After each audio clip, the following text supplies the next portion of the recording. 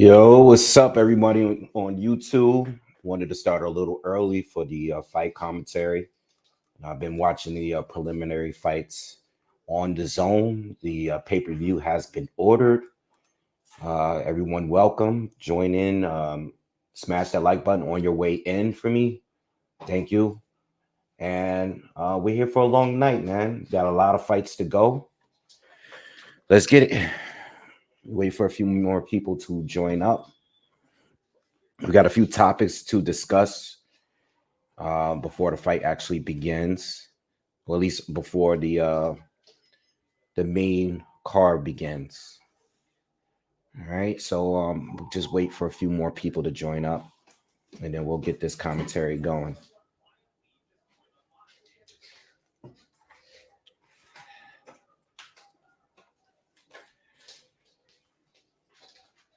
What's up, voice of Furlong? What's good with you, man? Everything is good with me, man. Everything is good. I can't really complain. I can't complain at all, man. We have a crazy schedule in boxing. I was just looking at the schedule coming up for the month of May, going into June. A lot of good fights. A lot of good fights. So definitely going to be a very active month on the channel. All right. What's up, Focus? Shout out to you. What's good? What's good? Everything is good, man. Like I just said, everything is great. Can't really complain. You know, I know this is a big fight, but I'm not. It's like one of those fights where I'll get into it. I'll get into it when more people join up, but I'm not as excited as this fight as I should be. This is a fight that I really wanted at one point. But we're here, man. Try to make it as good of a show as possible. What's up, Rotors? 007 was good with you, man. Well, it's good. You say you can't wait for the fight. Yeah, I can't wait neither, man, because I want it to be over with. I think all of the shenanigans kind of made me lose a little interest in the fight.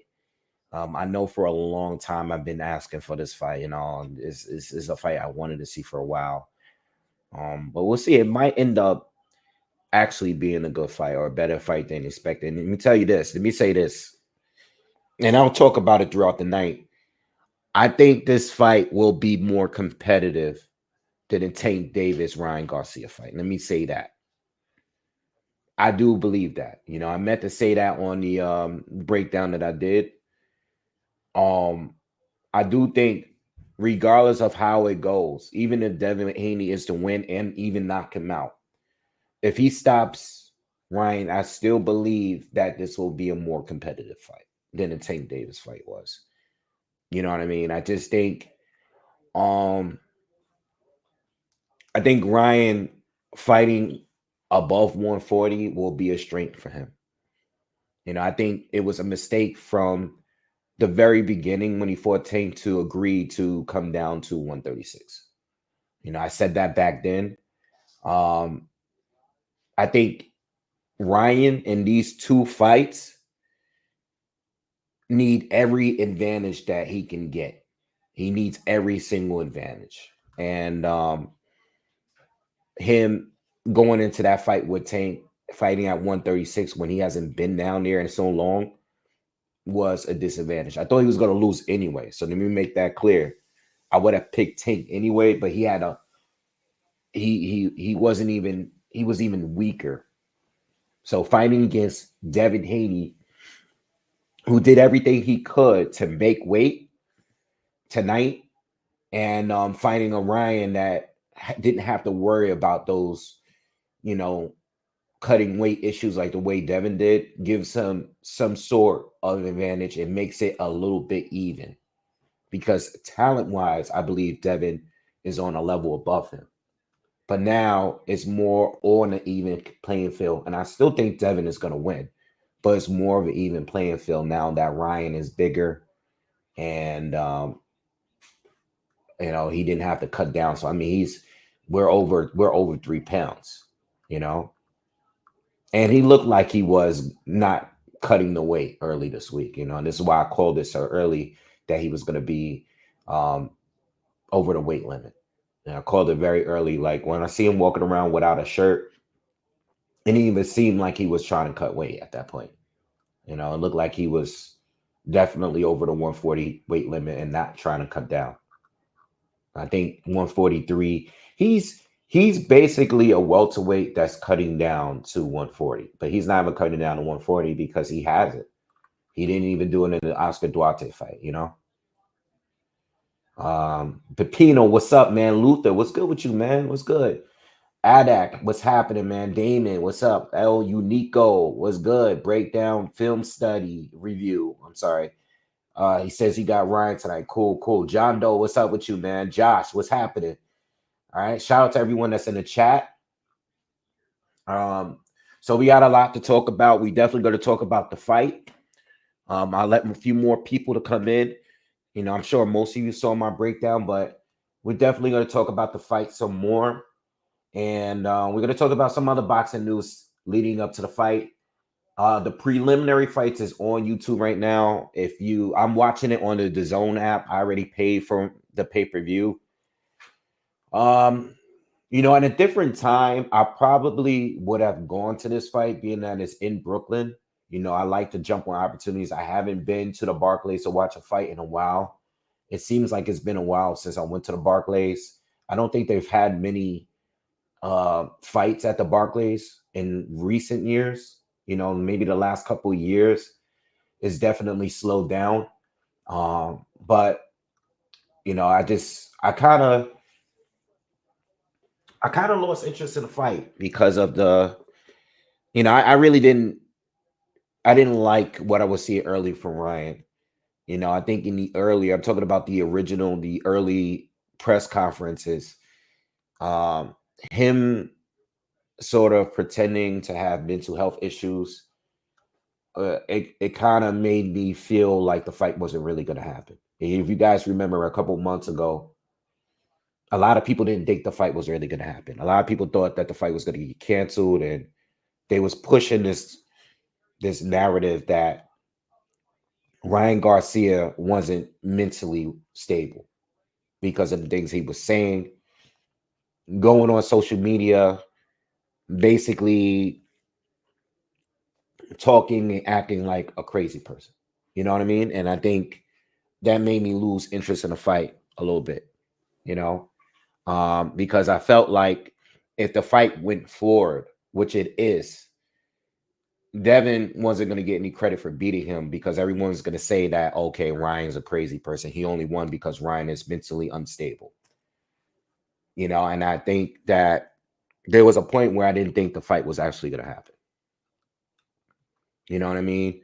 I'm glad the fight is happening. I think Ryan looks to be in good shape. You know, I've seen some of his training videos where he was hitting the mitts with Derrick James. I mean, he looks sharp. He looks like himself. But I think if Haney is to win tonight, I think he should get full credit for beating him because Ryan coming in above the weight limit, it gives him some sort of advantage here. You know, and I think I still think Haney should get credit. Again, Ryan has not beaten anyone that's top tier. He hasn't, you know. But Ryan is a name. I think that's the reason why they had this fight. Ryan is a name, and they want to do big pay-per-view numbers, and they feel that Ryan is the only guy at 140 that they can do that with at this time. You know? So that's the way I see it for now. You know, we'll definitely talk more about it. What's up, light skin business? Roy Dixon, what's up with you, man? I don't know when I'm coming back, but it seems like you know, I've made friends with people out there, and I love it out there, and it will definitely be a regular thing for me to go out there, you know, especially for fights. Every now and then I would definitely take a trip out there. You know, I really enjoy it out there. And it's actually not really that expensive as a trip. You know, I already done the tourist attraction type of things. Now, when I go to London, it's kind of like just to hang out, you know, and go to a fight or that's pretty much it. You know, I don't really go to do the tourist attraction type of things there. Um, but there's still a lot to learn because uh I've only been to London. I haven't, you know, my boy told me uh there's a difference between London culture, English culture, and British culture. I really don't know the difference between the three yet, but um, you know, I'm sure over the years I'll figure it out. All right, but I do really like it out there. It's just at this point it's become a chill little getaway for me. Jack, thank you for the donation. He says to be fair, neither has Haney who robbed Loma. Um, I mean, if that's the way you look at it, I mean, I'm not here to argue. You know, I think Haney won the fight. You know, I think the fight was very, very close. Even if you think Loma won the fight, like I heard so many people say Loma was robbed, but they scored it 7-5 for Loma. You know what I mean? It's like, I mean, your definition of a robbery, I don't think that was a robbery at all. You know, even if you think Loma won, it was a very, very, very close fight. You know, I think going back to that fight, and I watched it probably maybe 3 or 4 times. I think Loma had the best moments in the fight, but I think Devin Haney was more consistent throughout the fight, and that's why I edged it for him. All right, but that's the way I see it, and I mean, if if that's his only decent win to you, then I don't know. I'm not here to argue. You know, I think between Ryan and Devin Haney, and I think this is also a lot of reasons why people still want Haney to lose is because they feel that Loma was robbed. I'm clear of that. Even after Ryan came in overweight and he's 3 pounds above the weight limit, there are still people that are cheering for him, hoping he wins because of that Loma fight. Some people are mad about that. So I don't really care.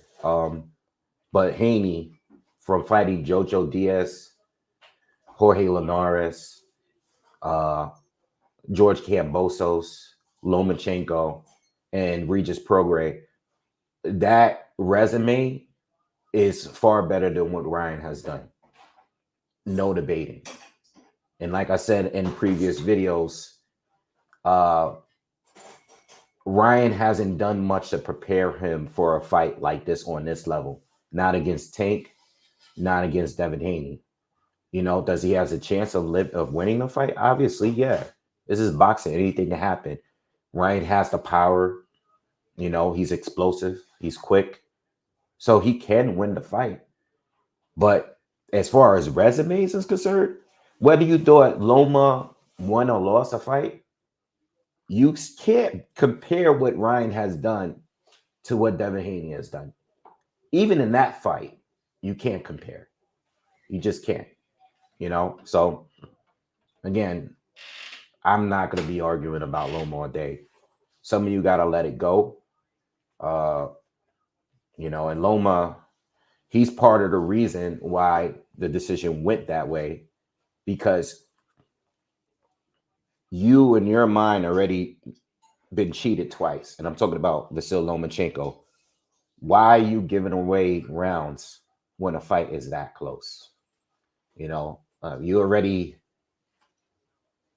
been on the, you know, the worst end of the decisions against Teofimo Lopez, against what's his name? Who did he lose to in this second fight? I can't think of his name right now. But where he got hit in the nuts off fight. What fight was that? I can't think of his opponent. what fight did he get hit in the nuts all night? Where he lost. Yeah, Orlando Salido. You know, and these opportunities, you're supposed to go for the kill. You know, and I think in that fight, you know, you don't give away rounds. You know, you don't, especially when it's an undisputed fight, something that you haven't reached in your career. So that's the way I look at it. I think Ryan has gotten by with getting these big fights solely because of his name.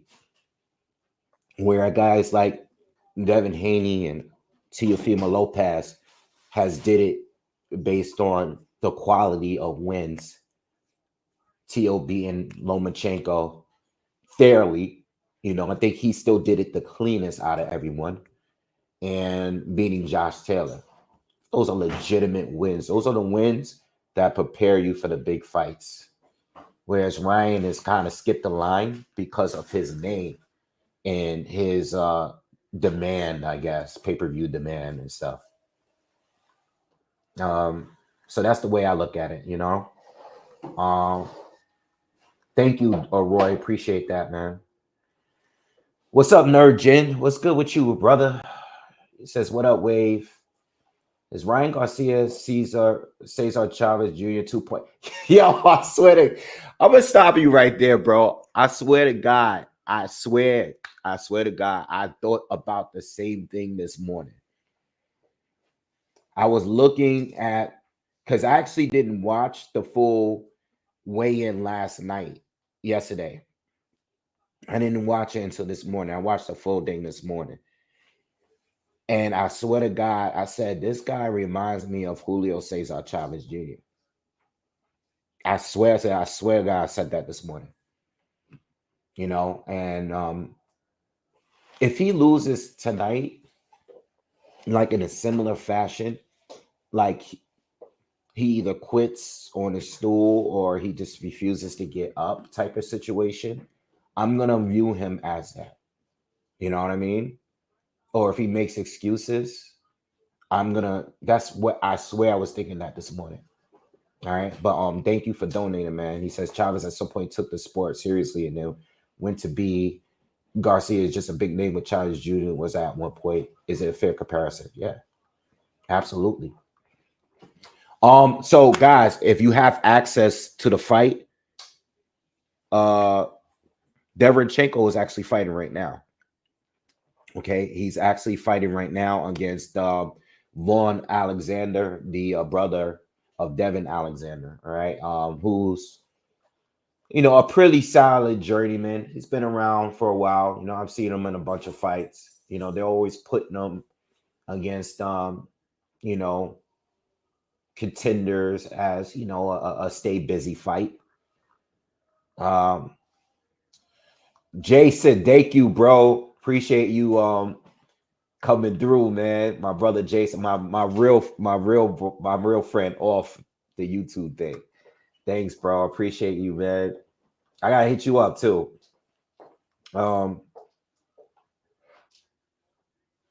Plague says Haney got skills, Ryan does it. Yeah, so going back, talking more about this fight. I honestly, because Ryan came in overweight and it seemed like he planned to do it, I think it would be bad if he were to win. I mean, I want Devin to win as a fan, but I just don't. I don't like the idea, and I know this is boxing. I don't like the idea of people getting rewarded off getting by and not sticking to the rules. You know what I mean? Like you just deciding, like, yo, I'm not even gonna make weight. I'm not even gonna be professional here. I'm not gonna even attempt to make weight. I've seen fights get canceled for this amount of pounds overweight. You know what I mean? I've seen a lot of fights get canceled. And because there's so much money involved, they continue to let the fight go. And I think it would be bad if Ryan is to win, because it's like he clearly didn't want to make things fair. And that goes to show you where his mind is at, or where his people in his corner and his team, where they're at with it. Everything has been about trolling. And we're going to see as far as the pay-per-view numbers isn't going to work. I've heard two different things. I've heard that all the trolling is going to lead to good pay-per-view numbers. It's all promotion, acting crazy, acting like he wants to fight, saying all this disrespectful stuff is going to be part of the reason why they're going to do good numbers. But I've also heard too that a lot of people lost interest in the fight because of all the trolling, and they just don't want to support the fight because it is Ryan and they're just tired of him. A lot of people are saying, I don't want to buy this pay-per-view. I'm just going to stream it because I'm just annoyed with Ryan's behavior. So we're going to see if the pay-per-views are going to really, it's going to really show whether or not that is Ryan a real pay-per-view star or not.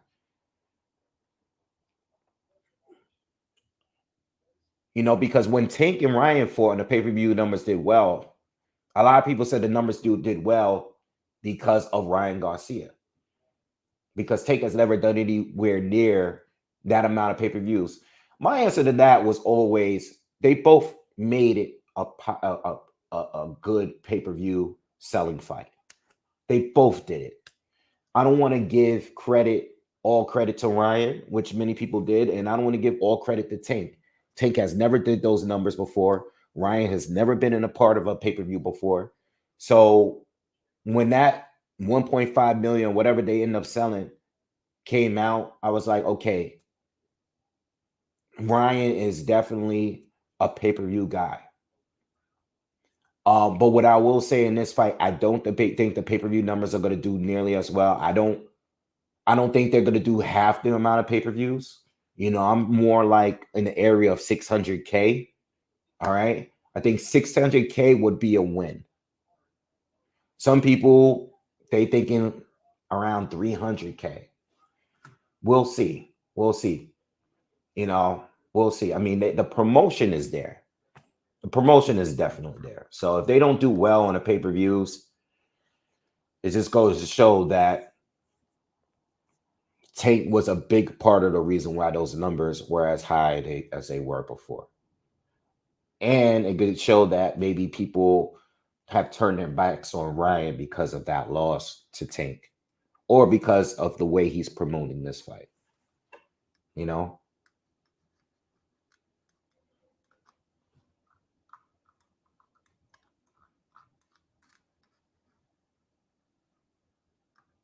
Yeah, I didn't forget that Floyd missed weight. I mean, I know Floyd missed weight. What does that have to do with what I'm talking about right now? Why do y'all bring up Floyd every single time I make a point about a fight? Like I don't know. I'll never get it. I could talk about anybody and they'll say, "Well, Floyd missed weight too." I know Floyd missed weight. I know Floyd missed weight. I know Marquez didn't want to fight him again and said that he was the best fighter he's ever fought. But I'm not giving Floyd a pass for missing weight. Floyd was unprofessional by missing weight. But I know Marquez has also said that Floyd was the best fighter he's ever fought, and he never had any interest in rematching him. So I don't know why Floyd was brought up. But yeah, I think going back to my point, coming in 3 pounds over is bad, and very unprofessional. I think missing a half, going over a half or a pound is a little different. But, like Shakur Stevenson recently missed weight. Shakur Stevenson missed weight. I didn't like it, but he moved up in his very next fight. And I think what happens is even Haney. I think Haney's already struggling to miss 140. We thought all of the time that he was getting, he was drained. He was too big for 135. He just got the 140, only had one fight there, and he's already looking like he's drained by making 140. It's just, These guys are growing a lot faster than planned. And Devin is probably going to have to fight at 147 soon. I don't think he's going to become undisputed at 140. I think he's going to have a couple of fights here and then move up. And I don't expect Devin Haney and Tank to happen. I just don't. I think it's going to be, if they ever really were to consider it, it would be a catch weight up below 140. If Tank and his team decided one day, like, yo, we're gonna make this fight happen. Like, let's say this fight does now well numbers wise. If Team Tank Davis decides we're gonna take this fight with Devin Haney, we want it at a catch weight of 137, 138. If Haney were to agree to that and a rehydration clause, it would be a terrible mistake on his end. I don't think any fight, and I know that's a big money fight, but if you care more about your O and you care more about your legacy over the money, that would be a huge mistake. You'll be given the advantage right over the Tank. You'll be handed it over because you're already struggling to make 140. You know what I mean?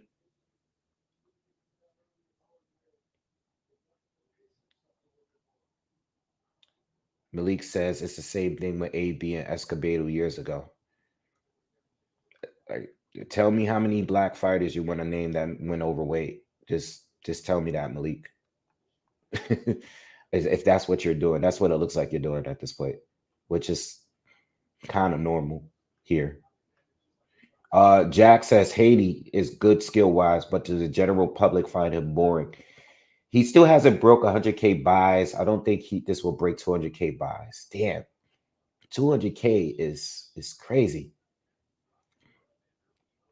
I think, yo, if these two can't break 200K, that's a serious flop, bro.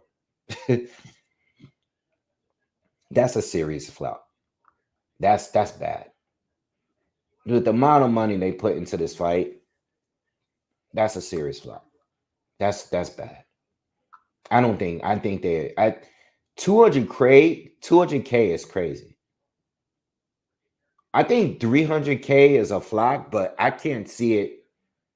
I mean, I think at the lowest, bro, I'm thinking at the very lowest, this fight does like less than maybe 400, maybe 350 at the very lowest.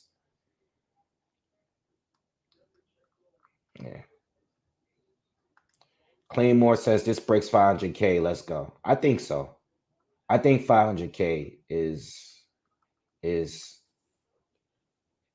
the number of what the lowest it should be. You know, I think 500K is not great, but it's not a complete failure. Maybe it is. I don't know. You know, but I don't think it'll never be good enough to earn for Tank to say I'm going to take this fight. And you got to remember, Tank is not going to take the fight at 140. He's not. Tank is not going to take a fight at 140. Larry says Tank hasn't done over 300K buys without Ryan. So all his events is flop. Well, I don't think any of these guys are real pay-per-view stars. I don't think Haney, Tank, I don't think any of them are real. And even Ryan. I mean, Ryan has only done, this is his second pay-per-view. And the Duarte fight, I mean, at least for what I saw on TV, there was no one there in the arena. It's not like it's a sold-out fight. I really don't think any of these guys are that big of fights. I think Tank is a big name compared to everybody else. But compared, like, historically, I don't think any of them are that big. I don't think they're as big as Oscar was, or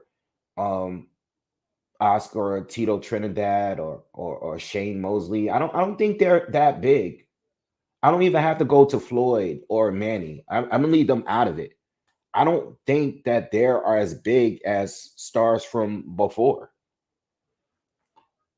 I'm not trying to like, you guys are trying to fight angles here. I don't think any of them are that big. I think they're bigger compared to other boxers that's actively fighting, but I don't think any of them are like mega stars.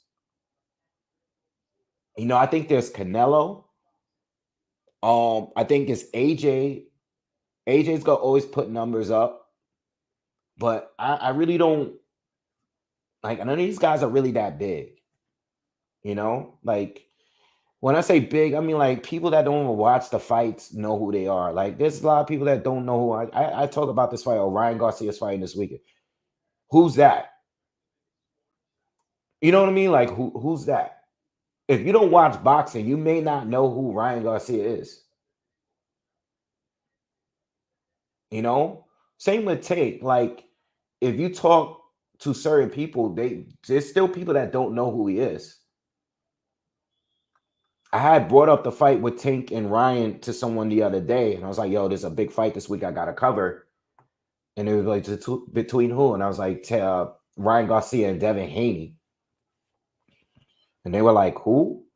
And I was like, Ryan Garcia, remember that fight last year that was big against Tank? And they were like, no, I don't know who it is.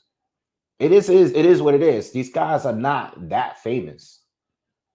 I think once upon a time, like people really knew how, like, even if you were super casual, or if you only go to a fight party from here and there, you don't really know who a lot of these guys are. I agree with you, DJ. DJ said Tank's numbers would improve if he started fighting some of the elite boys. No need to spend money to watch Tank knock out some second tier fighter. I agree with that. And I've always thought that if Tank if Tank had fought like maybe a Loma at one point, if he had fought T.O., I think the numbers will do good. I think at least 300K, on, because some of his fights were super flops.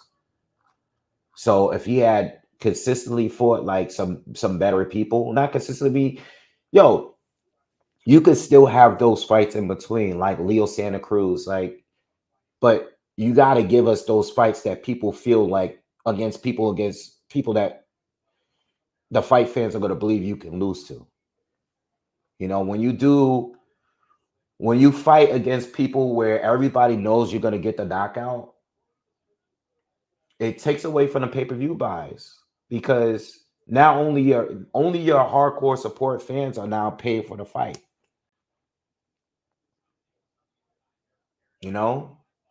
Um, that's how I look at it.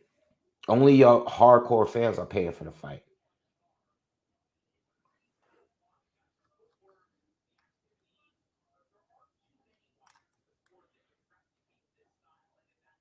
What time is the ring walk? Probably after 11. I didn't check.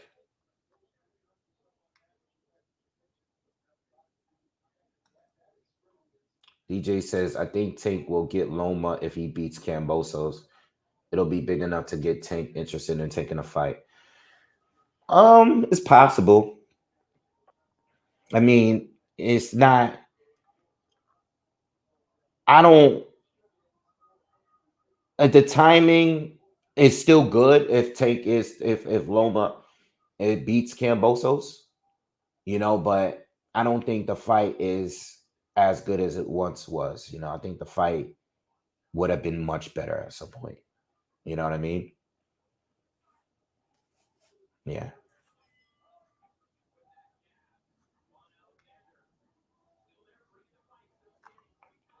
And as a Tank fanatics, Frank is what is that fight people have been asking for. I've had two completely different Tank fans say I don't like Tank because I say he needs to fight Shakur. Yeah, I mean, I like Tank. I'm a Tank fan, but I'm not going to sit here and, you know, I'm not going to sit here and act like he's fighting the people I want to see him fight. He's not, you know. Um, like I wanted the Ryan Garcia fight, but I can name 5 other fights where I would have preferred fighters I would have preferred him to fight. Like he fought Ryan, but if it was up to me, I would have had rather him fight Loma. Um, to be honest, when George was holding all four belts, I would have preferred Tate to fight George Kambosos over Ryan.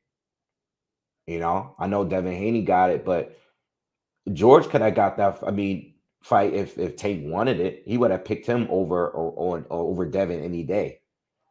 Um, I would have loved to see Tank fight Shakur, uh, George, Devin Haney, Teofimo Lopez.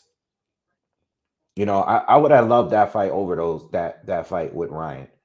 Ryan to me was I just wasn't sure, because Ryan had just came off of a mental health break, and I wasn't really sure if he was really legit yet. I know he had picked up a couple wins when he returned, but those wins were like those wins. Like, look at Devin Haney. If Devin Haney were to fight, if Teofimo Lopez or Devin Haney were to fight Emmanuel Tago or Javier Fortuna at the time that Ryan did, they would have got they would have got smoked on social media. People to this day will still be talking about the quality opponents that Ryan fought. Even Tank, if Tank were to fight those two at the time that Ryan did, like even Oscar Duarte, like if those guys fought the quality of opponents that Ryan fought, they would get slaughtered on here, you know?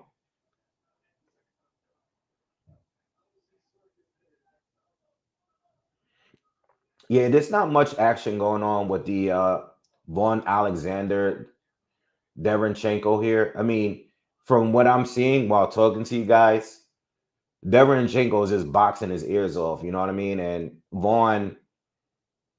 Derenchenko look like he's getting around in. Like he's not overly aggressive here.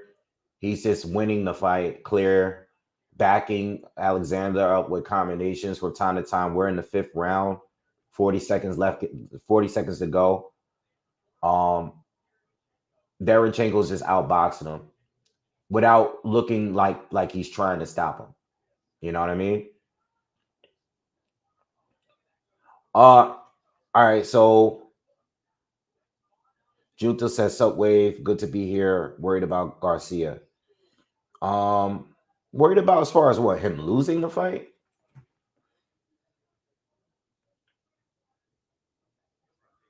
All right, so look, there's a couple of topics I wanted to bring up. I'm definitely going to do videos on them, but I might as well bring them up since we're on here and we're waiting to fight. We got a long time before the main preliminary. I don't even think the main preliminary, the main pre-fights are that great. I don't think this is that great of a card. Um, and I wasn't expecting a great card here because a lot of money is going into these two on the main event. I actually don't know what their actual purses are. I don't really care. But it's not a great undercard. This is just okay.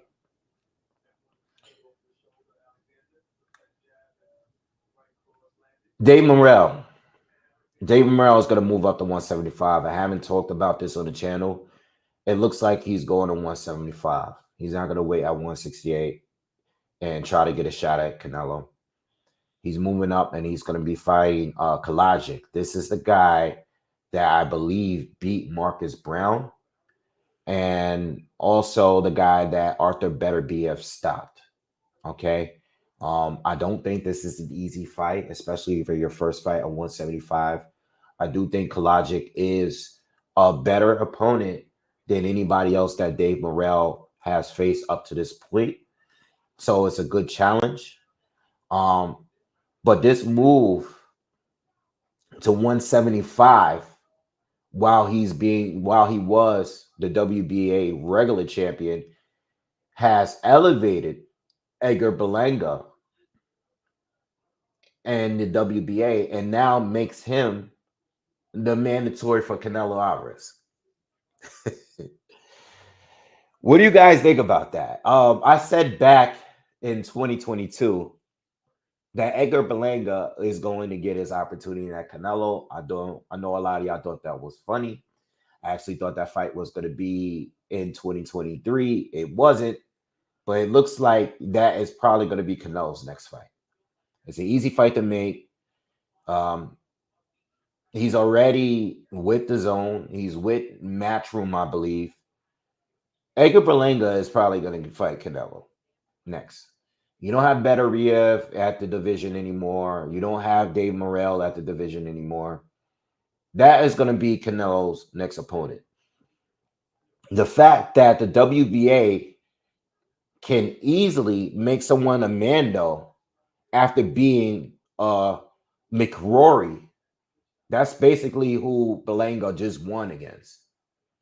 All right. He was suspended not too long ago. He beats this guy, McRory, and now he is automatically the mandatory for Canelo. This is the WBA. This is what I mean. Waiting around, selective on who they place in the rankings. I don't know how he shot up to the #1 spot that quickly. This is the WBA. And with multiple divisions, they are like this. The rankings have never made sense. There's always been an issue with the timing of the Mandos. You got a guy that's clearly more dangerous than Edgar Berlanga. I think most of us agree that Morell was probably the more dangerous opponent to me. This is a guy that people believe that Benavidez is ducking. Whereas Berlanga, most believe that he wouldn't beat a Benavidez, a Munguia, there's a lot of guys, right? So it's just the WBA is it is what it is. I'm sure Canelo will fight him. I said this back in 2022, going into the new year, that Canelo will fight this guy. It didn't happen last year, but it's gonna happen. It is what it is. Berlanga, decent. Not the most proven fighter, but I mean, just based on what I see, I just don't think he's as good as the top tier guys yet. I don't even know if he's world level yet. Guys like Munguia, Benavidez, Dave Morell, more proven, look better, look better than Berlanga. Berlanga, I don't know. I thought he was fighting Danny Jacobs. I know they recently did like a face-off at a Knicks game.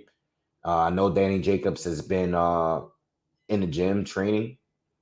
I don't even know if he gets past Jacobs, and I know Jacobs hasn't fought in a couple of years, and I know he's older, but I'm just not sure about Dave Morell. Like, I'm not sold on him yet. I'm sorry, not Dave Morell. Edgar Berlanga. Just gotta wait and see. With that being said, I like Dave Morell. All right, I do. I like Dave Morell. I think he's legit. I think as good as I think he is, I still believe he's a little bit overrated. Just a little bit. Just my opinion. I think if he struggles in a fight, he might struggle in this next fight at 175. I think people are going to change their views on him. I think the first time he struggles in a fight, which might be his next fight, people are going to be like, okay, all right, this guy will beat him, that guy will beat him. I think that's what happens.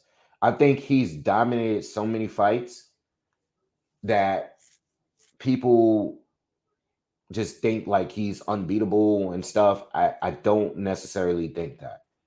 I'm not completely sold on him yet. I think he's above Berlanga for sure. But I also think that the way people talk about him sometimes, I think people like I can see.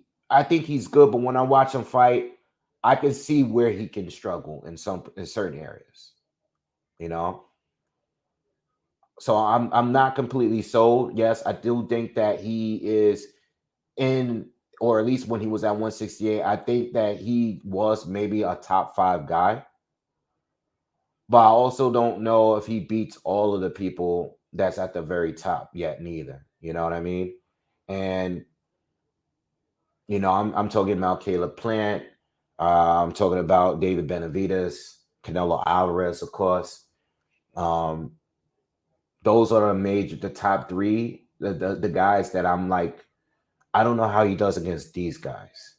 All right. I think he would do well against Jaime Munguia. I think he would definitely beat Edgar Berlanga. But against the very top 3 that was at 168, not so sure. You know, but we'll see. But now he's going to 175. And at 175, I'm not sure. You know, I'm really not sure how he looks at 175 because 175 is it's much more talent at 175. Is much more talent up there. Outside of the champs, and I think it's the right time to move for 175. All these guys like Benavidez, Morell, I think it's the perfect time to move 175 because the biggest fight is about to happen between Beterbiev and Bivol. And after this fight here, and I'm still hoping this fight happens. I really hope this fight happens because I still am a little concerned about Beterbiev. He always has an injury before a fight. You know what I mean? So I'm hoping this man just stays healthy.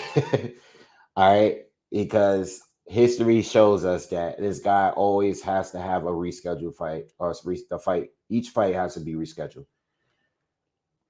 But I think right now, 175, after this big fight that's coming up, the division is going to have one best guy, and it's going to be everybody else. You still got Yard and Buatsi. Is that going to fight? You still got Callum Smith. You got David Morell moving up. You got David Benavidez moving up. You got a lot of fighters there. So I can't wait to see what happens. I can't wait. Yeah, Fury Usyk is coming up soon, to be honest. I think this is as big of a fight this is. Historically. Huge fight. I think people have lost interest because of the delays. I think Fury having I didn't say Siri, I said Fury. My phone just came alive. Fury, Chisora fight, Ngannou fight, injury, reschedules, injuries. I think all of these shenanigans have made people lose interest in the fight a little bit. You know what I mean? I think what happens with boxing fans is that we are not patient. And when fights get delayed and there's other fights that happen in between, people start drawing their attention to the guys that are active. So because Fury and Usyk was probably supposed to have been happen, because how long Usyk had his last fight against AJ back in when was that fight? AJ rematch was back in 2022, I believe. Am I right? No, I forgot about the Danny Dubois fight. Okay. So he had a fight. He had a Danny Dubois fight, but what happens is we seen what happened. Fury had his fight against Ngannou. And then you got all these other fighters that has been active. You had Wilder has been active. Zhang has been active. Joshua's been very active. Joseph Parker has been active. All these other guys are having these fights, and they're top guys in the heavyweight division. And because we're just waiting around for Fury and Usyk, and so much is happening. Oh, Derenchenko has Alexander down in the 8th. I don't think he's going to get up. Derenchenko caught him with a left hook to the body, and he's on the knee, and he's gotten up. I think he's going to continue. He's going to continue. We're at the end of the round. Looks like he's going to survive the round. All right, come on, ref. Come on, what are you doing? He saved them. All right, the ref wanted Chenko to get to be in his corner. He wasn't all the way in his corner. All right, so yeah, I think that's what happened. And I think all these other fights are happening. So I think what happens is the week of Fury and Usyk, people will be hyped. People are going to be into it. But I think now it's hard to keep talking about the fight because there's been so many delays. This was supposed to happen last year. This could have happened probably in 2022 as well. But it's been so many delays and so many fights in between that people didn't ask for that, it's like it took away some of the excitement. This is supposed to be the biggest fight in boxing right now. And I don't feel like it is. Like it should be, All our intention is towards Joshua Parker, Wilder, Zhang, all of these other guys that's been putting in work in the heavyweight division right now, And I think the week of the fight, it's going to be big, but I think Fury having that lackluster performance against Ngannou definitely hurt. Definitely hurt. I think the momentum was better in his favor when Usyk had that controversial fight against Triple D.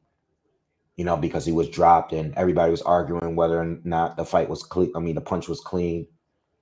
And a lot of people at that moment, at that time, thought Fury was definitely going to win by going to the body. But I think when Fury had to fight against Ngannou and we seen him get dropped, and we basically saw an MMA fighter that's never boxed almost beat allegedly, supposedly the best heavyweight in the world, that kind of people lost interest a little bit. What's up, Star Fox? What's good with you, man? What's up, Gio, man? What's up with you, man? DJ Wave says, didn't the Saudis tell Opatai he can have the winner of Bivol and Better BF if he beats Breedis? I don't know. I didn't hear about that. If that is true, I mean that is good. I don't know what those guys are going to do. Are they going to move up to cruiser? I don't really know. I can't see. I'm going to be honest. I can't see Bivol moving up to cruiser. He's not a big light heavyweight. This is a guy that could fight as super middle. I can't see him fighting as a cruiserweight. I mean, he might do it, but I don't think there's much left for either one at 175, to be honest. Whoever wins, I can't see who's going to be, there's not much left, but Bivol is not a big light heavy,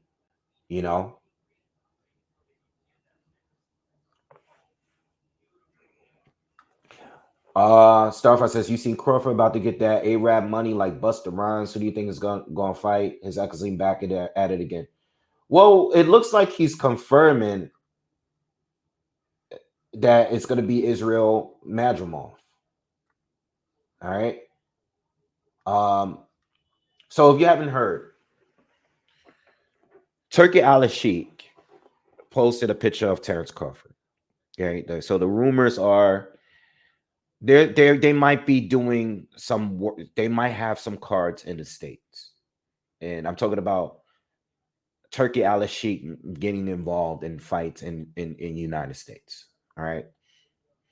I don't know if this is going to be a Saudi Arabia thing. We don't know for sure. But Israel Madrimov, who is now the WBA champ, coming off of that win against what's his face? Who did he beat recently? Let me look it up. He beat both of them had the wins over Michelle Sorrell. Oh, Magomed Kurbanov, right? So he recently stops him. Looked very impressive doing it too. You know what? I was leading towards Madrimov to win, but I didn't think he was gonna stop him that easily. But anyway, he's a WBA champ at 154. And remember, this is one of the titles that Jamel Charlo is, or I think this is the title that he's champion at recess. And this fight is supposed to be next because someone posted Crawford against Madrimov next in August 3rd. And Crawford already acknowledged that this is going to be the next opponent because he reposted it on his Instagram. I saw it today. And from what I read, Jamel Charlo tried to reactivate his status as WBA champion, and the WBA denied it. So once he heard Crawford was going to fight Madrimov for the WBA title, Jamel Charlo tried to activate his status as WBA champ, reactivate it, and get Madrimov instead of Crawford. But supposedly WBA declined Jamel Charlo, and now Crawford is going to be fighting Madrimov for the actual title. And that Jamel Charlo is now going to have to face the winner of that fight in order to reclaim the championship. So this is what we're at right now of today. What do I think about the fight? Well, Crawford there were other fights that I wanted more. I wanted Jamel Charlo, the original, when we're talking about 154, not 147. Everybody wants boots at 147. But at 154, I wanted Jamel Charlo first. Jamel Charlo was inactive for a while. He moved out, lost to Canelo Alvarez, and then he lost all his titles at 154. Then Tim Tszyu was the guy. He was the boogeyman. He became champion. He was supposed to fight Jamel Charlo. Never happened. He loses to Sebastian Fedor. So at this point, Crawford should fight whoever's holding the title. I did a full breakdown video of 154 a couple weeks back. Crawford should be going after who is holding the title, and Madrimov is one of those guys.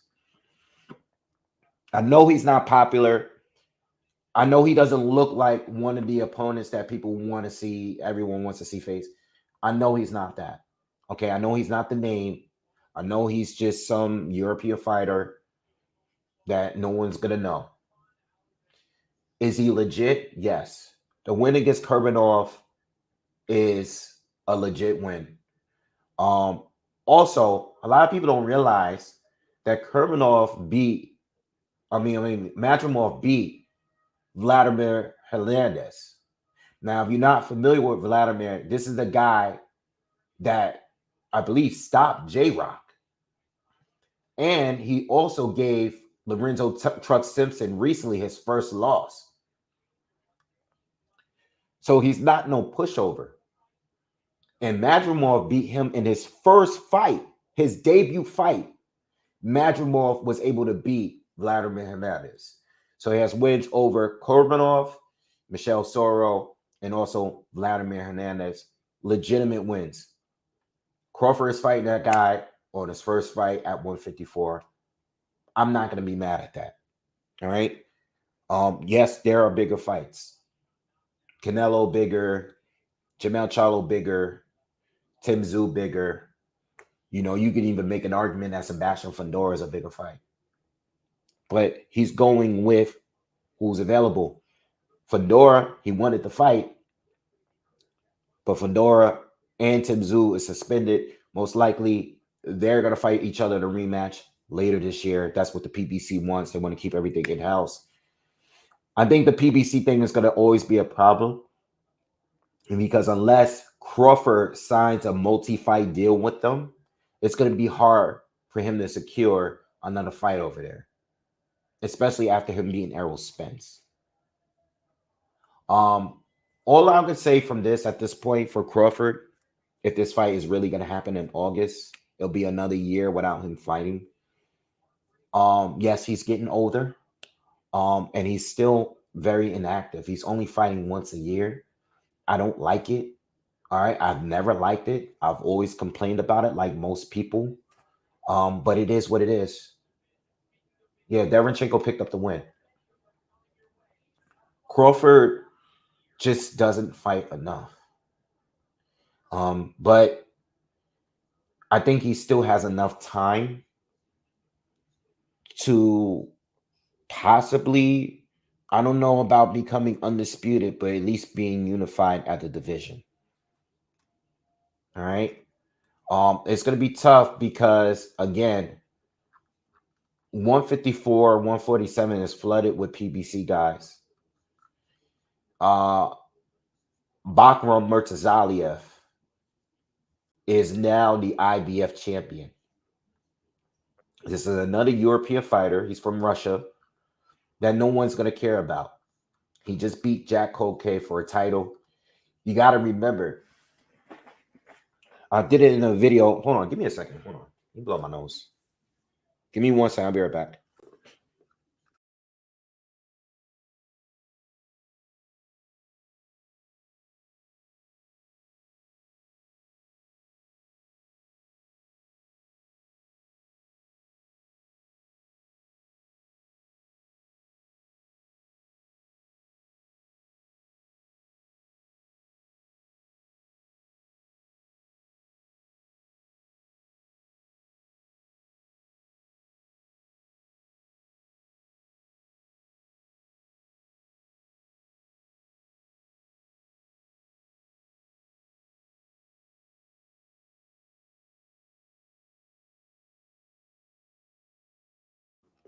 All right.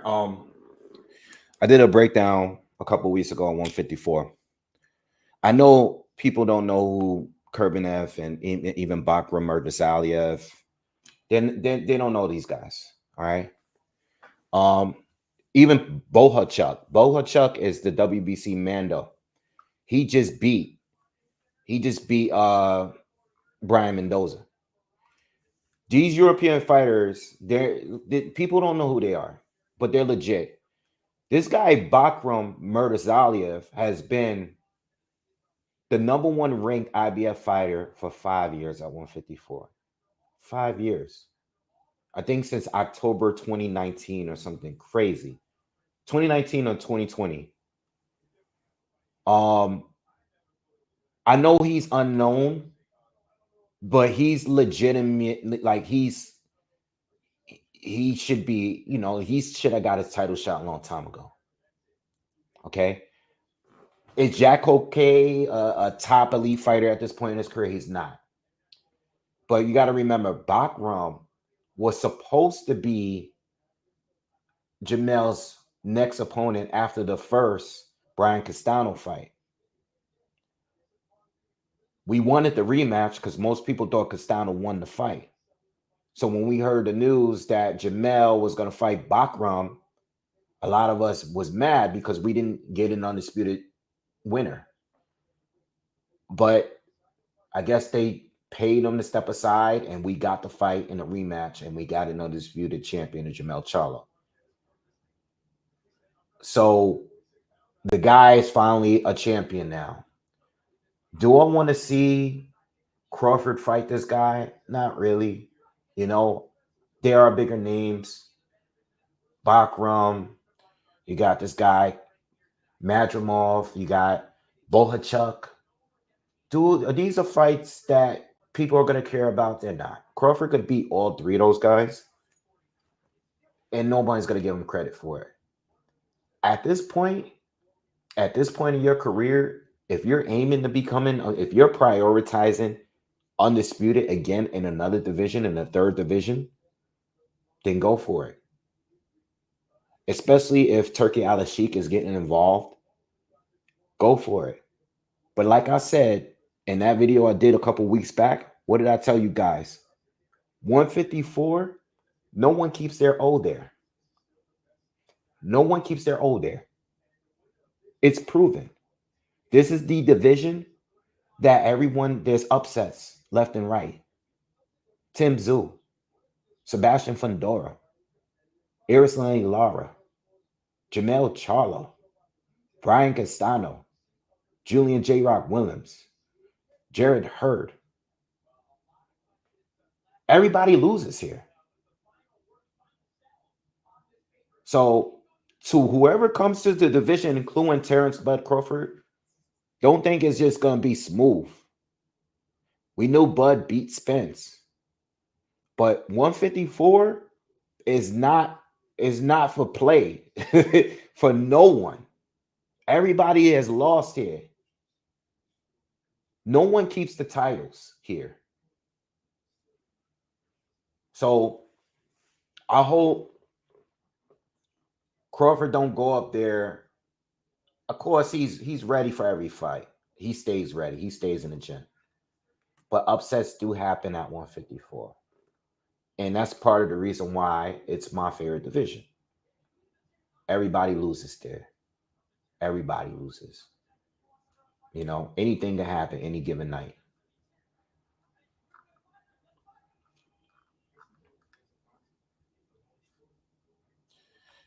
Eric Grimy says, Bud gone dog walk that dude. He only got 12 fights. He do. He do. But again, in his debut, he beat Vladimir Hernandez, who just beat Truck, who was undefeated and had more fights. And he beat J-Rock as well. I'm just saying, just can't look at the fights. He had 12 fights. Why? Because he was a good amateur. He had a lot of amateur, you know, these guys, they have a lot of amateur experience. They come straight in and they go straight to the very best. They don't have to have 20, 30 fights to get there. You know what I'm saying? So I think Bud is going to win. I'm going to pick Bud to beat everybody at 154. But what I'm saying is don't sleep. That's all I'm saying. Don't sleep. Don't sleep. I'm not sleeping on any of these guys. The preliminary fights are over. What is it? 7:42. So we got a lot of time. We got a lot of time. I mean, the pay-per-view is going to start soon. Not the greatest undercard, but you know, it is what it is.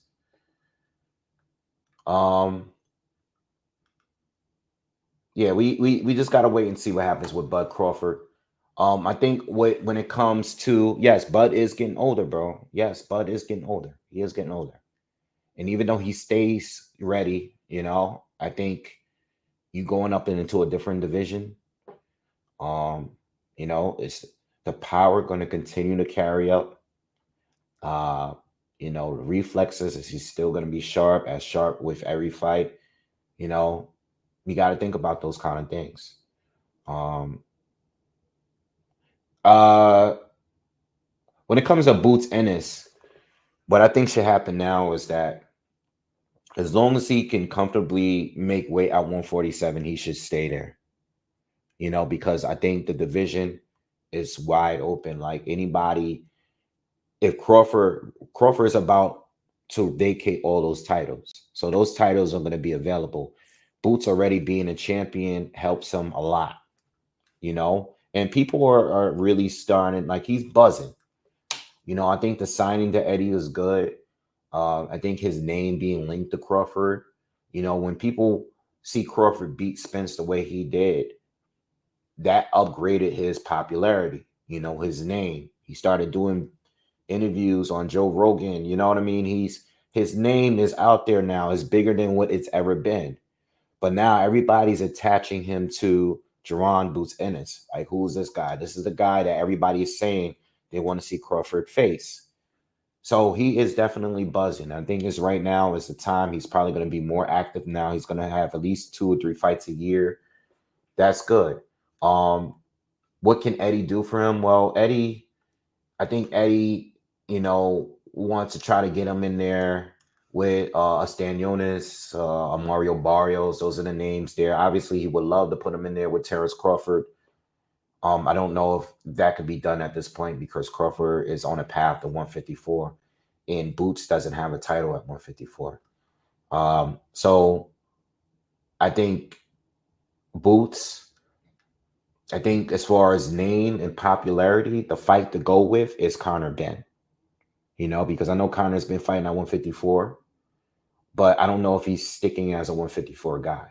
I think the power has not looked the same at 154. Some of you might say it's because of the drugs.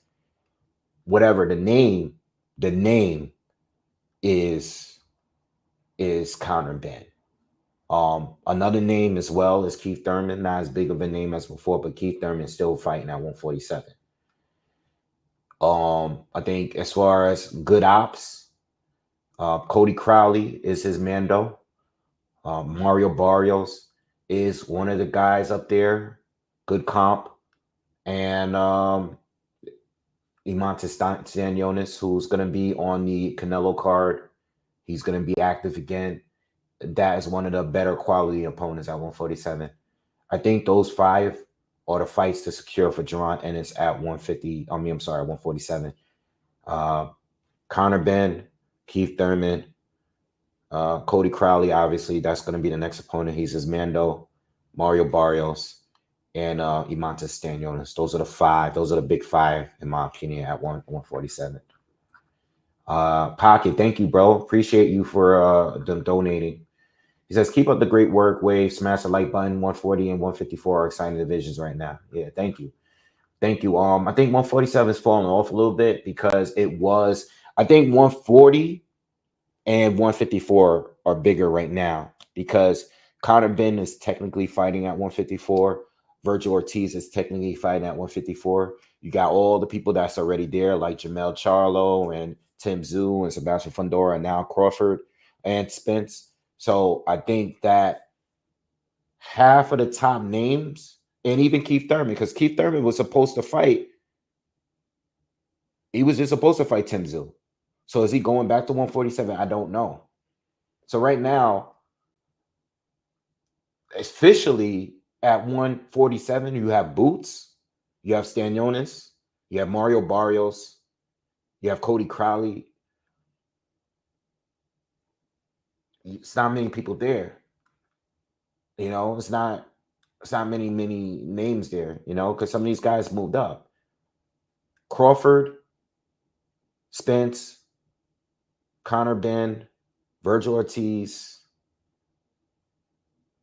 Keith Thurman. That's 5 people that had names at 147 that's playing around at 154.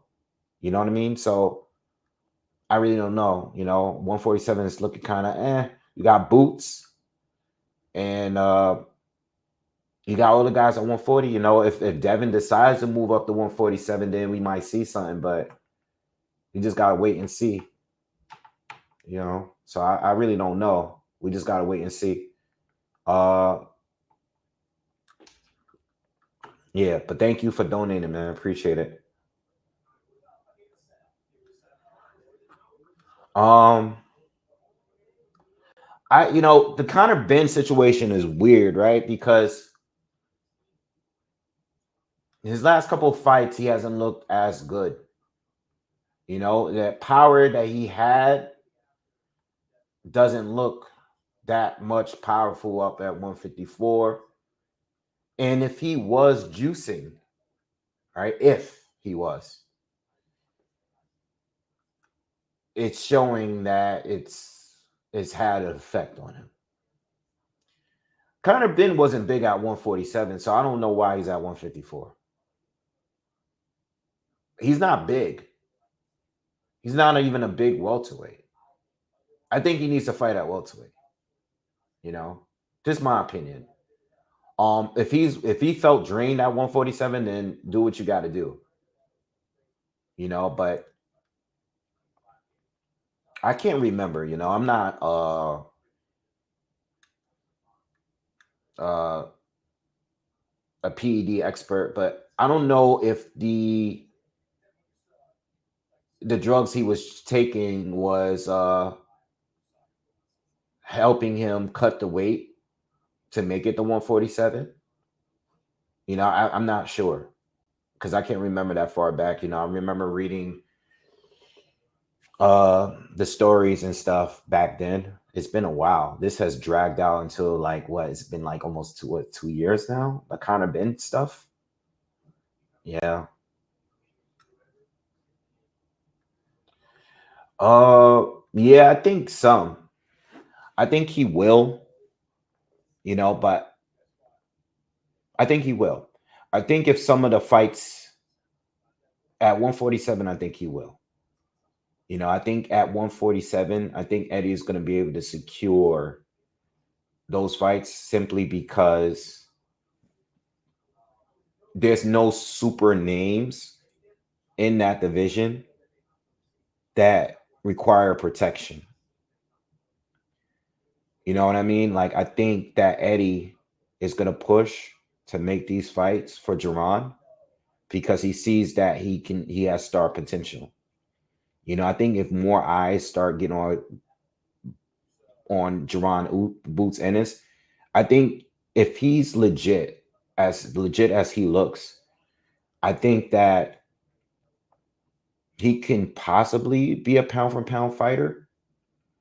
Um, but I think there's no one at 147 right now that I feel like even for the PBC guys, like Stan Jonas is going to be a free agent, I believe. I don't know what's up with Mario Barrios, but I don't think there's anyone that needs to be protected at 147 right now. I think everyone that is there right now, I don't think there's any extreme big names there right now that other promoters are willing to like, all right, if they have an opportunity to fight Jerron Ennis, I think they're gonna let them fight him. You know, just my opinion.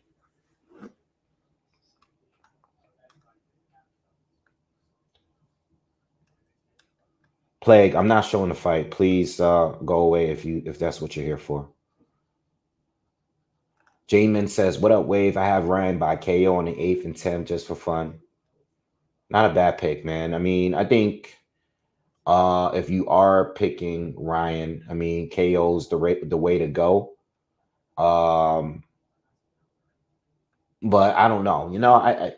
I think if Haney gets a KO, I'm thinking somewhere in between the 9th and the 11th rounds. I think if Ryan gets a KO,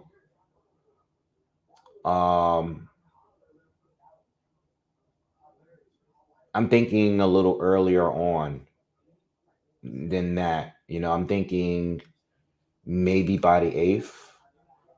But I see Devin Haney winning. I think Devin Haney either stops him in the third, fourth quarter of this fight, or Devin Haney just beats him on points. But I do think Ryan Garcia has a better chance of winning this fight than winning the Tank fight. Like I said earlier, the Tank fight was definitely totally out of the question. I think Ryan had no chance. I think he had a better chance of winning at 140 if the fight was at 140, but not at a catch weight at 136.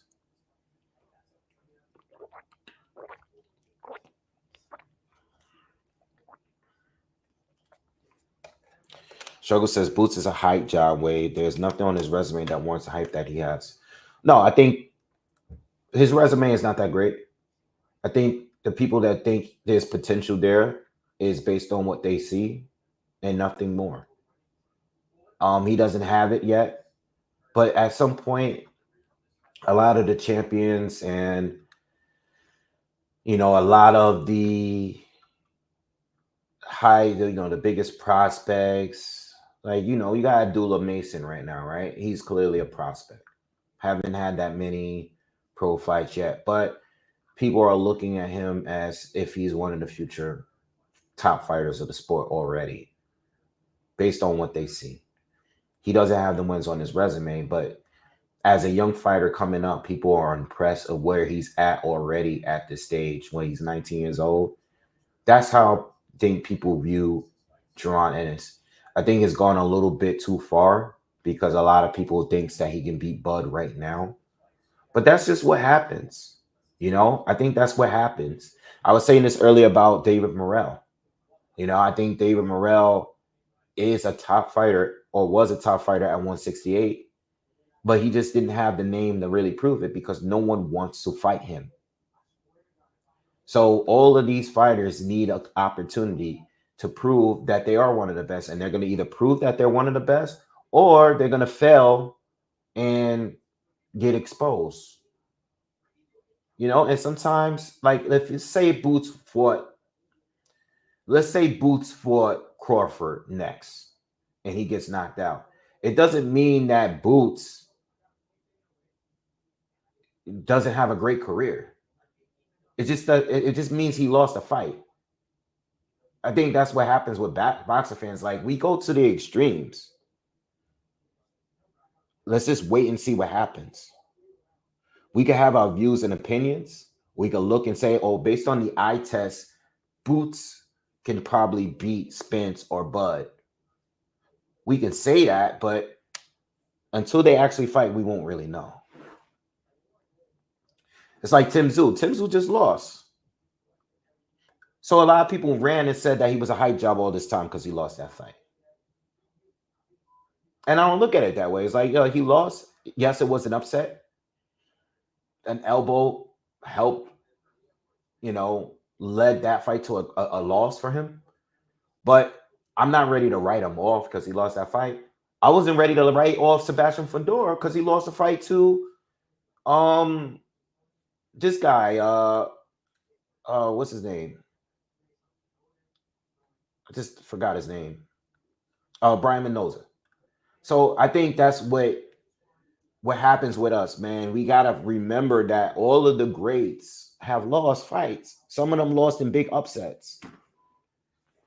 All of the greats, they lost fights, man. And they end up having great careers. So we just got to wait and see and be patient and see what he can do.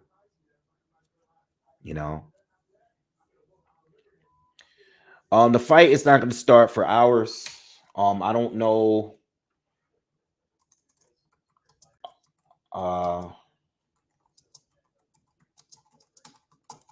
Let's see when the ring. Let's see what the walkout time is. I'll look it up real quick. Let's see if at least dazn will usually tell you when the ring walkout time is. I'm not expecting them to come out any earlier than 11:30 Eastern. They said the scheduled ring walkout time is for 11 p.m. Eastern, so that's in 3 hours. So we just got to wait and see.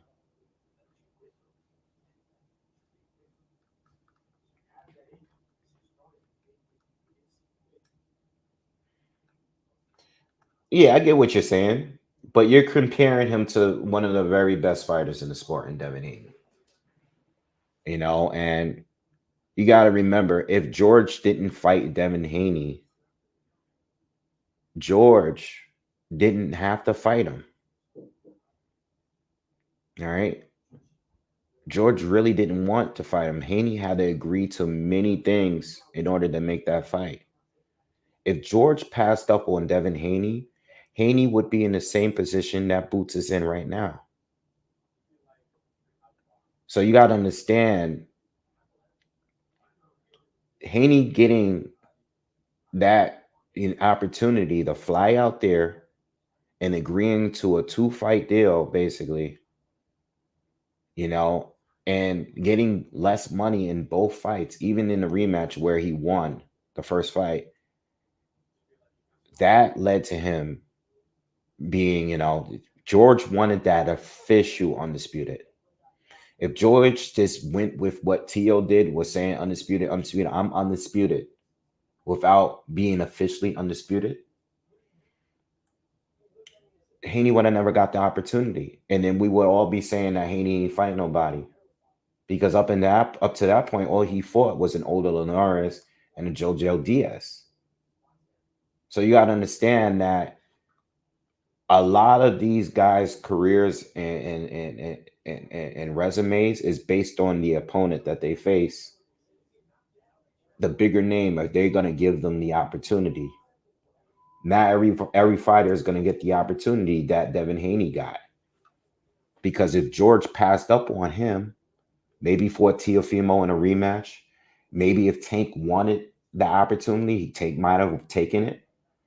You know, if Ryan wanted it, if somebody else with a bigger name wanted it, Devin would have never got a shot and he would have never became undisputed. You know, what if he took that WBC email title and threw it in the garbage? He would have never gotten the opportunity. You know, so luckily for George, George actually wanted to be undisputed fully. You know, not with an asterisk. He wanted the full thing. And luckily, George gave him that opportunity. So, again, if Jerron Boots Ennis had the opportunity, he might have shown us that he can beat Bud or Spence. But he never got that. Some of it is probably his fault. I already brought this up. But you gotta understand that everybody's career is not gonna go in the same direction. Not everybody's gonna have the opportunities that other fighters have, especially when there's so many different promoters and so many different networks that you can actually fight off. Some people are gonna get privileges that other fighters are not gonna get. You know what I mean? Like, look, Virgil Ortiz Jr., who to me is the real true rival to Jerron Ennis, right? Because they both at 147, they both were the top tier prospects and top contenders coming up. Virgil Ortiz was getting better fights, but he turned down a Bud Crawford fight twice. Twice. He was in position to fight Bud Crawford twice and turned it down. At one point, people were saying that Bud was ducking that guy. Now, where's Virgil Ortiz right now? He had health issues. He's fighting guys that no one cares for. He's lost his buzz. But we're talking about privilege and opportunities. And when it comes to opportunities, Virgil Ortiz was getting better opportunities, better fights, and had a chance to fight to enforce a mandatory on him with the WBO. And he turned it down twice. The WBO confirmed it. I know people like to stay quiet about that, but I don't forget that. What's up, William? You know, so you got to remember. Oh, Carissa Shields looks nice. Yo, Sean Porter is everywhere. I feel like Sean Porter is doing commentary for every single fight on every different platform. I think that's dope. I think that's great. I like Sean Porter. Sean Porter did it right. He's retired and he is actively a part of. He's created his own podcast. He is one of the biggest boxing podcasts, and he is just doing commentary all the time. Everything is good, Will. I can't complain. You know, I'm still here, man. I'm just here, man. I'm just here. That's all I gotta say. You know, I'm just here.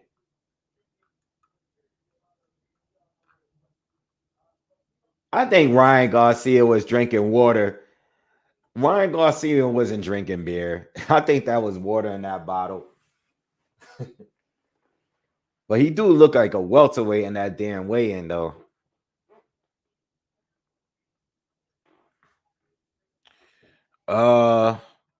Jay asks Wave, you got Tank or Shakur if they fought right now. If they fought right now, like right now, I think Tank wins by knockout or Shakur wins on points. I don't see Tank beating him in 12 rounds. And I don't see, and I see Tank possibly knocking him out, though.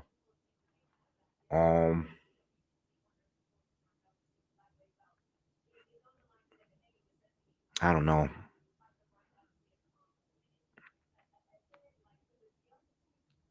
I lean towards Shakur winning on points. Uh, I see Shakur winning on points, but the fight's not going to happen because Shakur is going to win. I hate to say this because I'm a big Shakur fan, but I have to keep it real. I have to keep it real. Shakur is going to fight similar to the De Los Santos fight. And I think even like the Jermaine Ortiz performance against TL, I see Shakur not really engaging with Tank. And he will win, but I don't see him engaging with Tank. And I think that's the reason why Tank will never fight him. You know what I mean? I think they would not. I mean, him and his team pretty much have said it, but that's the fight they're expecting from Shakur, and I think that's the fight we'll get. I think what Shakur was doing against Yoshino, against Oscar Valdez and Casasau, I don't think that's the Shakur we're gonna get. You know, I think De Los Santos was extremely dangerous. I thought that was his most dangerous fight going into the fight. You guys heard it. You guys were here. I know De Los Santos didn't have the biggest name, but De Los Santos was by far the most dangerous opponent to Shakur, in my opinion. And I know Shakur says he was injured and stuff, and I believe him. I believe he was really injured, and he fought the fight. He did fight the fight one-handed, but I think if he were to fight Tank, he would actually have to be cautious because we know Tank can take you out with one punch. You know, so I think if they were to fight and the fight was announced tomorrow, I would pick Shakur on points because I think he would jab him, would land and move and get out of the way. You know, and Tank would be frustrated. The crowd would be frustrated. People would boo, but it is what it is. You know, I don't see Tank. Tank would only Tank would have to win by KO, and I don't think Tank would really be able to get to him like that. What I will say though is that a fight between Tank and Devin would be more entertaining. I don't think that Devin is like they try to market him or they'll try to say like he's just runner. I don't think Haney is a runner. I think in some fights he might hold a little too much, but he's not a runner. I don't know where that comes from. You know, I think the only real boring fight he's had was against Gamboa because I thought Gamboa was really, really, really passing in the fight. And I thought that Haney was too cautious in a fight where he should have taken him out. But outside of that, Haney is not boring. You know, I would say Shakur is a lot more defensive and much less of a risk taker than Devin Haney. You know what I mean? Like some people start saying like Devin Haney's just gonna run. He's not a runner. He didn't run against Lomachenko. Even if you think Loma won the fight, he brought the fight to Lomachenko. Like he fought on the inside with Lomachenko a lot more than I expected him to be honest. I thought he was gonna try to move and keep Loma in his jab, but he didn't. He fought with him. You know? No. Right now, if you're watching the zone, they're showing all of the history to build up. So they're showing highlights from other fights from both fighters. You know?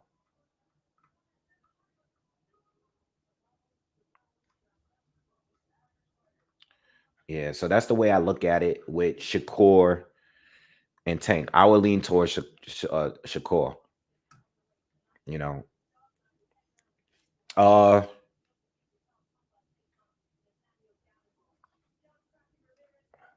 I think I hope we get to see Teofimo and Devin Haney. If Devin Haney is to win tonight as expected, I would like to see that fight with Teofimo Lopez. That would be dope. You know, any kind of any kind of unification is great. You know, even if Sabril Matias is good, but I would like to see the Teofimo Lopez because there's a lot of history between those two. You know, both of the dads have a love-hate relationship. Both of these guys have, you know, they're familiar with each other. They're the same age. That would be a good fight. I want to see that fight. You know, I'm not expecting Isaac Cruz to be defending his title much at 140. I think Isaac is probably going to go back down to 135. Titus, thank you. Appreciate it. What's up, Maker? What's good with you, man? Yeah. So right now we're just waiting for the first fight on the undercard to begin. So yo, we got 156 people here. Please, everybody, do me a favor. Please, everyone, stop what you're doing. Just smash that like button for me real quick. Hit the thumbs up. You know, let's get these likes up real quick, man. I appreciate if you guys can just smash the like button. And you know, we just let's get these likes up, man, so we can get more people here. Share the video if you can as well on your social media. All right, I appreciate that. And subscribe if you haven't already. If you are new here, subscribe, hit that subscribe button, man. We have a good month coming up, man. Very busy month. Very busy month coming up. A lot of stuff going on this month. And I'm going to be on here. A lot of live commentaries. I'm going to be here pretty much every weekend. We have, what's on the schedule? We have, I'm going to be here for Canelo against Munguia. I'm going to be here for Inoue against Neary. I'm going to be here for Tyson Fury against Alexander Usyk. I'm going to be here for Arthur Beterbiev against Dmitry Bivol. I'm going to try to be here for Josh Taylor against Jack Catterall too. But we have a lot of fight cards this month. Okay, I think next week we're going to be on a break. So next week I'm going to start trying to pump out the next week I'll try to pump out the breakdowns because there's so many fights coming up. All right, and then Inoue and Neary is one of those fights that's like on an early Monday morning type of thing. You know how they do this in Japan. It's going to be like a 4 a.m. card, but I will be here no matter what. So whatever time that card is happening, I will be here. You know, I try to make it for as many of those cards as I could, for sure. All right. So we got a busy month. That's crazy. I mean, and the two biggest fights, in my opinion, are the Arthur Beterbiev Bivol card is like a Super Bowl. You know, that 5 versus 5 undercard. That's one of the best cards in modern day boxing. That's going to be an all-day card. So I will be here early. That is going to be all day just being on here. It's going to be a long day. But we got to have a good time. I can't wait. I can't wait to that card. That's in June 1st. All right. All right. So we're just waiting, man.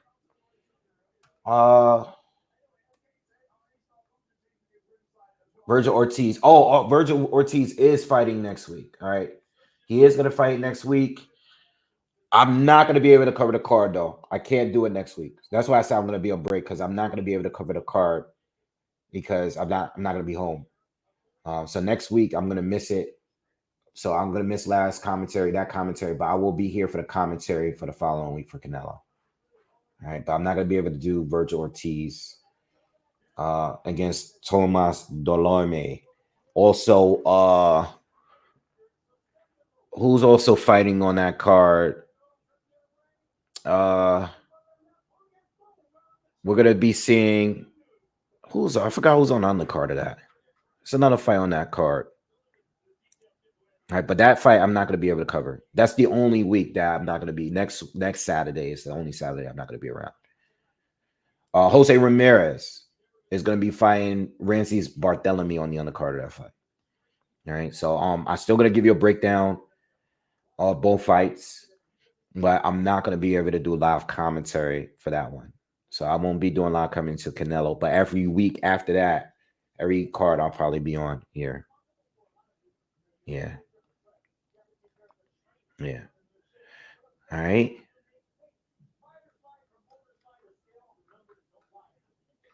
And let me get rid of this Hassan guy. He's bugging out.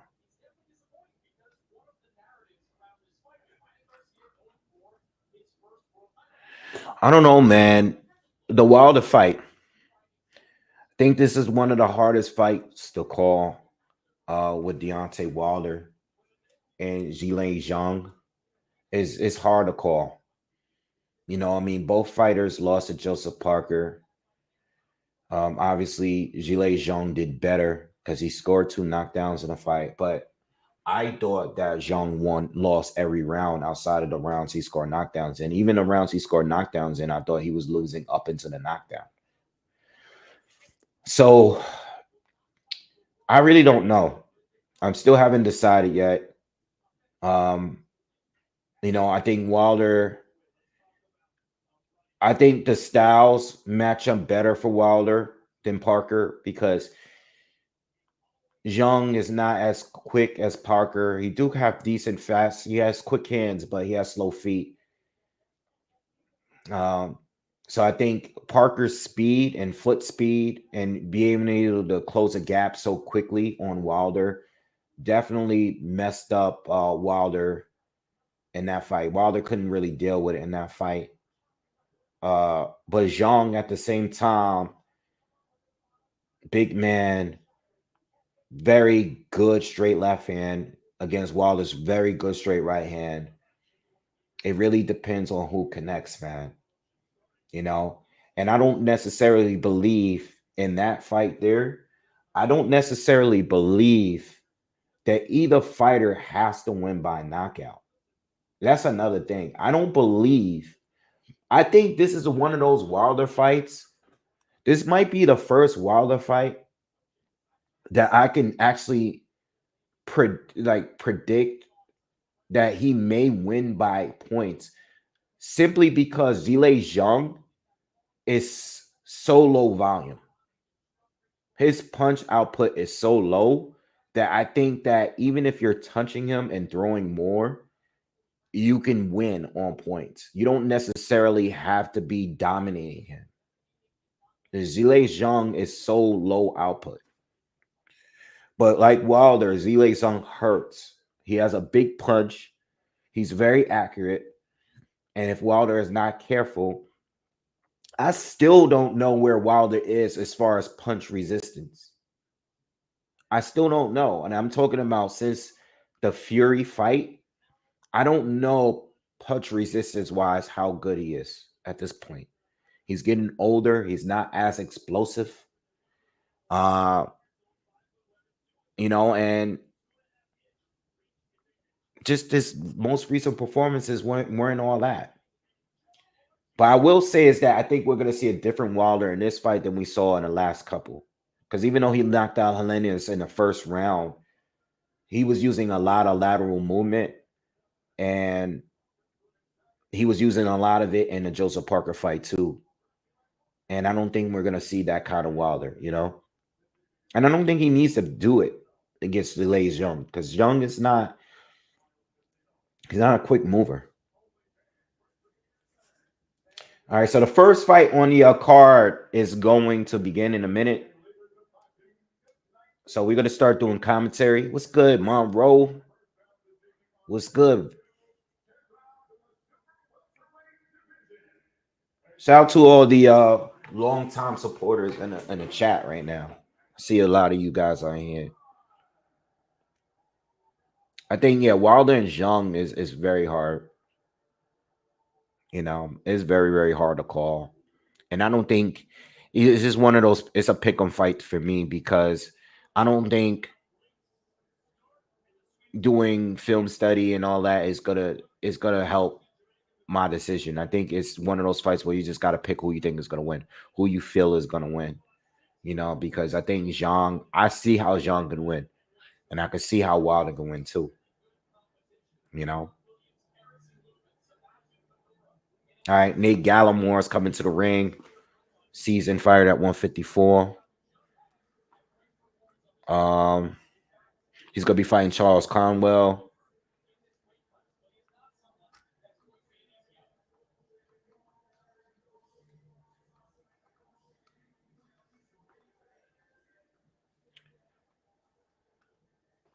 What's up, Keith? What's good, man? Mike, what's up?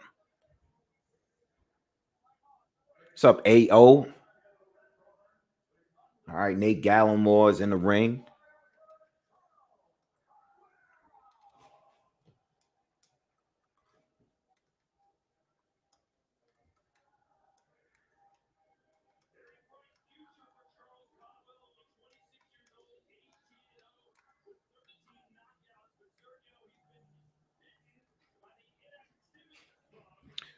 I don't know if I've seen Charles Conwell fight. I think I have. Yes, I have. Let me look up his. I'm trying to see what card. I've seen him fight. He fought Abreu. I've seen him fight. Okay. Yeah, he fought on the Zapata Road Pro Grade undercard. But that's the last time he's fought. He hasn't fought in a year and a half. Conwell wins this though. I think Nate's had his day. I think he's a guy that a lot of the up and coming guys are gonna run through at this point. At some point he was a really good junior middleweight, but I think at this point in his career, even Charles being inactive, he's gonna take the win here and even possibly stop him. Which fight is the best on the undercard? I don't know. The undercard is not really, I can honestly say the undercard is not really that great. Uh, you got some decent fighters on the card. John Ramirez is fighting David Jimenez. I'm not familiar with David Jimenez. I've seen John Ramirez fight. He's pretty good. Bekdamir is going to be fighting on the undercard. But again, I'm not familiar with his opponent. So it looks like we got a card full of guys that we should take we're looking out for, but no one for anyone that's really tough. All right, Sergey Deverenchenko did get the win earlier. All right, he did win. It was a decision. He did drop Alexander, but he didn't stop him. All right, so there's no real. I think the fights are just okay. All of the fights are just okay. You know, definitely some up and coming guys and some decent contenders on this card, on this undercard, but no one. They're not fighting anyone. These are all like stay busy fights for all of them. All right, Charles Carwell is going to be fighting Nate Gallimore, and this is round one. I think I got Conwell winning.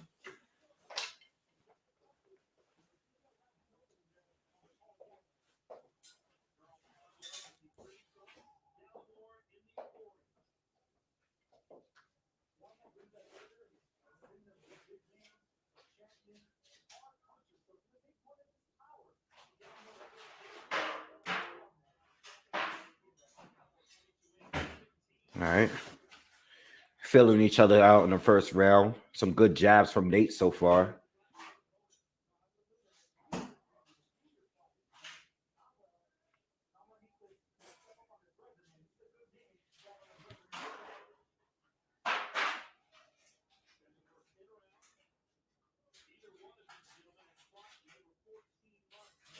Yeah, both of these guys have been very inactive here.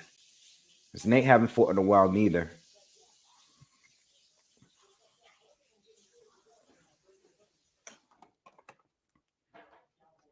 Yeah, Nate did stop Jason Rosario back in the day. It's been a while, but yep.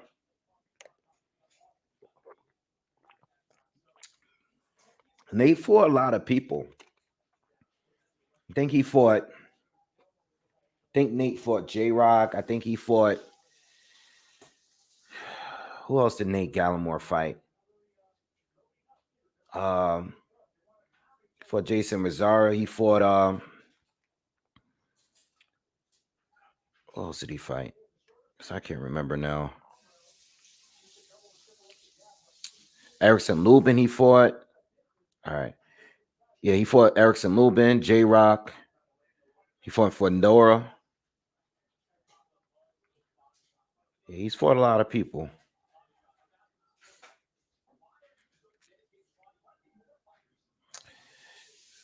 Have they officially announced Tank against Frank Martin?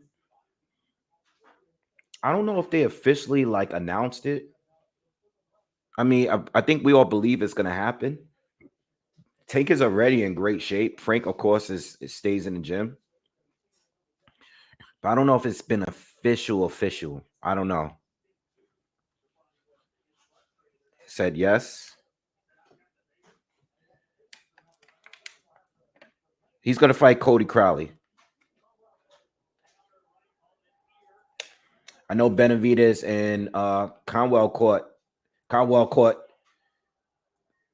Gallimore with a good shot here in the first round. Looks like Gallimore might be a little hurt from it, but he's gonna finish the round. All right, round one. Benavidez is supposed to be facing Alexander Vosdick on that card. O'Brien said it was announced like an hour ago. Oh, okay, cool. I think that's a good card. I think the fights that I heard was going to be on the card they're all good fights. Yeah, so that's a good fight. That's a good fight. I like Frank Martin. You know, I figured he was going to be Tank's opponent soon. So that's a good fight. I can't wait to see that. And from what I'm hearing or what I read, a few fights that I heard, it's supposed to be a pretty good undercard. It should be a good pay-per-view.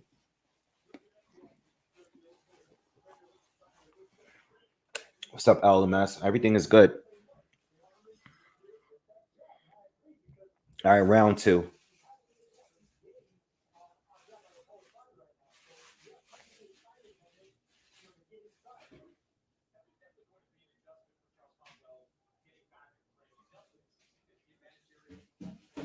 Good jab from Conwell.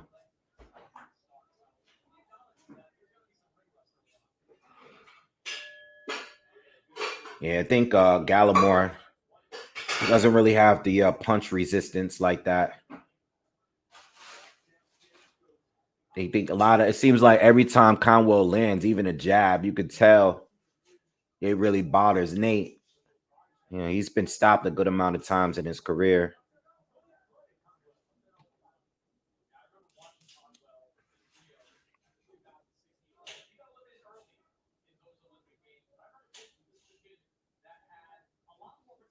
Good right cross. Good right cross from Conwell.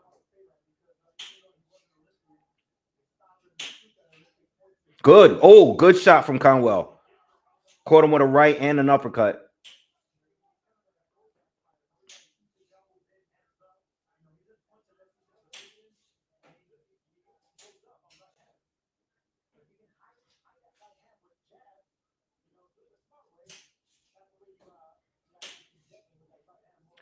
Oh, good uppercut again from Conwell. Doesn't look like Nate got much for him. This is a 10 rounder, but I don't see it going 10 rounds.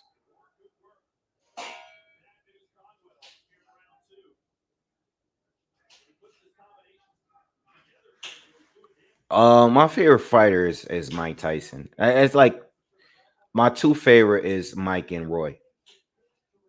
Those are the two that I grew up watching. You know, especially Mike. Mike is made me a fan of boxing, and Roy was like my favorite watching throughout his career. You know, but I started watching boxing with Mike. Say Mike Pernell Whitaker was one of the first guys I was watching.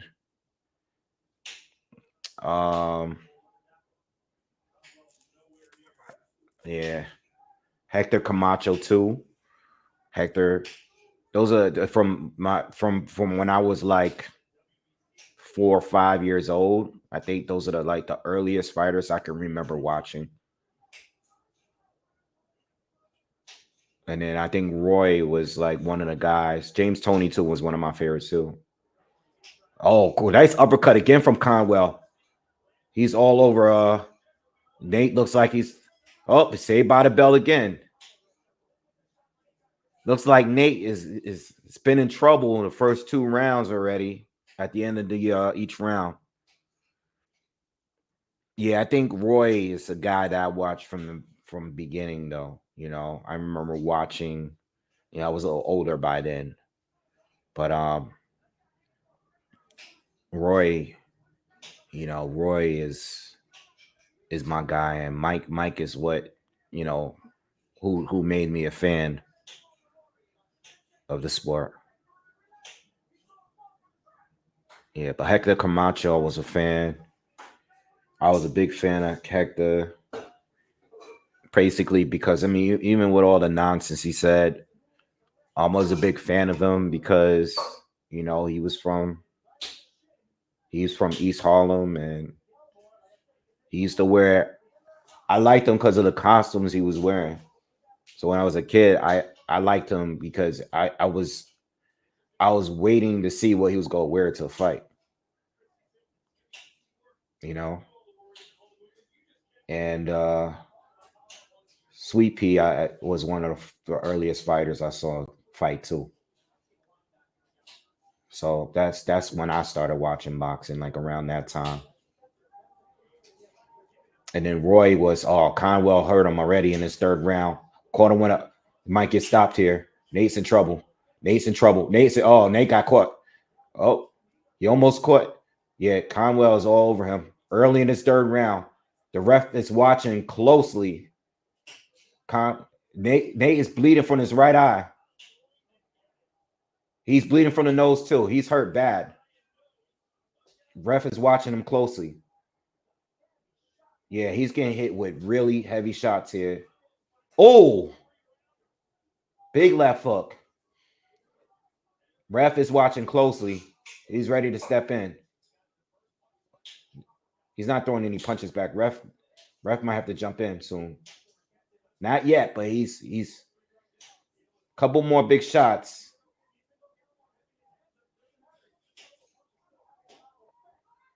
Conwell got to go to the body a little bit more. Gallimore is busted up bad. Both sides of his face, swollen, bleeding everywhere. And we're only in the 3rd round here. He's going to get stopped.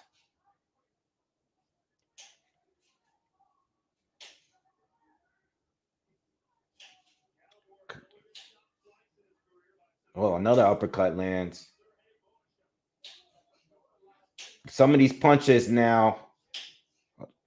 Good left to the body from Conwell and uppercut again. Nate's coming forward though. He's just been in a high guard. A lot of the punches, some of them punches are not getting through clean, but some of them are. Conwell looks like he's a little tired. Nate's still coming forward. Another uppercut lands. Come on, man. It's like he's doing enough damage, but not enough for the ref to call it off yet. 30 seconds left in the 3rd. And this is just a beating, but not enough yet for the ref to wave it off yet. Conwell sat down on every punch this round.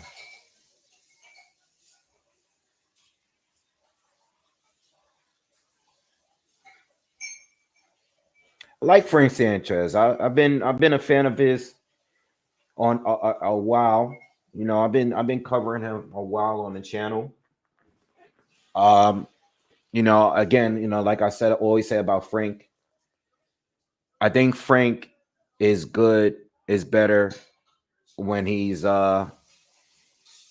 levels up. The better the opposition, the better he looks. I think when Frank is trying to stop his opponent and applying pressure, that's when he looks flawed. When he's coming forward and he's trying to force the knockout, I think that's when he doesn't look that great. But I think when he's fighting on his back foot, a little bit more defensive, uses the ring a little bit more, likes to set traps. I think that's when he's at his best. Yeah, Crawford confirmed it on his Instagram that he's going to be fighting Madrimov. There was a post and he reposted it August 3rd. Supposedly, doctors is checking on Nate Gallimore right now. Supposedly, this is going to be for the WBA, and Jamel Charlo tried to activate his champion status with the WBA because he's currently champion in recess, and the WBA denied it. All right, so after this news came about, Jamel tried to slip in and get the Israel Madrimov fight over Crawford, and they turned it down and said that Jamel is going to have to fight the winner of that fight. So, but that's the news for now. I'll give you guys an update. We talked about this earlier on the live.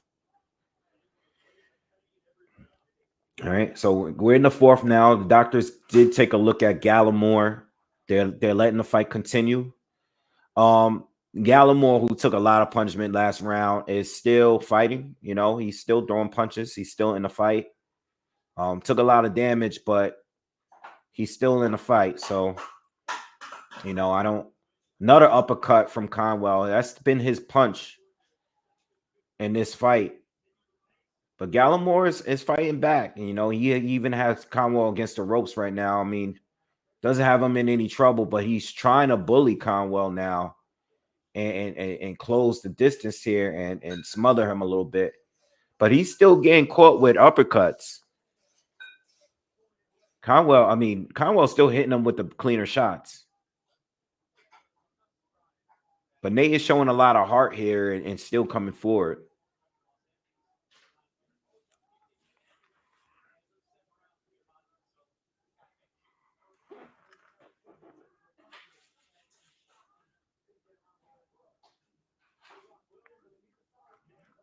Who's trolling? I didn't see. Who's Big Baby gonna fight? I have no idea, man. Big Baby needs to focus on getting in shape. He's overweight, and he showed in that Triple D fight. You're not on the PEDs anymore. You should get yourself back down to 290. I think if he could get himself down to 290, I think he can beat some of these guys. But like I said before, I'm gonna see Dillian White and Big Baby fight each other. Guys that's failed multiple drug tests. Guys that lost multiple drug tests. Obviously Big Baby, less accomplished. A real bad drug cheat, but I wouldn't mind seeing it. I think Dillian needs a fight. Dillian needs a fight anyway. You know what I mean? And he just needs a fight. He needs a fight. I know he recently called out.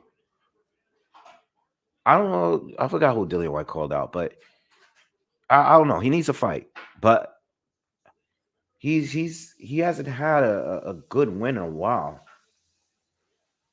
Because a lot of people thought Jermaine Franklin won that fight with Dillian White. So remember that look on Big Baby face? You started screaming. Nah, I don't remember. Was it when he was fighting Triple D? I can't remember. I can't remember.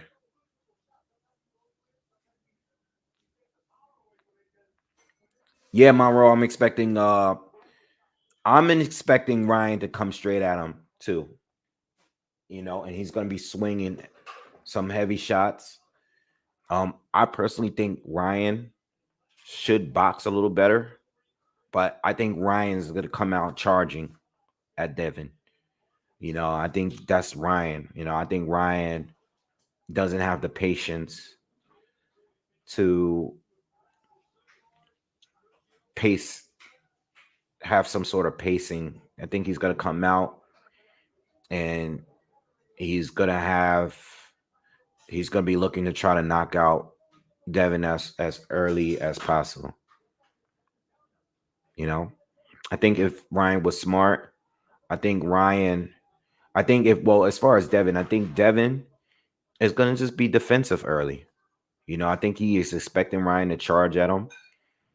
I think he's going to just move and tie up when he has to and try to control and slow down the pace a little bit. I think early on, I don't think he's going to be trying. I think he's going to take the same approach that Tank did. Because if you remember in the Tank fight, Tank was using a ring and Tank was just being defensive against Ryan while Ryan was being very aggressive. Tank wasn't relying on countering with heavy shots yet. I think Tank was just waiting and waiting for the opportunity to land a perfect shot. And that's when he landed the big left hand that caused the first knockdown. I think I think Devin's going to take the same approach. I think he's going to guard up early and let Ryan be aggressive. And I think that after a certain period of time, Devin's going to start connecting and throwing combinations and fighting back. But I think the first round or two, Conwell has Gallimore in trouble again. And I don't know, man. I think the ref is going to stop it. I think he's hurt. I think he's hurt. Ref is looking close. Oh, another right hand. Ref is looking to stop it. They've got to tie up or fight back. Ref is looking to stop it. 45 seconds in the fifth left.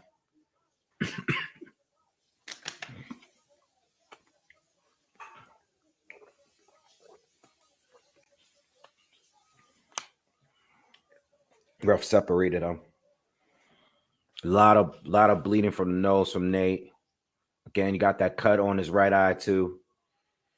20 seconds left. I don't know if Conwell's going to get it done this round, but it might be over even in the corner. I don't think they're going to let. Yeah, he's getting hit too much. The ref got to stop it. Ref, stop it. Stop it. So much.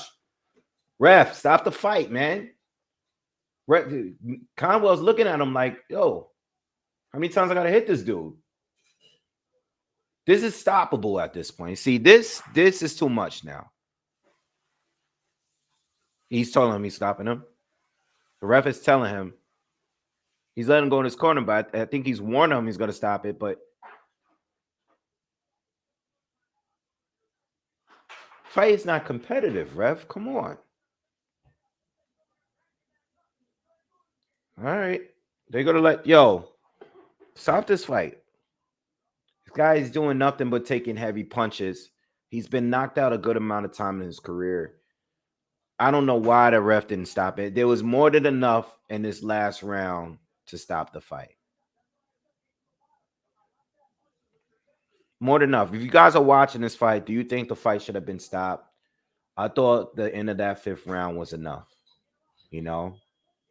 He's been getting punished long enough, but I think the end of that round was more than enough to get a stoppage.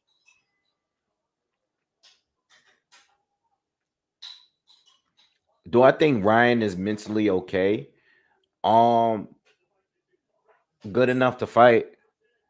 Yeah.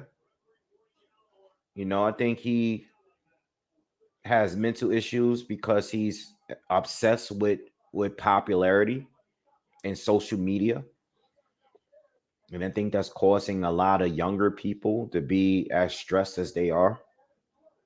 But I think he's good enough to fight. I think a lot of what we're seeing is not him being crazy. I think a lot of what we're seeing is him just trying to promote the fight.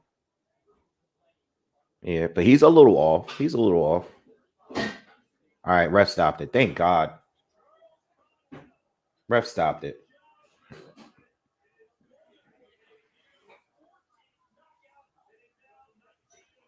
All right. Conwell got the 6th round stoppage. You know, Nate tried, showed a lot of heart, but you know, he's taking too many punches, man. Too many punches.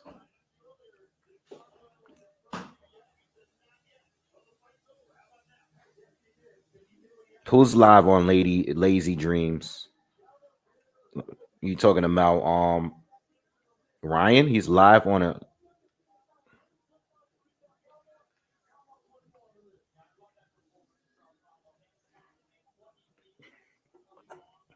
Yeah, I'm not quick to say everybody has mental health when, I think he's a little off, but I also know that he's trying to promote the fight. You know, some of it seems forced. Some of it is forced.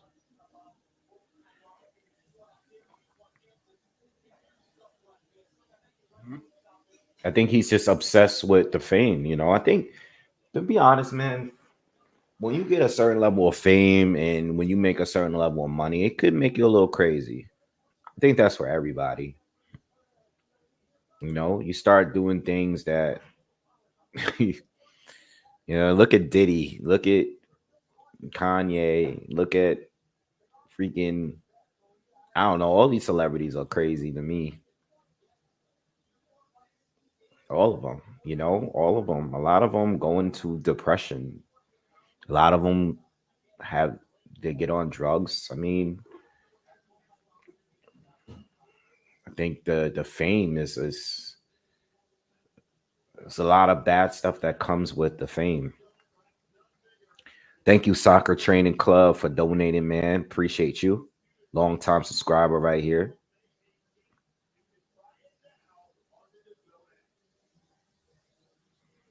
I always thought Floyd would win.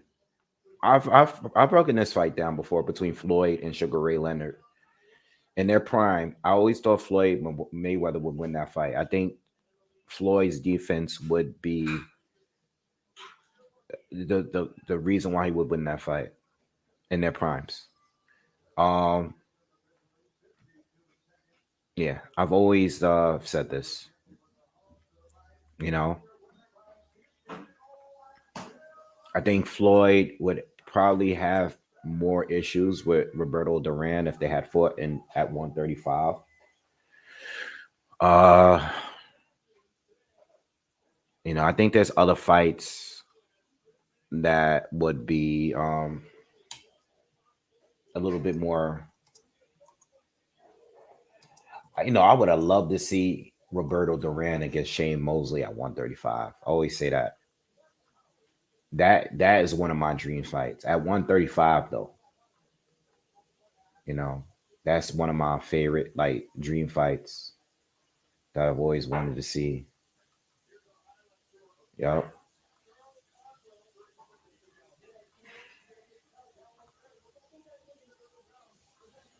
But yeah, I think Floyd will win. I would pick Floyd to win that fight.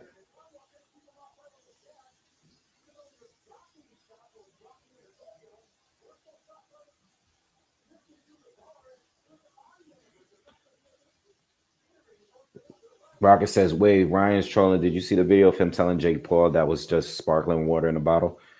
I don't pay attention to what Ryan Garcia is doing. I honestly don't. I haven't seen much outside of like the pressers. I really haven't seen that much outside of the press conferences. I don't pay too much against Ryan.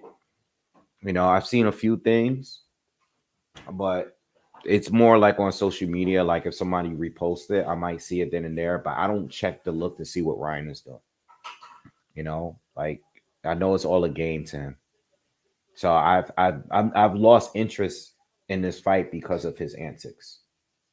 Like I'm not into that. Like all of the antics on social media. I'm not. That's not my thing. And it looks, especially when it's forced. When it's forced, it's like Mike Tyson is a real crazy person. So when Mike was doing it, like, or if he was even doing it today, I know something's off with him. Like Ryan just seemed like, even if something is a little off with him, it seemed like forced. You know what I mean? Like I understand like the game is different today because people like to troll. They want to troll. They want to get people to talk about them. You know, Jake Paul know what he's doing. Like there's a lot of these people, they know what they're doing, you know. Oh, but going back to what I was saying earlier, um, I think the Hitman was a more um stylistic issue for Floyd Mayweather, in my opinion. I always said that Hitman Hearns would be an issue for Floyd. I think that would be a harder fight for Floyd than Sugar Ray Leonard. You know, even though Ray beat the Hitman, Ray beat him with power. Yeah, Hitman was winning the fight, and I think Floyd would have an issue with that jab. Saga, thank you. I hope I can get to that level. I really hope so, man. I would love it, you know. But at the same time, I'm so private. I don't know if I would like it, you know.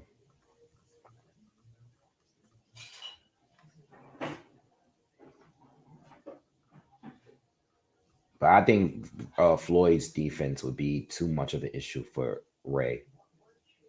I think Floyd in his prime would be too much, and Ray would beat him to a points decision. All right, we got two more fights before the main event. Okay, and there could be stoppages in these cards, these preliminary fights on this card. So we just got a stoppage just now. Uh, I'm not sure with the John Ramirez fight because I'm not familiar with his opponent. But I'm expecting Bektamir. I mean, I don't even know. I'm not familiar with his opponent either. But you know, Bektamir is a very aggressive fighter. So he's not there to box. He's there to just straight go at you and try to get a knockout. Uh,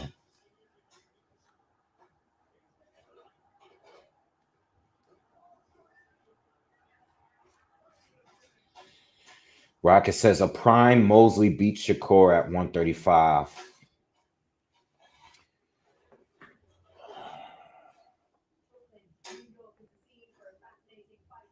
Yeah, I think Prime Shane at 135. Like we talk about Shane at 147 because he got the bigger name wins, but Shane at 135 might have been even better. He was too freaking powerful at that weight and too fast, man. And Shane has those long arms, man. Like Shane was a beast, man. I don't know. I think he might have beaten Shakur at 135 too. Yeah, that would have been great to see Shane fighting guys like of today at 135, like Devin or Shakur or Tank. Monroe says, wait, social media is so wild today. If Mike Tyson said the stuff he used to say in today's era, it would come off regular. Nah, I think Mike was still wild. But I get what you're saying. It would have definitely been more. Yeah, but they would have pushed to cancel him harder. They would have definitely tried to cancel him and all that. You know, because sometimes he used to take it, especially towards some of the comments he would say towards women. You can't be on national TV talking about if you talking to me. I don't let women talk to me unless I'm trying to fornicate with them. Like you can't say that today. You can't. They you just can't say that today. They would have canceled him. All the women would have came out and protested against him. It would have been. You can't say that today.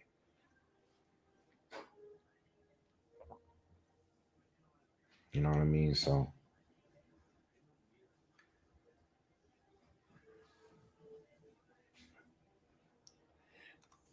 He said, my favorite all-time dream fight was Sugar Ray Robinson's against Marvin Hagler. I'm not picking a winner for that one.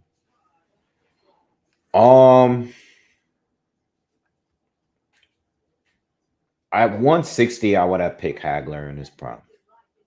Just my opinion. I would have picked Hagler in his prime at 160 to beat Ray. But that's a great fight, though. At 160, I would have picked Marvin Hagler. Adewale says, Mike was like, if he doesn't die, it doesn't count. Thank you for donating, man. All right. So we're waiting for our pre-fight number 2 to come up.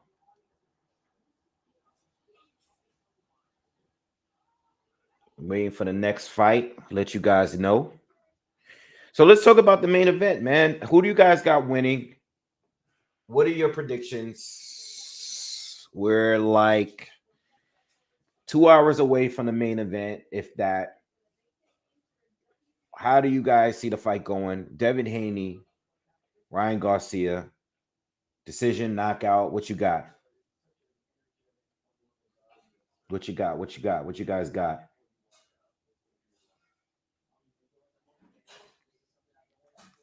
Vernon Forrest against Paul Williams. That's a good fight. That's a good fight. That's a good fight. That's a very, very good fight. I don't know who wins that. That's a good fight right there. I would have loved to see Floyd fight Paul Williams. You know, again, I don't know. There's not too many fights at 147 that I would pick against Floyd at that time. But there's fighters that I think would have been difficult for Floyd to beat. And I think Paul might have been one of them. It would have forced Floyd to be a little bit more aggressive than he would like to be. Also always thought that Amir Khan was not a good matchup for Floyd.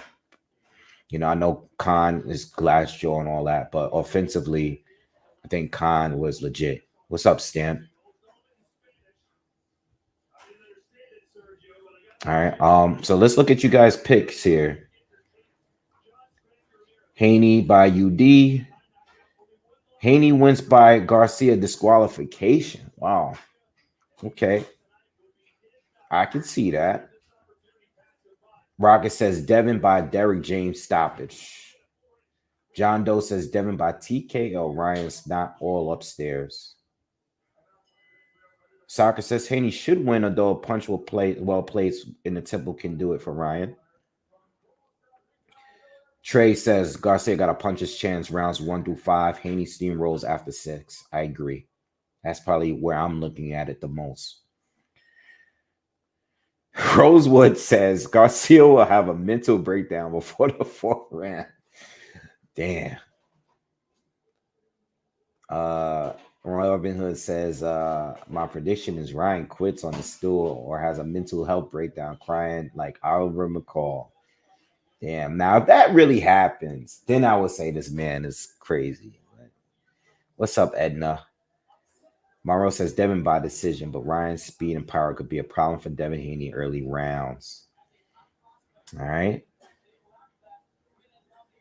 Rocket says Floyd fought Paul Williams in 06. He would have lost. It's a tough fight for Floyd. Ayo says Haney is going to win by schooling Ryan in sweet science, hopefully by KO. But I think it might go to distance and Haney will win UD. Listen, there's going to be,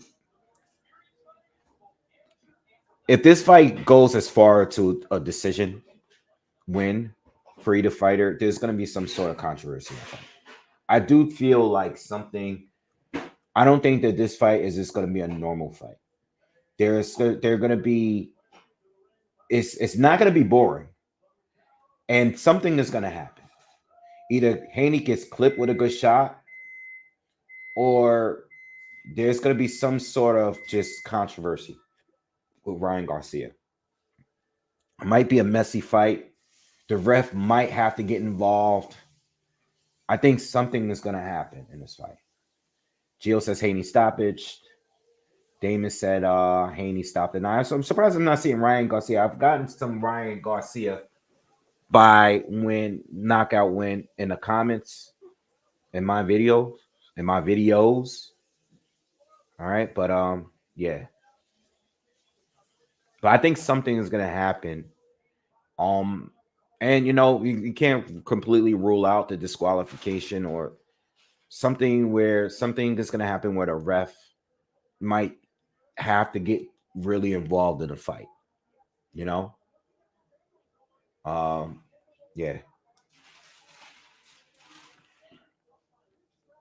Because Ryan, I mean, even look at the last fight with Oscar Duarte. It was still a really weird fight, especially seeing Ryan constantly like turn his back that way while shoulder rolling. It's like, what is he doing? And why it's not really being effective, and he kept doing it. All right, but next fight is about to begin. John Ramirez is fighting David Jimenez. Both of these fighters in the ring. Again, I'm familiar with John Ramirez. I've never seen David Jimenez fight. I looked on his record he has one loss, decision loss. He has a pretty good. I mean, as far as on BoxRec, he's ranked like, what is he? What is he ranked? Wait, my screen.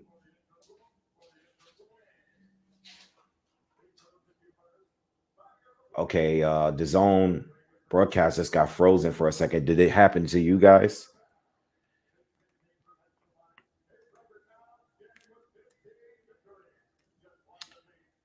John Ramirez on BoxRec, at least, he's actually ranked above.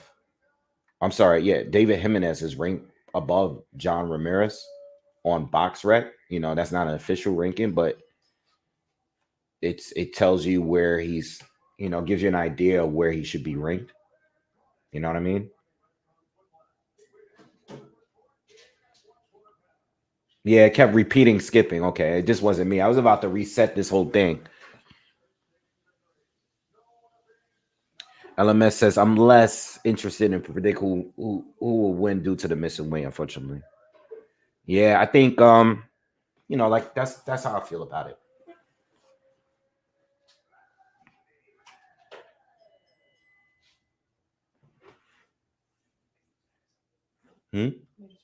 Mm-mm. All right, fight number 2 about to begin. Let's get it. Let's get it. Let's get it.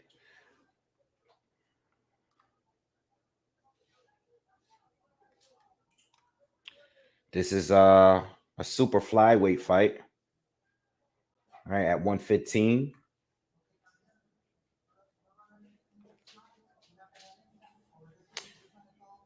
My props is chilling. Yeah, he couldn't make it down, but he's chilling. He is good. My dad is good.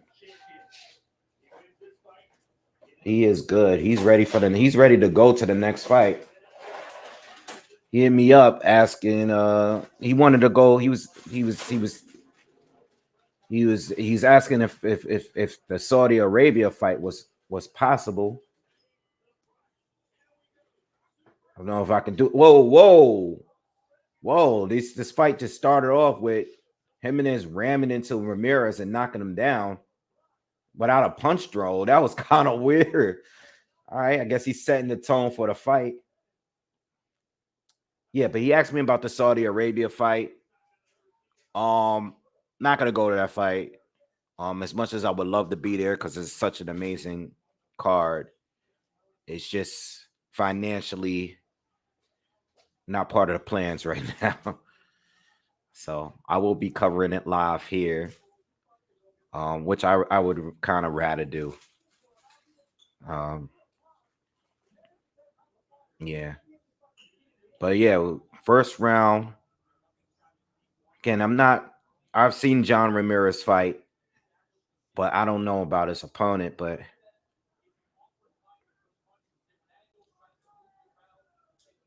hopefully, this is a little bit more competitive than the first fight here.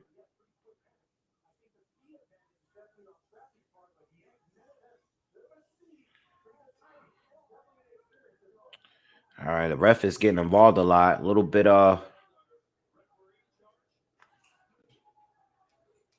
looks like it's the fight starting out a little ugly so far.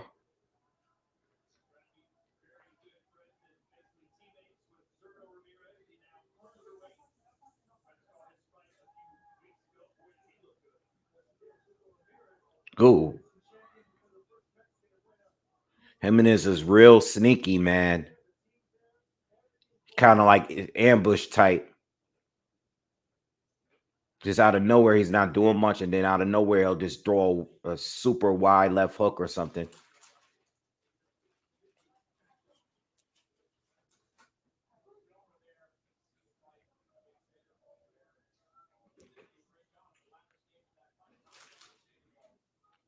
Yeah, Jimenez is very awkward, and it's definitely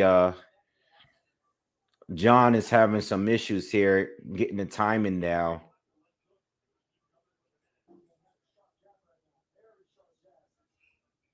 Good swivel jab from Jimenez lands. Too much time in tying up between the two. But Jimenez is getting some success here. He's landing some good shots here.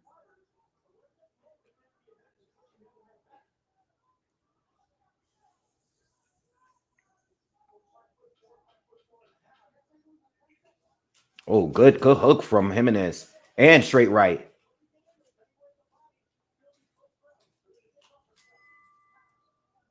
I don't know. Tough round. I think I'm leaning towards Jimenez so far. I think he got this irky jerky type of style.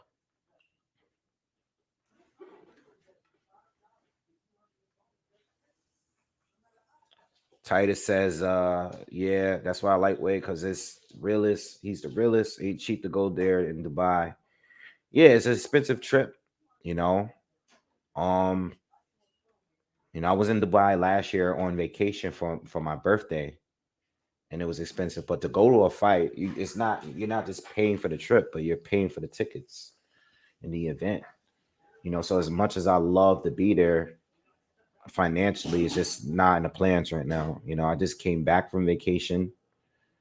Um, I just, I think it'd probably be better for the channel to cover that fight live. But I try to make at least 2 3 fights a year, or 3 or 4 fights a year. But that's good. That's an expensive fight. Very expensive fight. What's up, young Hollywood? What's good with you, my brother?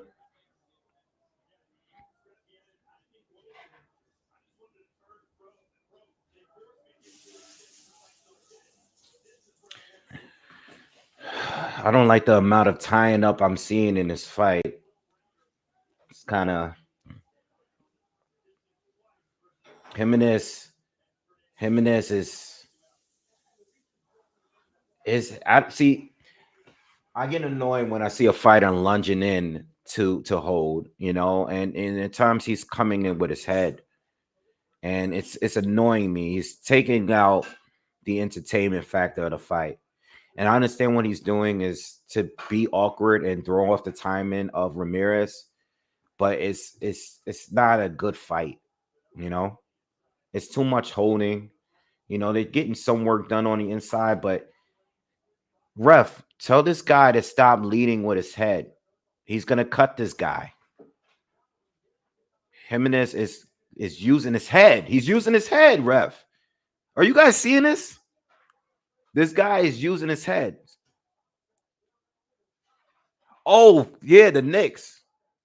I told you to fight. The game was at 6.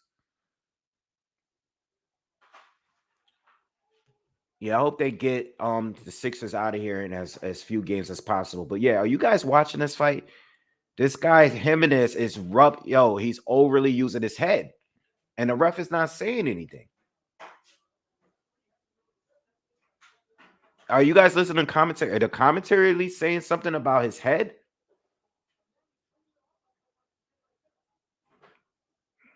It's crazy.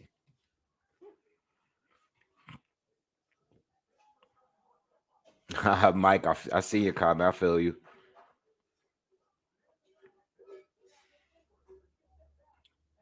That's not a good fight.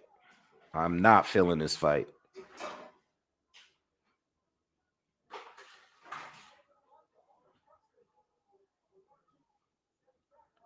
This guy is using two hands and his head.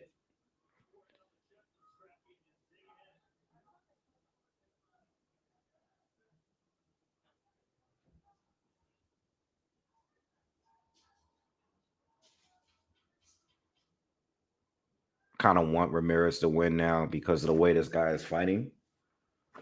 But it's effective. It's working against Ramirez, man. Come on, Saga. Come on, man. I can't play that game when I'm covering a fight.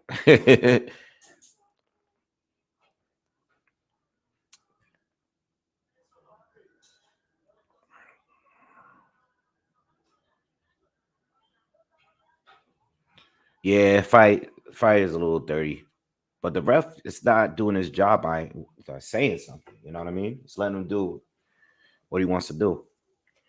Not an entertaining fight though.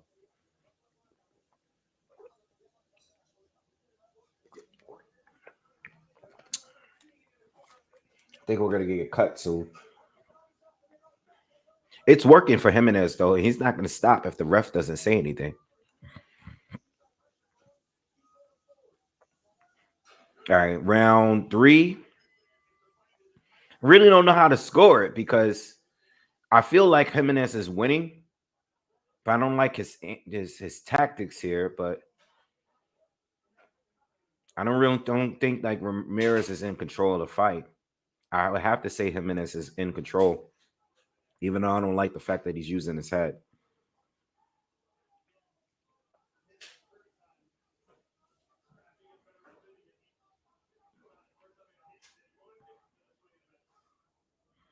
Doesn't look like John really have much for him right now. And all the time, even the battle on the inside where they're tying up a lot, I still feel like Jimenez is getting the cleaner punches on the inside, especially the uppercut.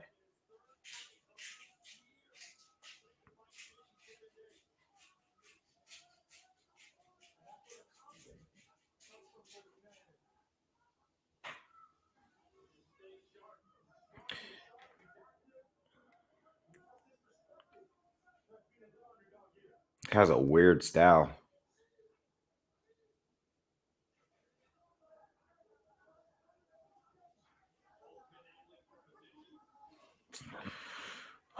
Anyway, what's going on, you guys? Let's talk, y'all. Let's talk because this fight, I don't know. Let's talk. Ask me anything, man. You guys watching X-Men? Is anyone else watching X-Men 97?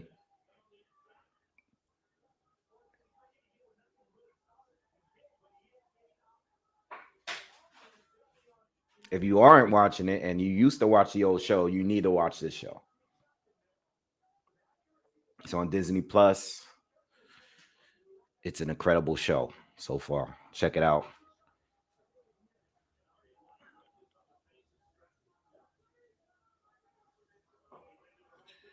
Roder says Ramirez to win on points. I don't know. We got to see. I hope he wins. He's starting to pick it up in the end of this third round here.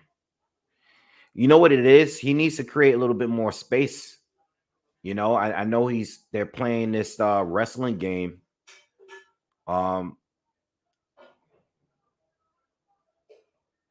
He can't let this guy Jimenez continue to let him, smother his punches.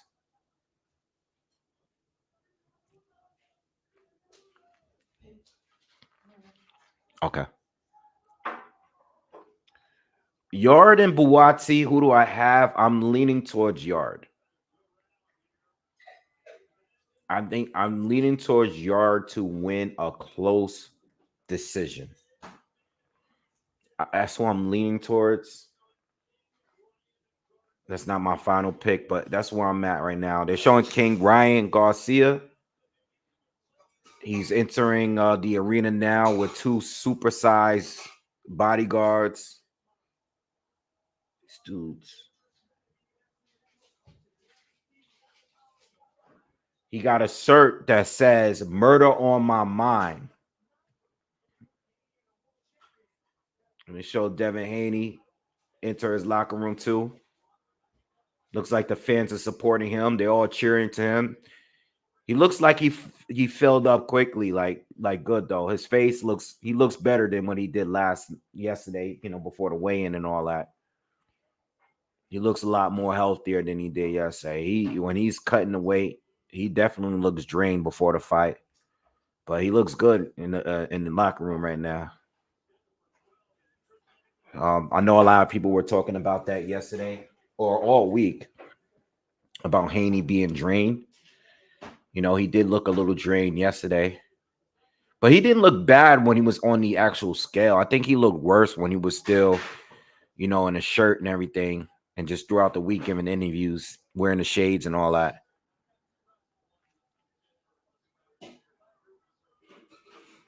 Nah, this is I guarantee you that this is the one of the few things that Disney kind of got right. And I don't even think the new X-Men cartoon is for kids. I don't think it's really for kids, especially in one of the more recent, very wild episode. I think one of the recent episodes, the best episodes of the whole entire franchise. So get on it if you are into that kind of thing.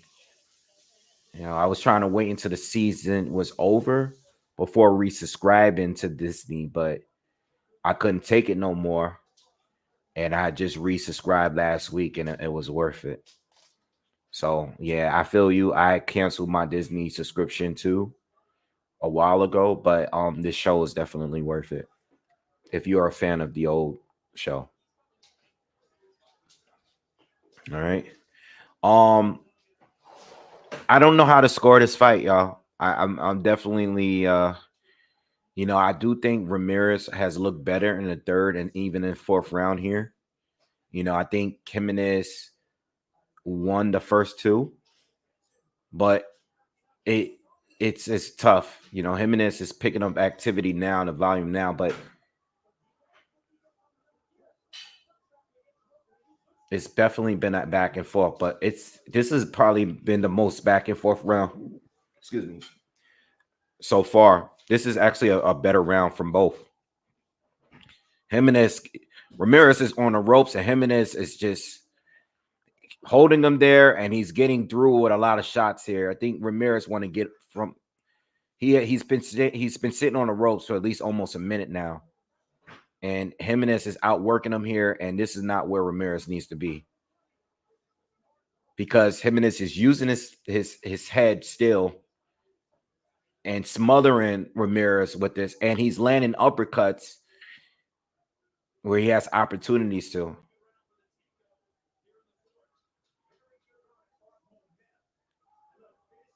Good fight. Oh, Ramirez turned them and landed 2 right hands. I got to give the round to Jimenez, though. Ramirez took too much time on the ropes there. You know what I mean?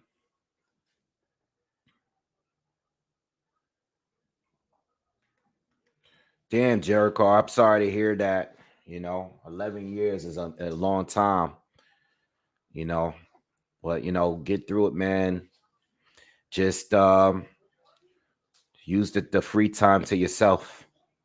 You know what I mean? That's all you can do for right now. You know what I mean?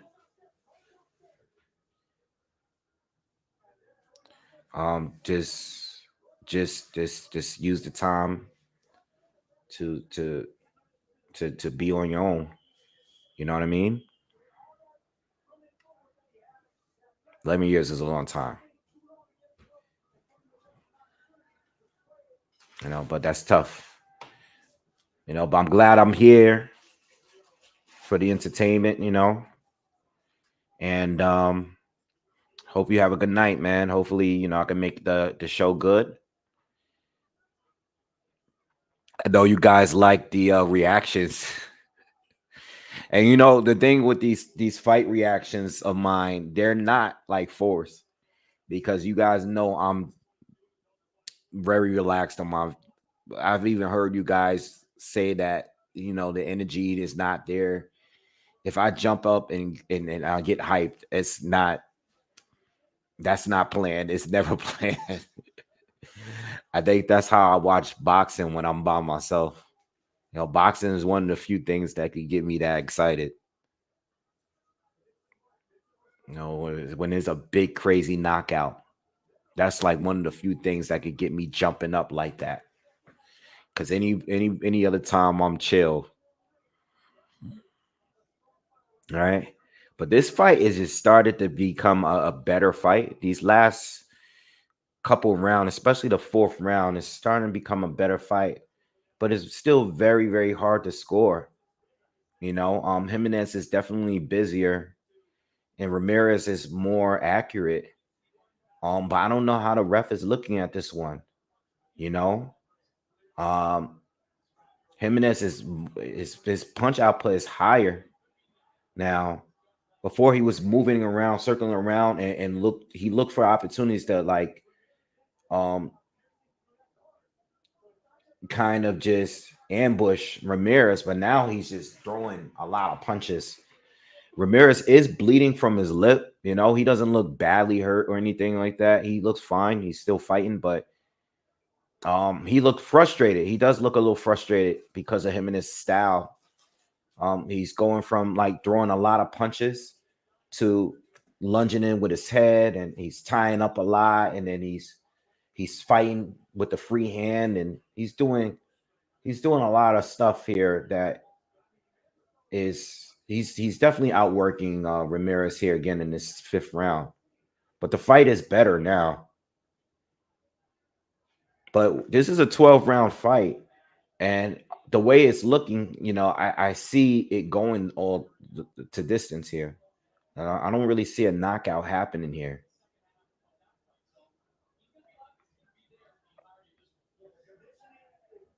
Ramirez is more focused on countering and making every punch count, but Jimenez is doing everything. And I think he's in control of this fight right now.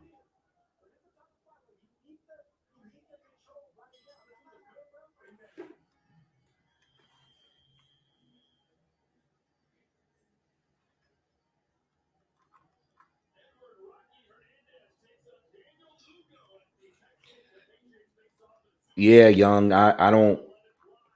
I'll post the video when it's crazy, but I still got to do a video showing all of the my best fight reactions. I've been wanting to do that for a while, but I'm not like, I'm kind of just like chill. So if I jump up at that, I think boxing is the only sport that can make me do that, and MMA as well. When I watch MMA, sometimes that only fighting can do that.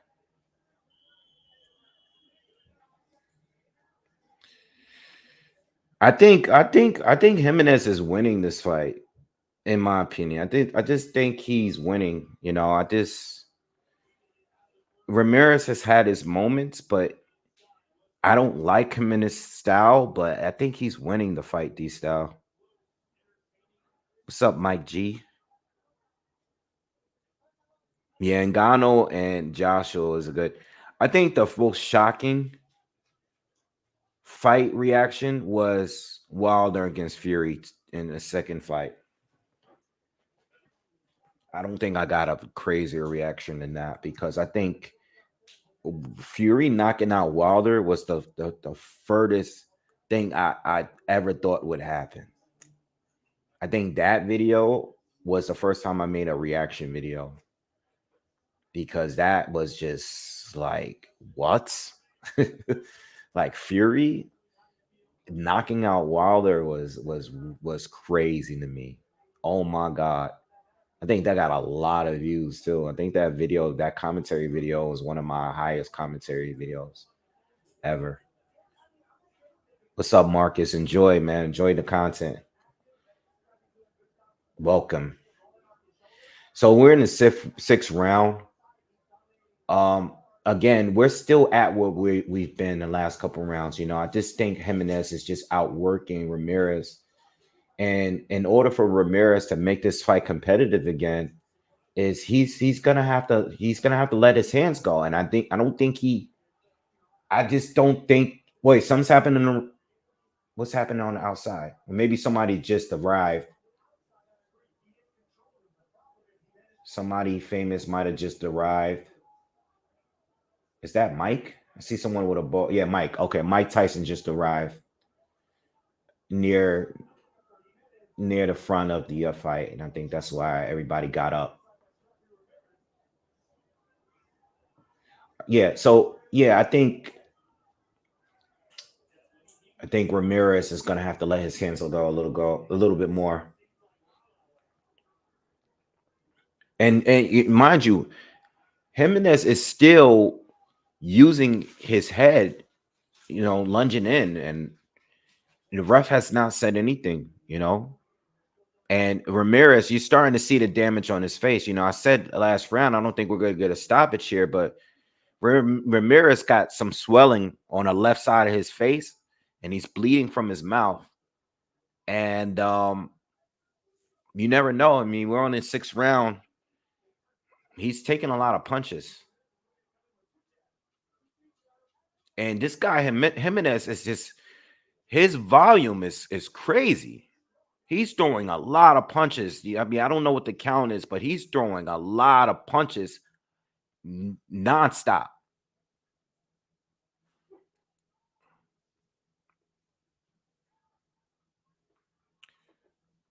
Yeah, Jay. No, I feel you. You know, I've thought about going back to doing MMA videos again.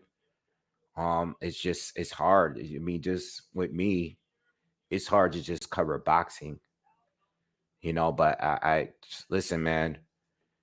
Especially with the knockouts that we saw last week on UFC 300.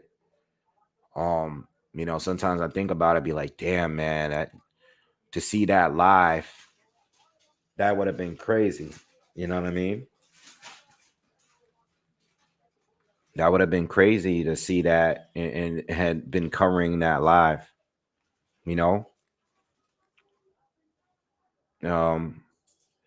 Everybody smash that like button, by the way. If you haven't already, hit the thumbs up. Let's get these likes up, man. Let's get to at least over 150 likes, please. Appreciate it. We're in the seventh round. Ramirez, Jimenez. Okay.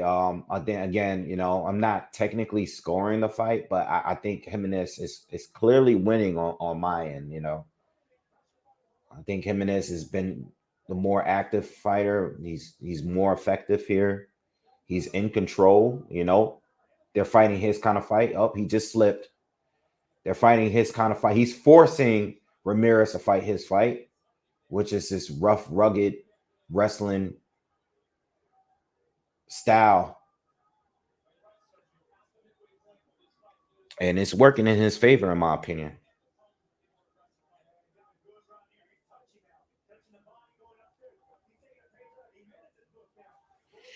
Yeah, I'm probably gonna get back, and especially because sometimes I am watching the fights but I won't be live. The thing is, I've fallen so far behind at being up to date with who's the top tier UFC guys. When I started the channel, I was still following the UFC and MMA in general as almost as much as boxing. But it was a different time. A lot of guys were on top at the time that are not fighting anymore.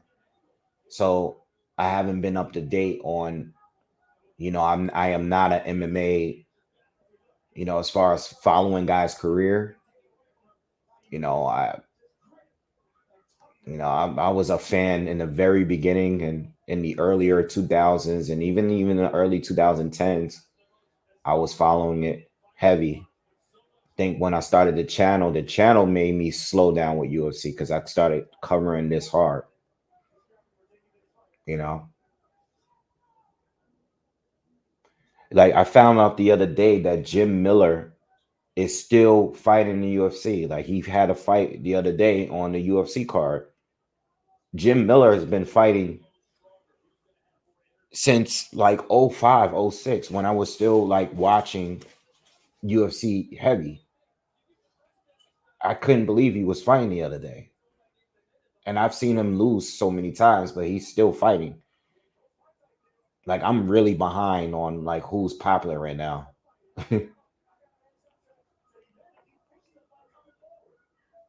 Yeah, Jim Miller has been fighting since when GSP and BJ Penn and all the guys that I used to really like follow.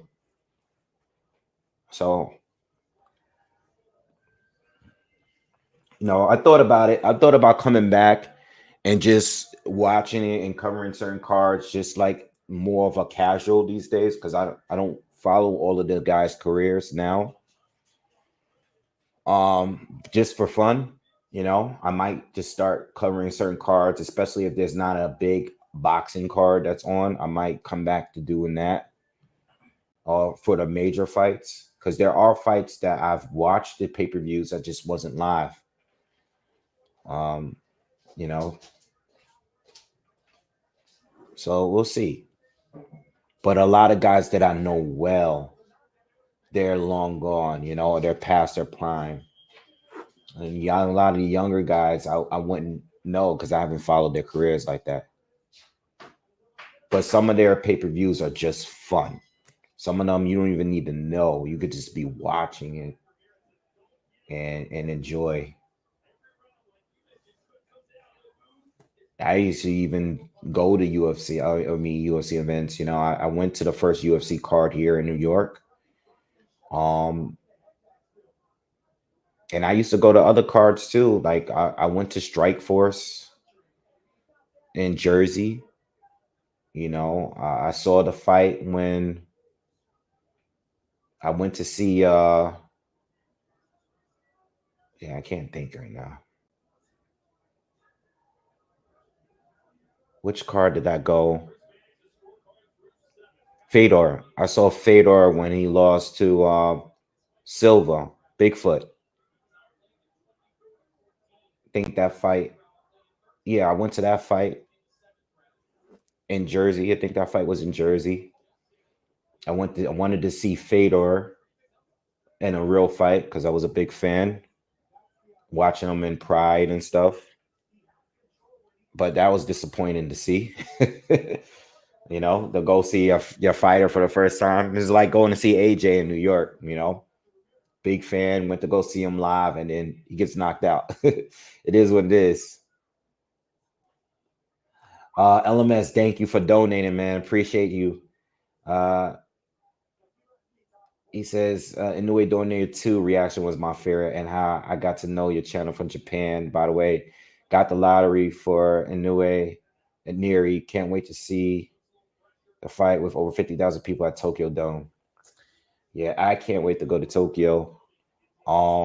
It's been on a list. It's actually my lifetime dream to go to Japan. It's always been my number one place to want to visit. I still haven't gone. But I'm sure hopefully I can go for the first time during a fight. I want to go to a card. I want to go to an event the first time now, because I want to experience a fight there. So I want to go there for a fight. I want to go to Australia for a fight as well. But yeah, hopefully I can make it out there. But thank you for donating. Marcus, I have Devin Haney. I have Devin Haney win, either by late stoppage or decision. All right. Oh no, listen, I know I do watch fights, Jeremiah. I'm just not as familiar with the newer fighters like on a level of like boxing. So if I were to be watching or covering an MMA card, I would be more on the casual side as opposed to here, where I cover like the lower, the less popular fighters.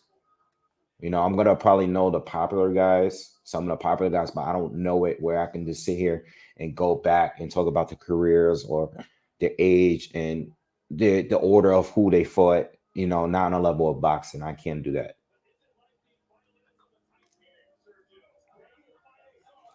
But no, they have improved. Um, they have improved in the boxing and overall striking in the UFC, definitely. But on a level of boxing, I still don't think that it's on that level as far as when they're throwing hands, but they've gotten much better than they were back in the day. You know what I mean? It's definitely improving. I think the fighters are improving.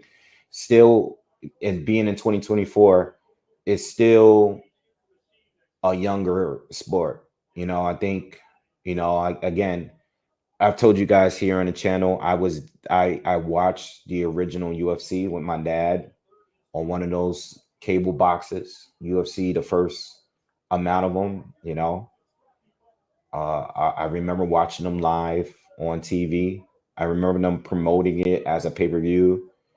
Um, I had to watch at least the first 9 to 10 UFC cards live, so I remember watching them as a little kid and watching the Gracies and the Shamrocks and all of these guys using Brazilian Jiu-Jitsu and just getting familiar with all of that stuff. All right. But it's far more advanced. It's even far more advanced than what it was in the early 2000s.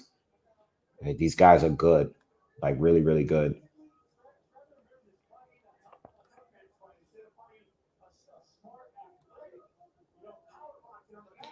Yeah, listen, I respect MMA. I respect MMA. Period. They're just different, you know. Again, I think any boxer that goes over there fighting a prime MMA fighter is most likely to lose. And the same thing with MMA. If they're gonna go to boxing, most likely they're gonna lose. But most MMA fighters are gonna probably go to boxing because of the money, as opposed to the other way around. I think boxers that go to the MMA world normally, outside of Clivers and Shields recently, normally don't go in their prime. You know, I've seen Sean O'Malley. He's good. I'm not that much of a fan, but he's good. He has some good highlights. I saw his last fight. I saw a few of his fights. I see some of his highlights. He's good. I'm not much of a fan, but he's good. What's up, Keith? What's going on? We're in the ninth round, closing out the ninth round. Still a very scrappy fight. It's I'm looking into the crowd. Everyone's looking away. Everybody's looking around. People are not really into the fight. It's been the same pace for a while. It's just back and forth. Jimenez is throwing a lot of punches, and Ramirez is catching them with some good shots in between the punches, but same pacing as earlier. All right. The ring walks are scheduled at 11.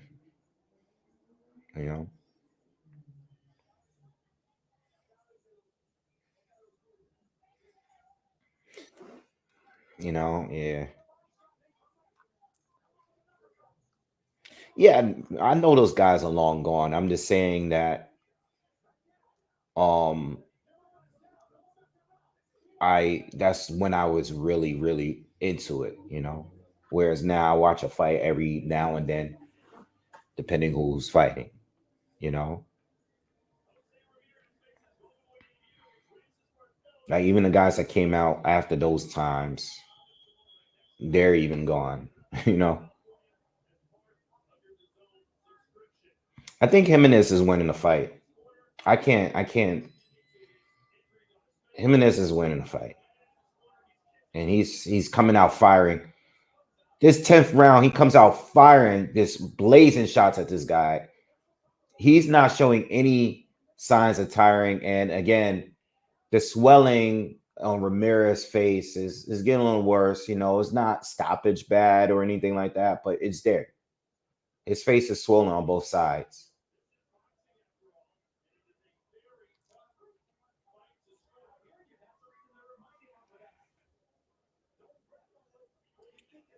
Yeah, Fedor is one of my favorites. You know, I wish he was in the UFC, you know, but he did his thing in Pride and he fought a lot of guys that ended up going to the UFC. Ramirez caught him with a good right hook, though, right there. That was a good shot. But yeah, Fedor, you know, unfortunately for him, you know, I would have loved to see him in the UFC fighting like, I guess at that time, who was on top? Like a Cain Velasquez was on top, I believe, at that time, roughly when he was fighting Pride still. And, you know, Brock Lesnar, Shane, Cartwin, and all those guys. I think that's the time when Fedor was destroying everybody else, you know, but that's a long time ago, man. That's a very long time ago. Big Nog, yeah, Crow Cop. Crow Cop went, you know, Crow Cop went over there. Uh Big Nog went over there. He had some good fights there though.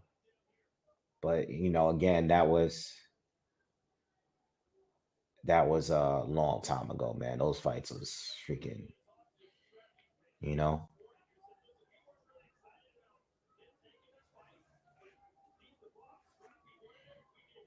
Yeah, Fedor versus Nog was a great fight, man. Even though most of it was on the ground.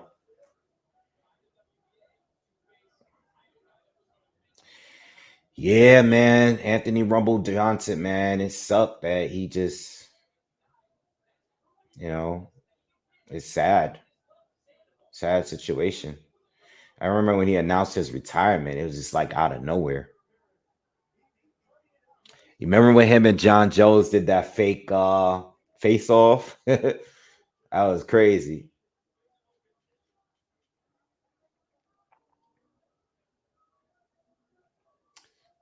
I'm surprised I haven't seen like a bad cut between the uh looks like I'm surprised neither one of them really like head butted each other really bad here. Of course I knew Daniel Cormier. I mean, all right, you guys, all right. When I say the newer guys, I mean like the newer guys like right now, like recently, like last couple of years. I watched DC for years, bro. DC was my guy. DC was my guy, man. One of my favorite wrestlers out there for sure.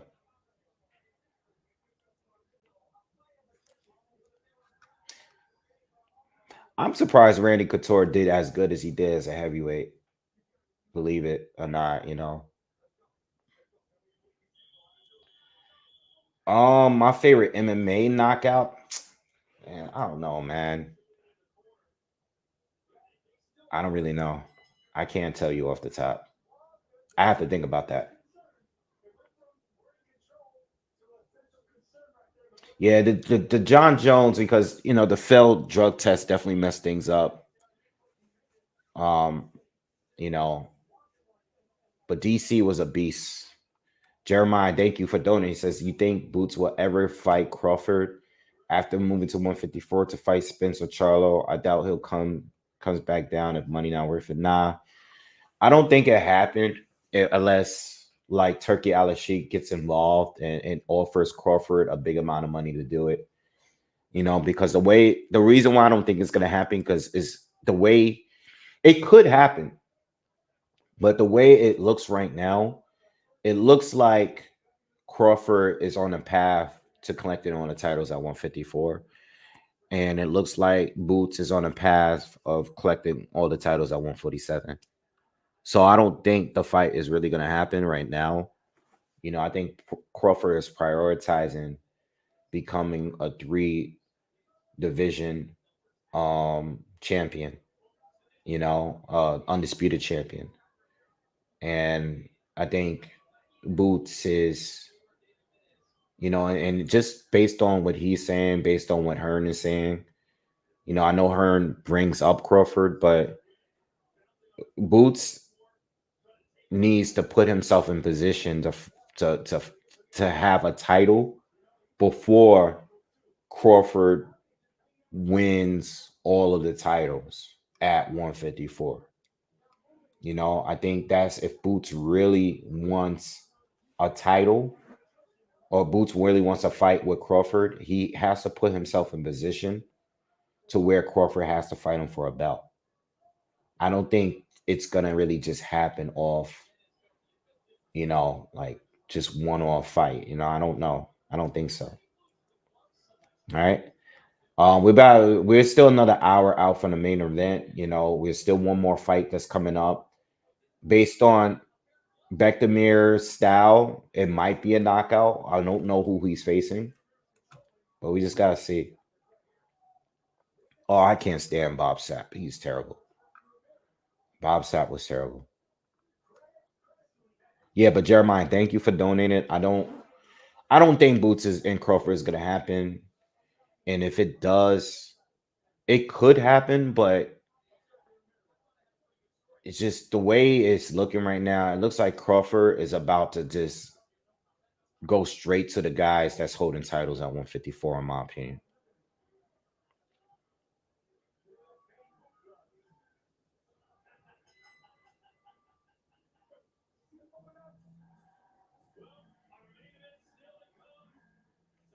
Crow Cop had a great fight against Fedor. He was actually one of the best opponents against Fedor at the time when Fedor was just running through a lot of people. Yeah, but Bob Sapp got bullied and beat up by a lot of people. And it's like he had the most intimidated look, but he was like the softest fighter over there.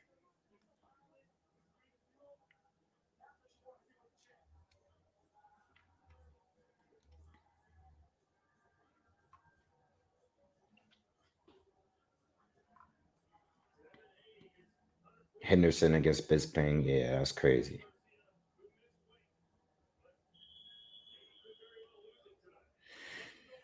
Yo, Crawford needs to be more active, yes. And I'm happy that he has this fight coming up in August, but it'll be another year, and again, it's in this situation is really not his fault because he was based on a contract, he was obligated to fight Spence in a rematch.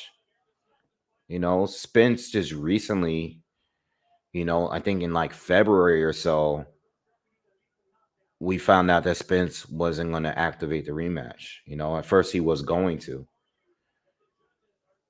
So Spence not taking a rematch and wasting all that time kind of delayed Crawford's career because he couldn't go. He had to honor the rematch. And now Spence is not going to fight him. And Spence is trying to fight Fundora, who just beat Tim Tszyu. So that's what happens with that's the unfortunate part of the rematch clauses because you got to kind of wait. You got to wait until your opponent decides what they want to do.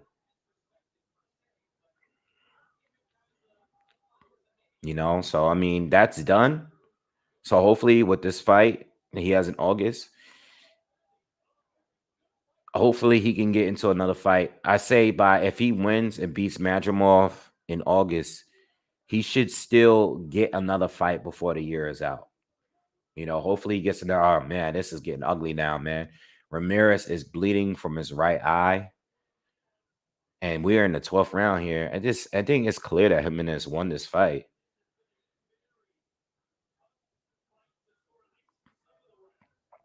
I think it's clear that Jimenez has won this fight. It's just Ramirez just didn't do enough. And it looks like it's points. It looked like Ramirez at certain points in this fight, like he's fighting for his life. Like this is a street fight. Like this round is crazy. Jimenez is just hitting him with everything, even to the body. This guy has not stopped throwing punches since the 3rd or 4th round. This guy is it's definitely this guy is gonna be tough to beat at 115. Because this guy, his volume is just like on a different level here. This guy does not, it's like William Cepeda. Like this guy does not stop throwing punches, man.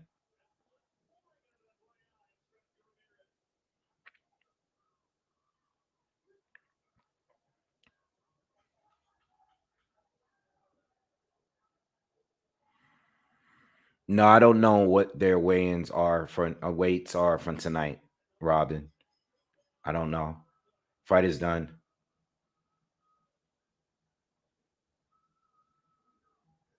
Fight is over. I got Jimenez winning unanimously.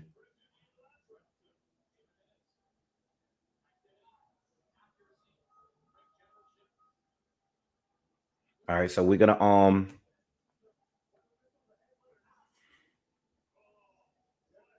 give you I'll let you guys know what these scorecards are. We got one more fight coming up before the main event. Smash the like button if you haven't. Subscribe to the channel if you haven't already.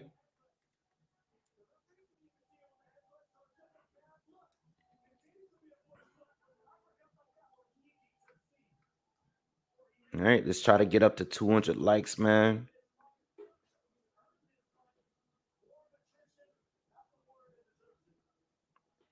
Canelo's not going to come down and wait for Crawford. It's not going to happen. Crawford's going to have to go to 168. You know, at the end of the day, Canelo's going to be the A side, and Canelo's going to call the shots here, you know. Crawford is going to have to go to 168. You know, it is what it is.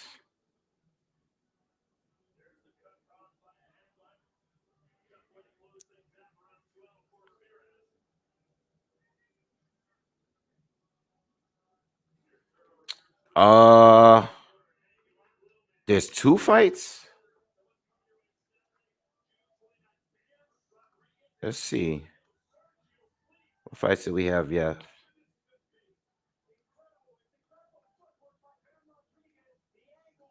I don't know. Oh, yeah, you're right. Oh, shit. My bad, guys. I totally forgot about Arnold Barbosa Jr. All right. Well, we got 2 fights. And the Arnold Barbosa fight is definitely going the distance because he's not. I mean, I'm not familiar with his opponent. His opponent doesn't have a lot of knockouts neither, but Barbosa is not a KO artist. He's not a knockout guy. Bektamir Melikuzin against this guy, Pierre De Bombe. Yeah, I don't know. He's undefeated. 22 wins, 12 knockouts.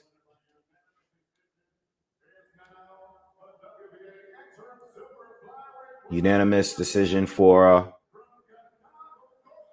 Jimenez. He clearly won, man. Clearly won. Damn, we got 2 fights, y'all. Damn. My bad. I was telling y'all we had one more fight to go all this time. I forgot Arnold Barbosa.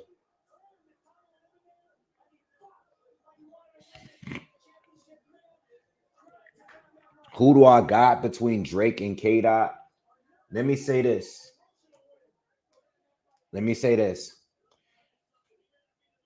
Drake is winning right now. K Dot's next diss is gonna be crazy. Everybody's calling him out or saying that he's taking too long. When he finally decides to diss Drake and release it, it's gonna be a crazy diss. It's gonna be the best diss we heard from either one of them so far. I'm expecting that. I'm I think my only question is Drake is already has a diss in the tuck. He's already ready for the response to whatever K Dot put out. So I think the Drake diss in response to K Dot is gonna be on a level of back to back, or what's the other one? Duppy. I think it's gonna be a level. It's gonna be as hard as this. This is why Drake keeps going on social media and keep pushing K Dot to respond, because he's already ready to drop his response. But K Dot's response is gonna be crazy. Like his next dicks is gonna be crazy. And then we're gonna be debating on who's better between K Dot and Drake. But I think K Dot's next diss is just like he already lured Drake in. Now Drake is trying to lure him back. K Dot's official diss is gonna be crazy. I think it's gonna be crazy. I think the next two disses between the two are gonna be crazy. But right now, Drake is winning because he got the first diss, which was okay. It was cool. And he got this one that he put out where he's doing the Tupac AI and Snoop Dogg. He put that out today. I thought that was pretty funny. I never heard nobody do something like that. But K Dot's next diss is gonna be like crazy. Like I think on Pusha T level crazy. Like it's gonna be crazy. That's how I look at it. All right, guys. Give me 5 minutes. I gotta use the bathroom. I'm just gonna eat real quick. I'll be back in about 5 minutes. All right. So just give me a few minutes. All right. And we got two more fights to go before the main event. See you in a minute.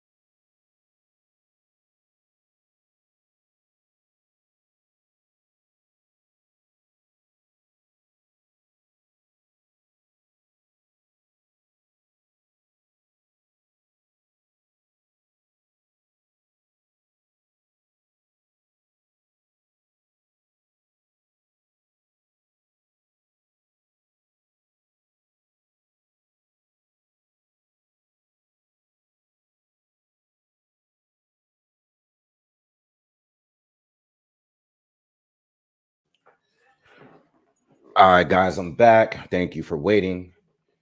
Just had a full meal. I feel good. Feel like we at a halftime. All right. So what were we talking about? Where we was at? All right. Let me see. Let me catch up.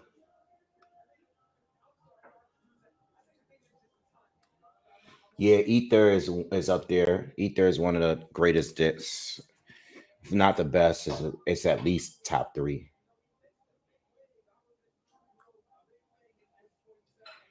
No, no, I did not watch the. I'm not. No, I'm not going to this fight.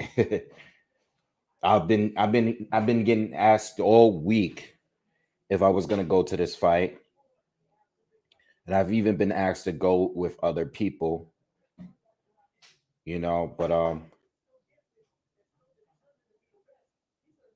yeah, no, I didn't want to go. I didn't want to go. I kind of wanted to go to support Devin. I am a big Devin Haney fan. But like I said, Ryan kind of made me lose a little interest in the fight. You know.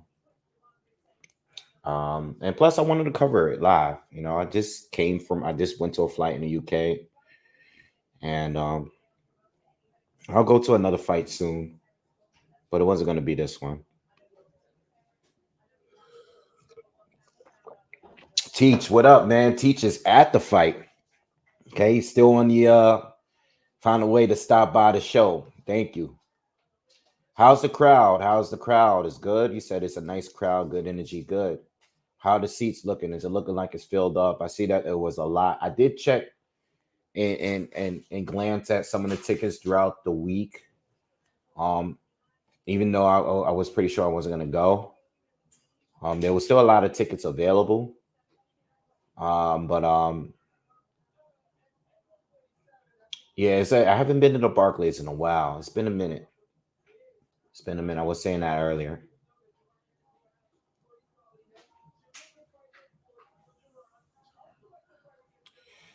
I talked about Jake Paul and Mike Tyson. I don't see Jake Paul losing.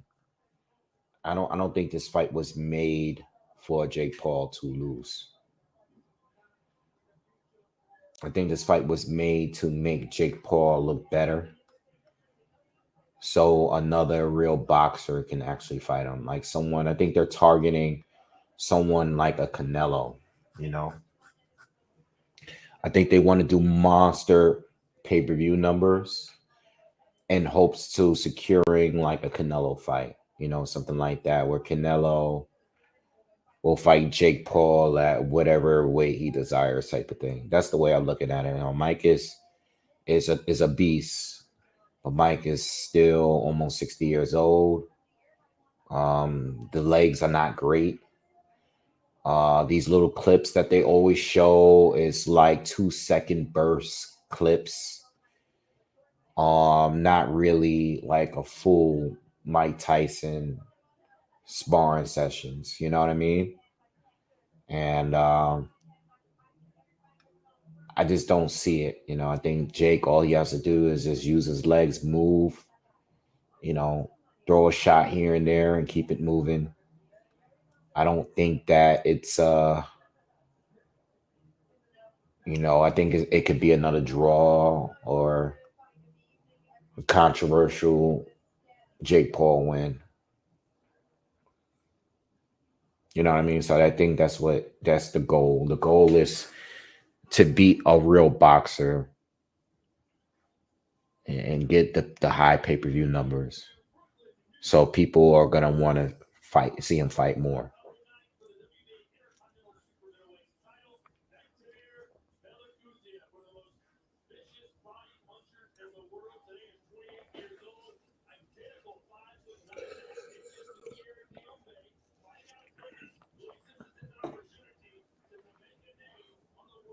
De Bombe. Is it Diombe or De Bombe?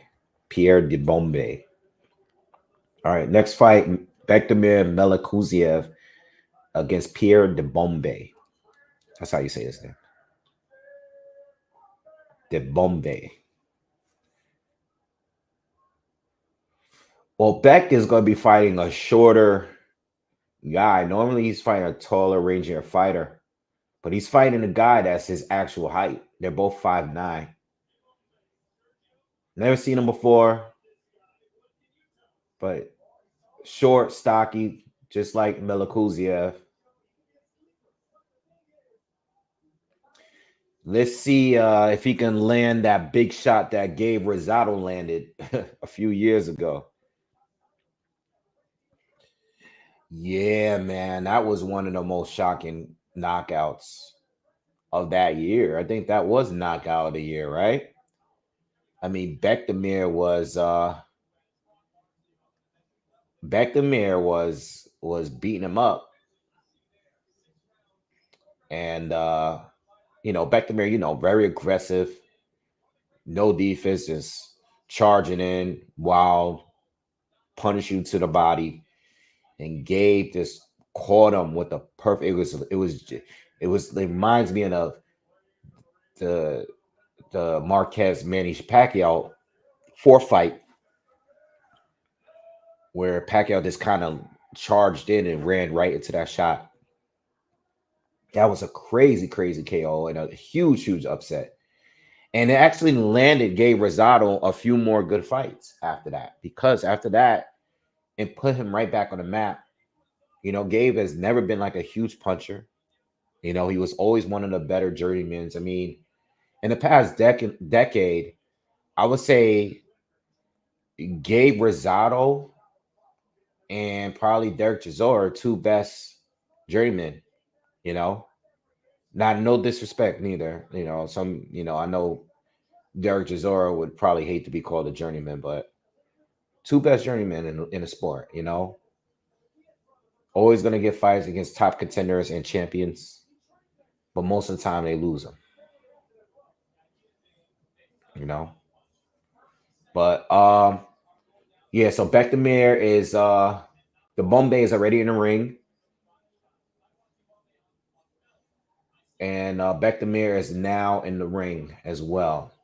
All right, so let's get it.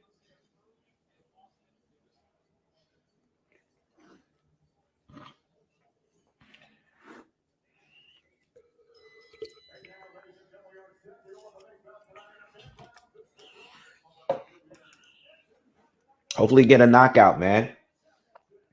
Bektamir, we already know how he fights. He likes to attack the body, not great defensively, but he likes to charge in and just abuse you to the body.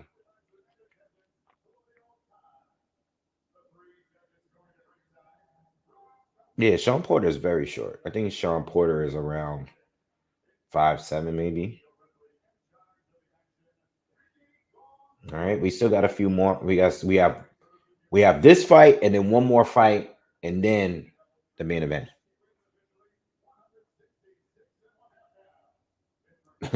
Thanks, Lucas. I appreciate your comment.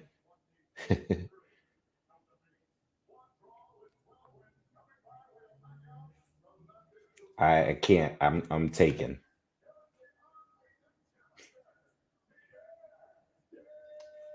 Talking about the girl on the TV, not the fighter on the TV. Yeah. Lucas trying to get me in trouble. Philly Tree says they being nice. Porter is really like 5'6". Yeah. I met Sean Porter. I have a picture. I think I have a picture with Sean Porter. He is short.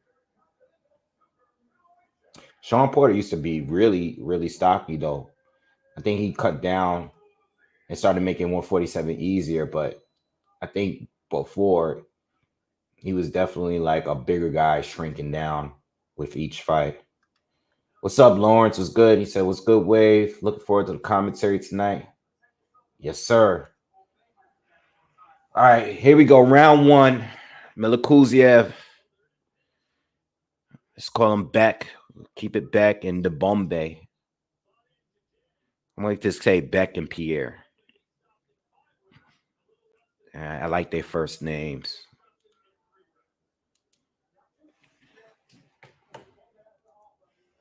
See how this goes.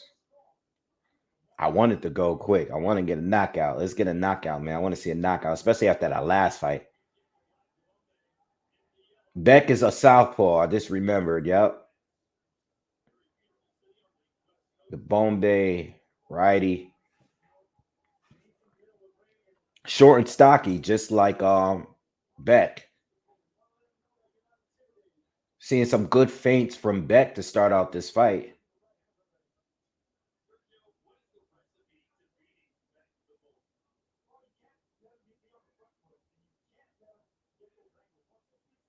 See, Beck is starting out. He's feinting. He caught Pierre biting off a couple of his feints. Not much of a jab yet, though, from Beck. They're both just waiting. Oh, good straight left hand from Beck.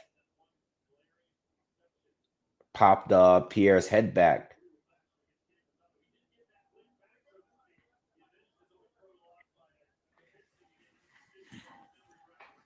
Good right hook lands for Beck to the body. Good jab from Pierre.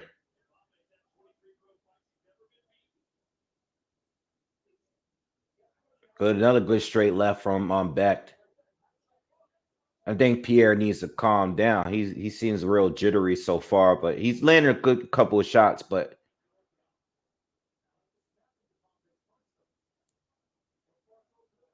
good feint from Pierre.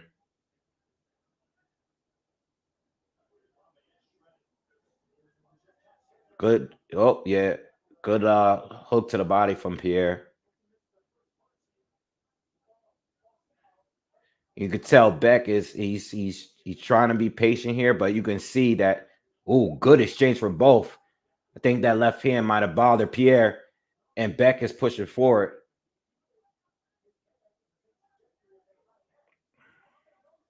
I think Beck is like trying to take it easy, but you could tell he's anxious and he's ready to just jump in there and brawl.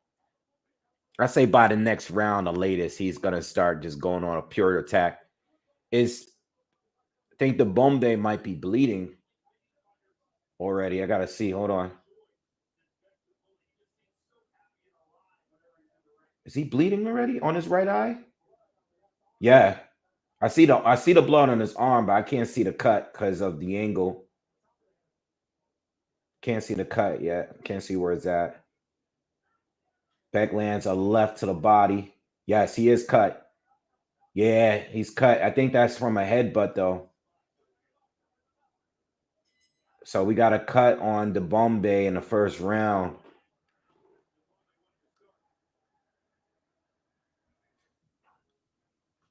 All right, what's good? Let's catch up on. Clarissa's a little mad. I mean, she's usually mad.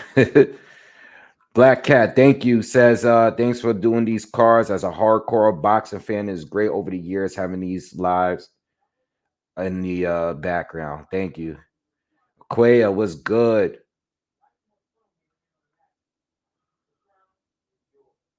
How long roughly into the main event? I mean, they're saying the official walkout is at 11, but you know, I'm thinking like at least we still got another fight to go after this one. So I really don't know.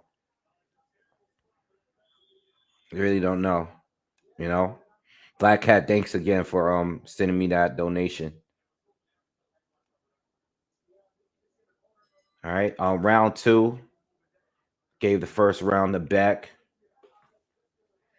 I think Beck is just waiting. Like he's charging up. He's ready to go crazy in a minute.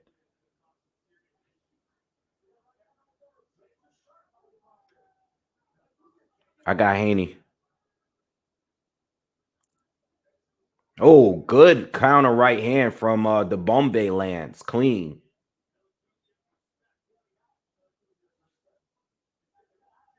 Let's see how this fight goes. I mean, listen, if the Bombay can slow this guy down and land some clean counters like he just did and keeps this guy.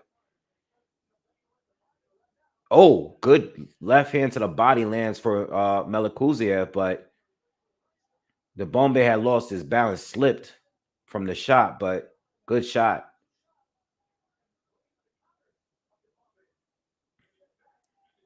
But Beck has definitely landed some good shots to the body so far in this fight. I know we only in the second round.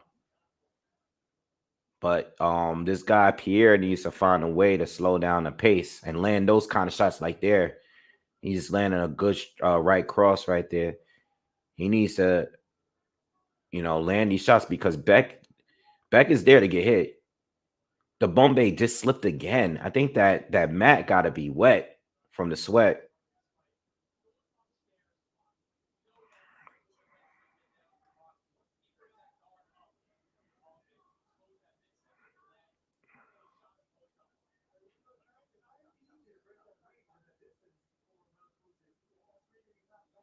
All right, we just over a minute left in the second round. So far, a good technical fight from both. Pierre Dembombe, first time seeing him. He's landed some good, clean shots so far. That cut is bothering him, though. He got a cut from the first round. And it's bad. It's really bad. The ref is timed out, and he's going to let these guys take a look at it because that cut is nasty. They might. It looks like. They got it close.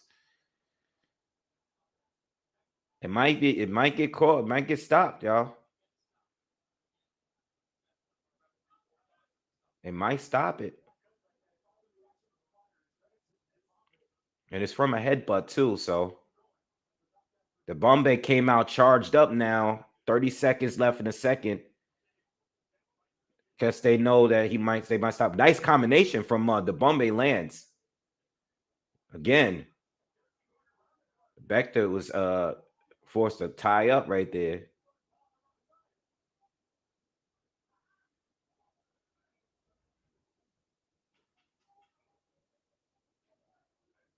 Good body shot from Beck.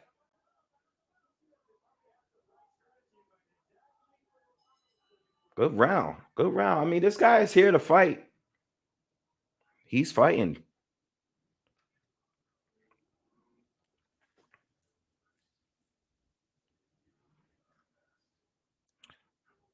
Imagine Beck moved down and fought the winner of Shiraz Williams. That would be a crazy. Yeah, but I don't want him to move down. I think he should stay at 168. I think he should stay there, I mean, Canelo has all the belts, and I think there's opportunities there for everybody at 168. It's not too many guys that he would have to go through to get to the top of the rankings. It's good, smooth will. Yeah, so I think I don't think he should try to come down and wait or nothing like that. I think he should stay exactly where he at.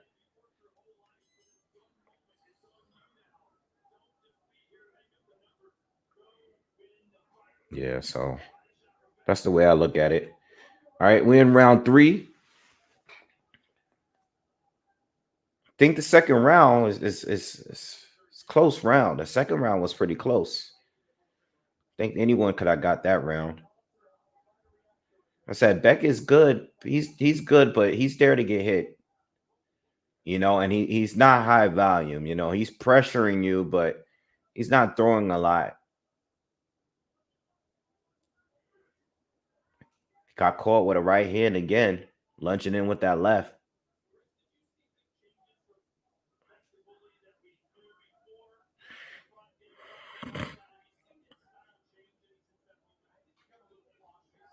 I would like to see Bekdamir against Mbili. That would be a good fight. Mbili, pressure fighter, high volume puncher. Guy comes straight at you. Him against Bekdamir would be a great fight at 168. That'd be a good fight. Oh, Beck lands the left, but Pierre counters him with a left hook. Halfway through the third. Again, that blood is still streaming from that cut. It's still a stoppable cut, I mean, they're letting the fight continue. It's still competitive. The Bombay just slipped again.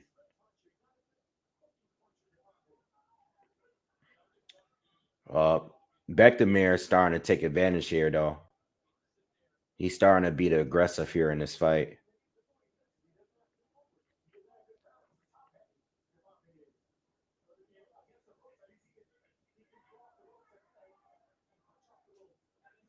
Good shot from the Bombay right there. Caught him with a right hand. Bektamir keeps looking at the ref and complaining about the head. And I think it's just, it is what it is. I mean, you both are coming in. He's orthodox. You a southpaw. You guys are just gonna come in as part of the game. Good left hand from Bektamir lands. And these guys are starting to these guys are starting to let their hands go for real.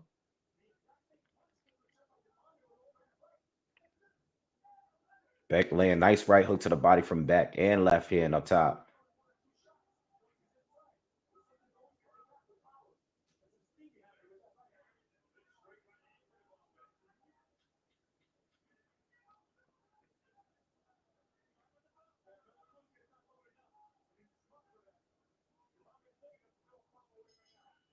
Good round, good third. That's Beck round. That eye is leaking, y'all. I don't know, man.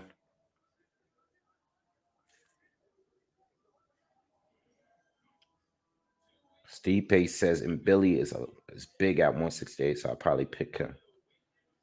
Yeah, I mean, I think it'll be a no nonsense fight.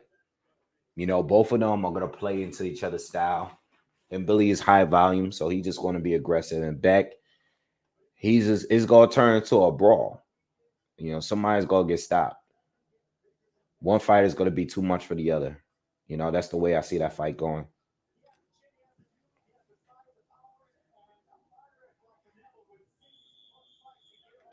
New Rich, I don't want you to do nothing. You're here. I'm not watching you. You watching me. Stu, how you gonna come to my video and tell me I want you to watch me watch the fight? I don't want you to do anything. I don't know you, bro.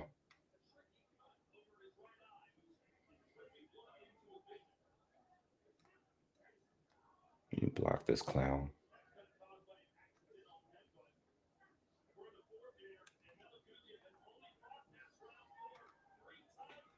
Anyway, back to the fight. We're in the fourth round.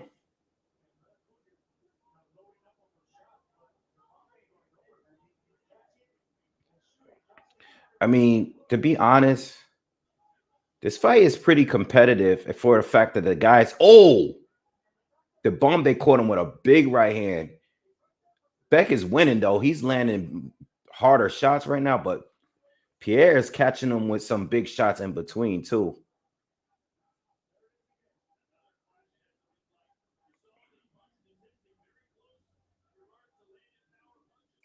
I mean, Beck is getting caught with some big counters. Beck, you find a guy with one eye at this point. You know, I think Beck should. He just keeps getting hit. You know, for a guy that can barely see you. Oh, good uppercut on the inside from the Bombay. Cut is nasty, but the guy is still holding his own, man. And that cut has been there since the first round. Another uppercut from the Bombay lands. See, I don't know if he can hurt Beck though. I don't know if he has the power to hurt him, but he's rocking him. Uh-oh. These punches, they starting to load up a little bit more.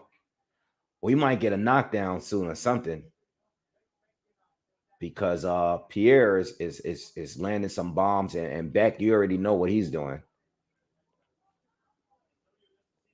45 seconds to go in the fourth. Good round. Good fight. Oh, good counter. Oh, good combination from the Bombay. Looks like he's getting a little tired though.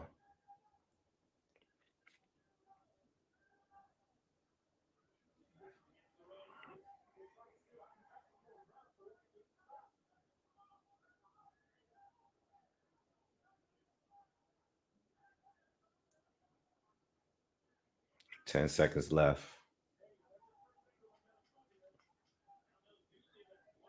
I want to see somebody get dropped.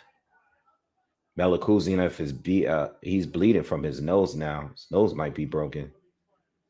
He caught some big shots in that round.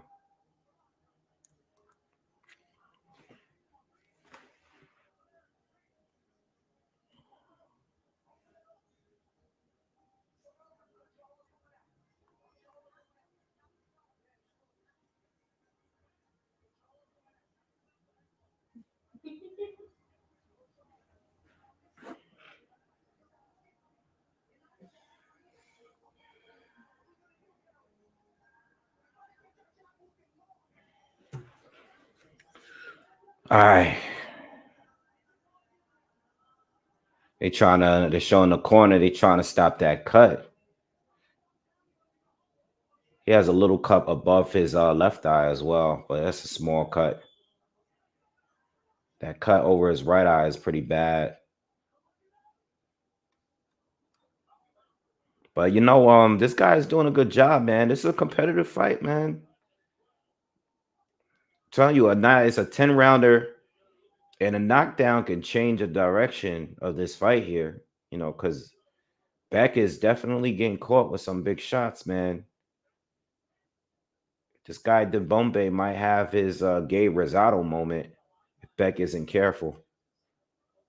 Good right cross and left hand lands for Beck. Oh, Beck is caught. I saw that headbutt, another head clash, and now Beck is cut. Oh, his cut is even worse. Oh, Beck got a bad cut over his left eye, and it's twice the size. Nope, that wasn't a knockdown. He looked like he was tripped.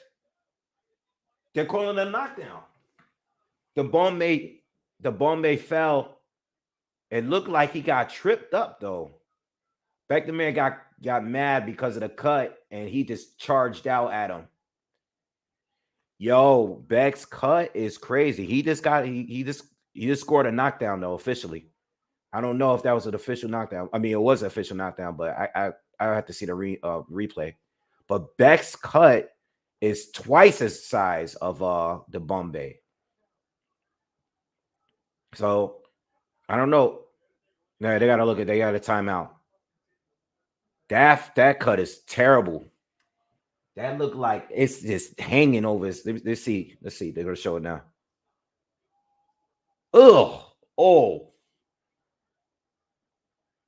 His whole eyelid is they gotta stop it. He's gonna let it. Oh, he's letting it continue. Yo. Nah, that cut is worse, man. The Bombay's cut is bad. But Beck's cut is like, it looked like it's hanging. It looked like his eyelid is just hanging. All right, let's see. I mean, it's an even fight now, like you said, Robin Hood.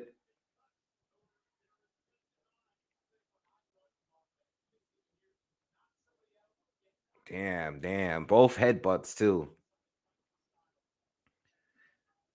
Beck feeling pressure because now he's being aggressive. He throwing this guy on the floor. Oh man, Beck has turned this into a street fight. I gotta still see if that knockdown was legit. Oh, Beck is all over him. He's down again. You got hit him in the back of the head. But Beck is just turning into Beck is pissed. He's not even boxing no more. He's turning into a street fight here.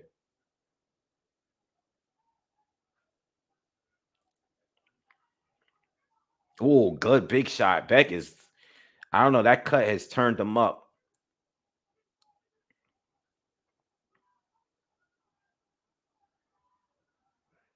Beck is beating him up this round, y'all. That cut woke him up. He's catching him. He's gonna stop him. He might stop this guy. This guy look exhausted. The Bombay looks exhausted. Oh, almost sent him after the bell. Oh, wow. This is a real fight, y'all. This is turned into something else. We got to fight.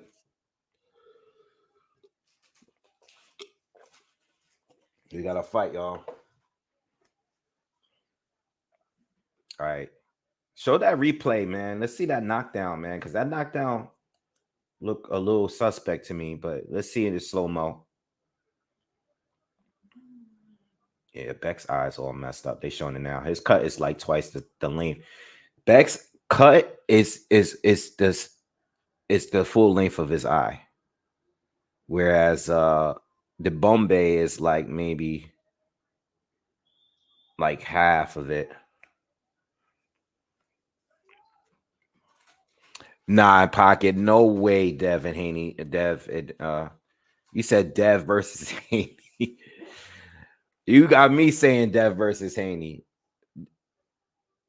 Dev versus Garcia is not going to be boring. No way.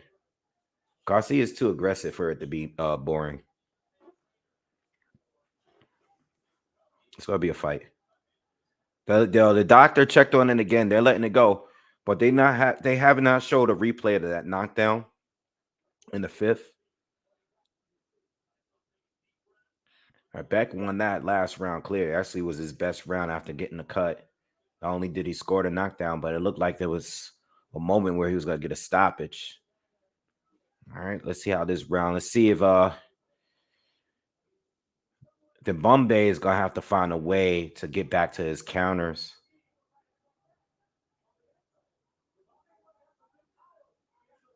Oh, the Bombay caught him on the inside right there. Oh, the Bombay is coming back. And Beck is back to bleeding. It's the best fight of the night so far, in my opinion. Oh, the Bombay went down on the knee again, but the ref saying that it was a slip. But he did catch Melikuziev with a good shot on his way down.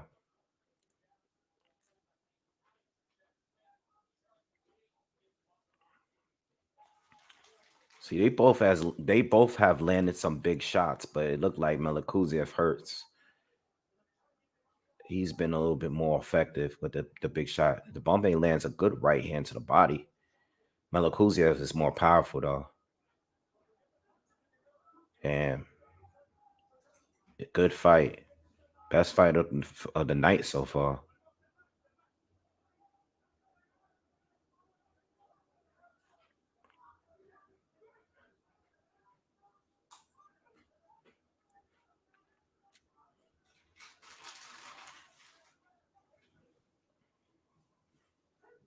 Hopefully it won't get any more headbutts, man.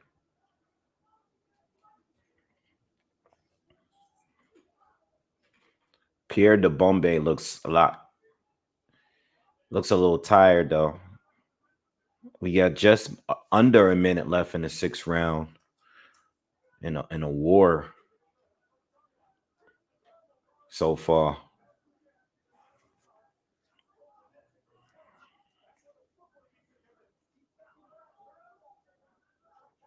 And Beck is still in control in my eyes, you know.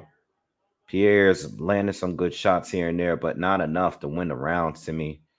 Oh man, these head clashes, they come so close to bumping heads.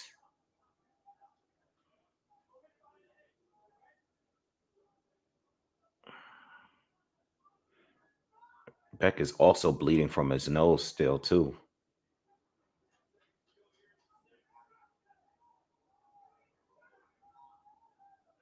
Beck is really pushing the pace here. Good round, good round. Good fight.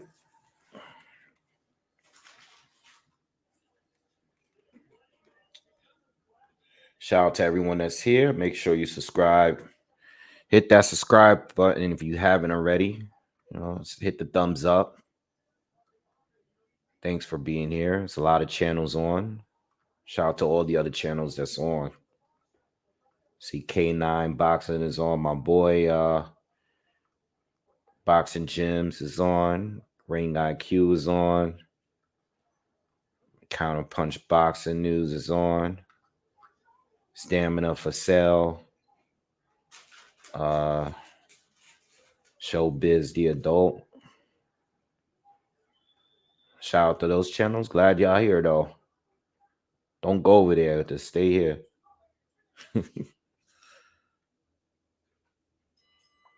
All right. All right. Round 7. This is a 10 rounder. Again, it's a 10 rounder. All right. Melikuziev is in control. You know, the Bombay is doing a good job, but Beck is in control of the fight. You know, he's the general right now. Unless something changes, he's even scored a knockdown. Good opponent though, tough guy. Never seen him fight before, but good, solid opponent here. Oh, good hook and straight left, but nice counter from the Bombay. Just they gotta watch out with the heads, man. Their heads, they get so close to.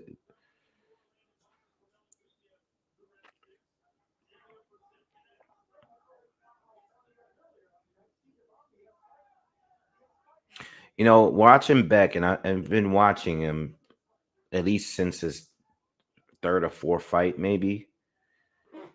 I, I'm I'm not seeing like I'm seeing subtle improvements in his game, but not many.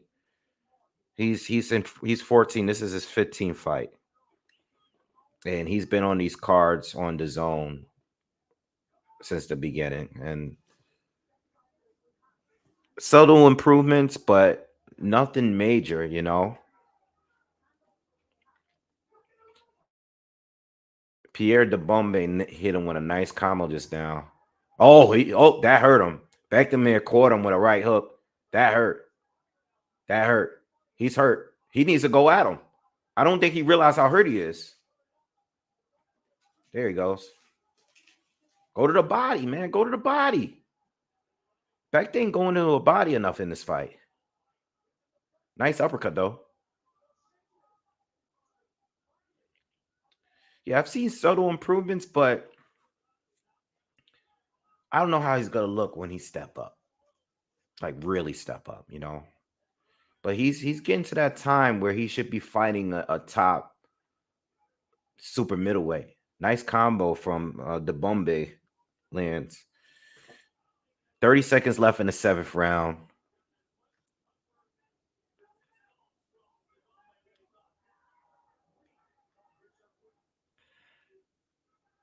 EK says $200 Ryan tries to bite Haney's nose and humps the ref.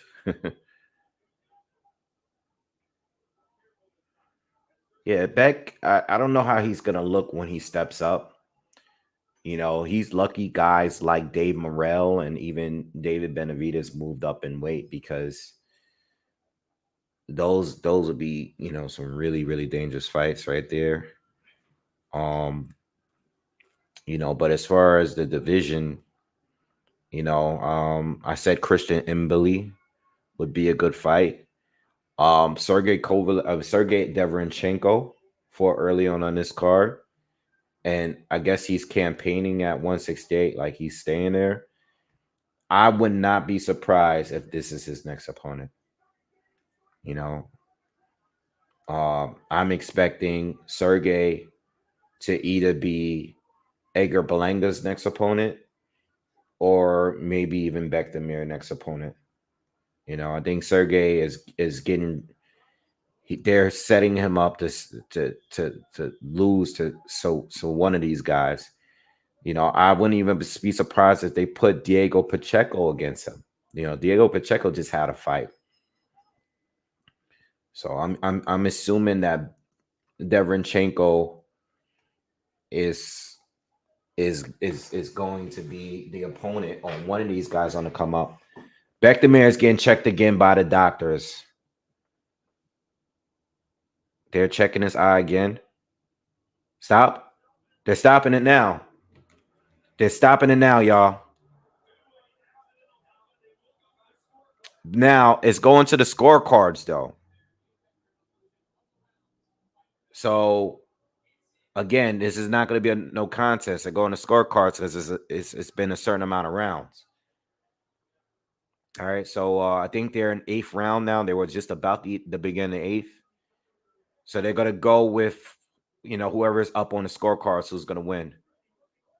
They both got bad cuts. I mean, you know, I guess they wanted to let it continue a little bit so they can get an actual winner instead of making it a no contest, because the cut was already brutal when it happened. They're showing it now. The cut is bad. E class, thank you. Appreciate the love, bro. Appreciate that. The cut is bad. It's been bad since the round happening, but now we're gonna get a scorecard and an actual winner.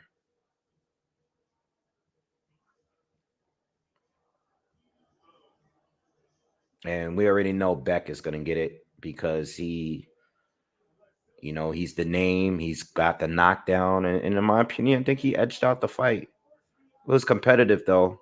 Them headbutts was bad though. They're showing the second one right now. Man.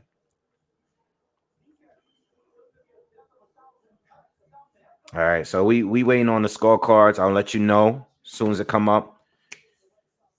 Stipe says the Bombay looks like he's happy. He doesn't have to fight another round.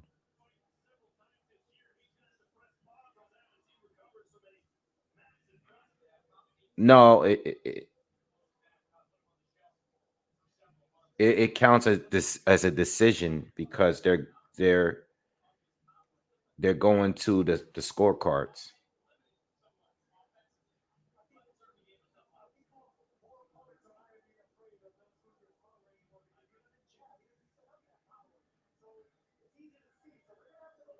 So we wait on it now. I would like them to just at least replay the knockdown from the fifth round, which looks suspect because they haven't done that yet.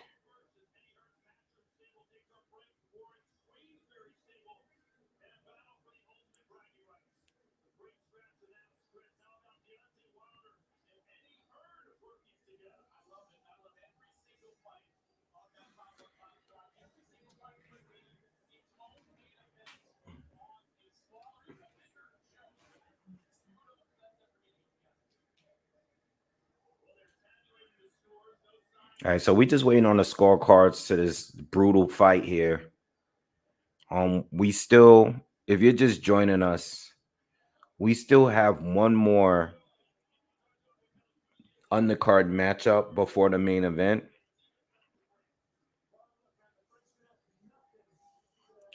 Yeah, I would. People asked me tonight. I even said that my dad asked me if I wanted to go to the Saudi card. It's crazy because my sister is at the fight right now, and she doesn't even watch boxing. She just texted me a picture of her in the arena watching a fight, and she got great seats. Had no idea she was going. She's just there asking me if I'm there. That's crazy. My sister's at the fight. This one,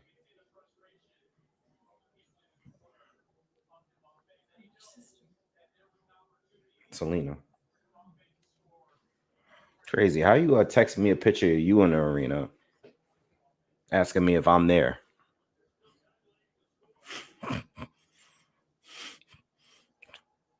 How the hell you get there and didn't invite me? Nah, somebody probably brought her out.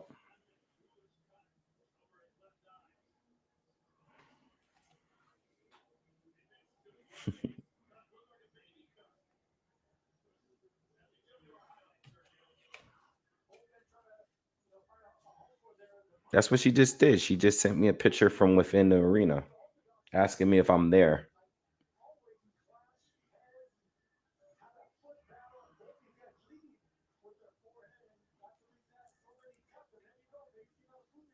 He said, ask your sister to turn on boxing. That's where you're at. No, Haney and Ryan is the next fight after the next fight.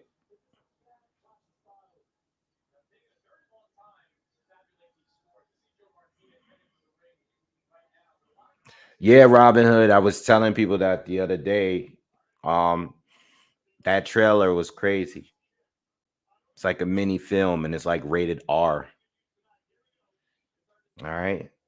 Um, the the next fight we got Arnold Barbosa Jr.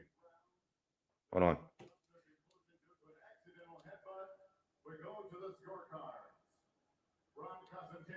And Kevin Morgan scoring 79-73. Glenn Feldman 78-74. 79, 73, 70. Technical unanimous decision. And still WBA Intercontinental Super Middleweight Champion. Back to Mir got it. 79.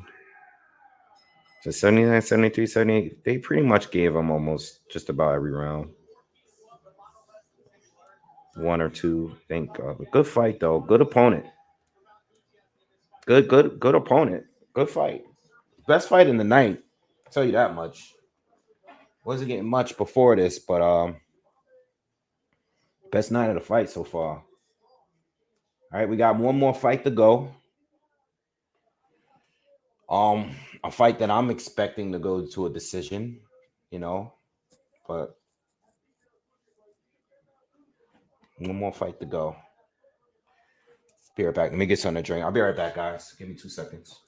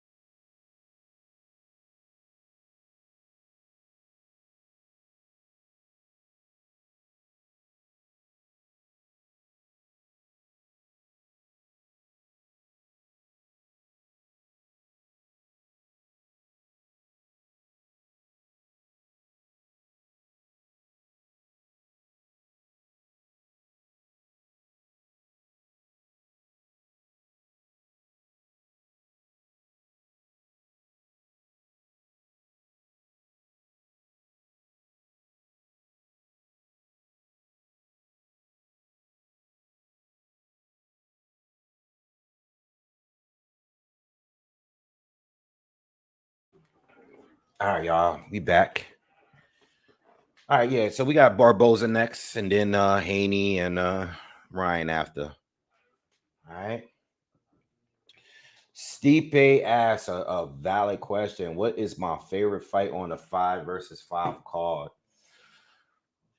I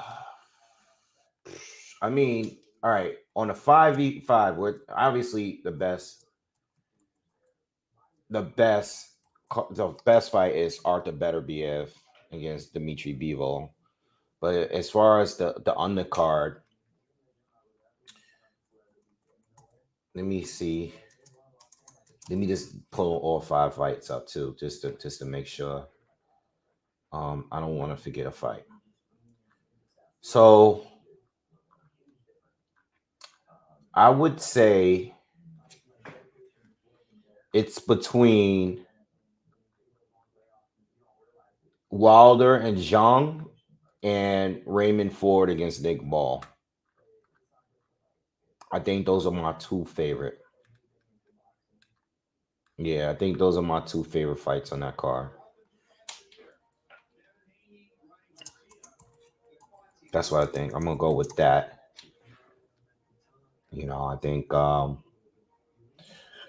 I think the Ray Ford Nick Ball fight is a better fight, though. I think that's gonna be a better fight. I think the third is probably. I mean, all fights are good. None of them fights are gonna be boring. I just think that. Yeah, they're all good fights, bro. All the matchups, look good. I'm trying to I guess Craig Richards against Willie Hutchinson is the only it's a good fight, but it's not crazy, nothing crazy. But Shiraz against Austin Williams is great. Ball against Ford is great. Triple D against Hergovich is great. These are all great fights, man. I really can't complain.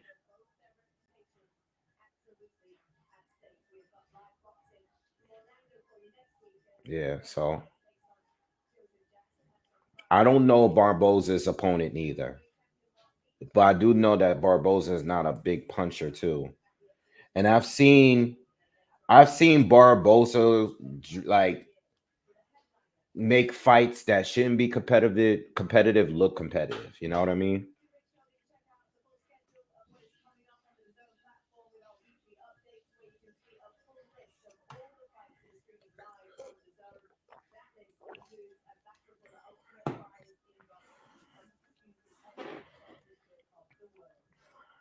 Yeah, so I think I'm gonna go with I think Ford and Ball is going to be the best like fight as far as action. I think Wilder and Young might be slow until someone gets clipped with a good shot. Like I think the fight is going to be more technical than y'all expected. You know, I think uh I think Hergovich and Triple D is going to be a fight like from the jump. You know what I mean? Because Triple D, he's just coming straight at you. You know, and Hergovich is going to welcome it. You know, so I think between as far as action, like pure action, it might be between Hergovich and Triple D and Nick Ball against Raymond Fall. I think those two fights are going to be action from round one, in my opinion. Wilder and Zhang, I'm expecting to be more technical until someone lands a big shot. I think Hamza and Austin is going to be, you're going to have slower rounds and you're going to have rounds where there's going to be some action, so it's going to be like a little back and forth thing. And I think Hutchison and Craig is going to be a good pace fight. I don't think the fights, I don't think these fights, I think they're good matchups, right? Like good matchups as far as like almost being even, but I think they match up well. Like, like Craig is a good opponent for Willie Hutchison. Willie is he's fast. I did get some time to check out his fights. I think it's going to be a good fight, you know?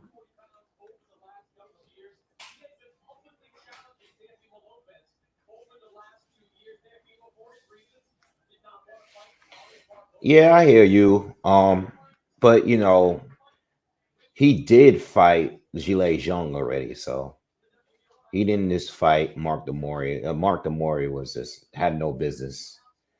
He clearly had no business being in there. Yeah, but honestly, I have no complaints. I think all five fights are good. Um, I cannot wait for that card. I think the entire day it should be. I can't wait to just cover the card.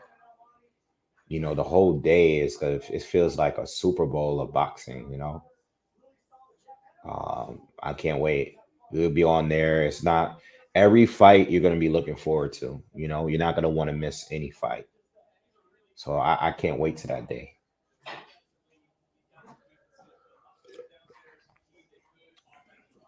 All right. So Arnold Barboza is just left his dressing room and he's getting ready to do his ring walk. I'm not familiar with his opponent McCombe. All right, but I'm gonna cover it like I normally do. But this is the co-main event, y'all. Looks packed in there. I mean, from what I'm seeing, and even the picture that my sister just sent me from inside the arena, it looks pretty packed in there, man. I mean, all the way to the top. It looks pretty packed, you know. So it looks good. Yeah, I thought about going, man. I thought I was like back and forth. I was looking. I was looking at the tickets. Um, no, I never fire stick fights on live coverage for a fight.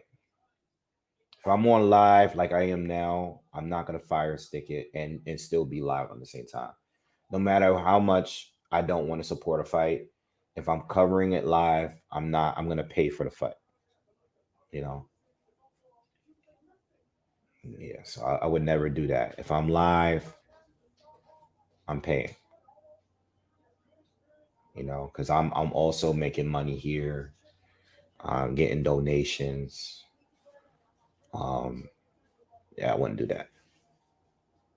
But if I'm just watching a fight somewhere and I'm not home, I don't care. you know.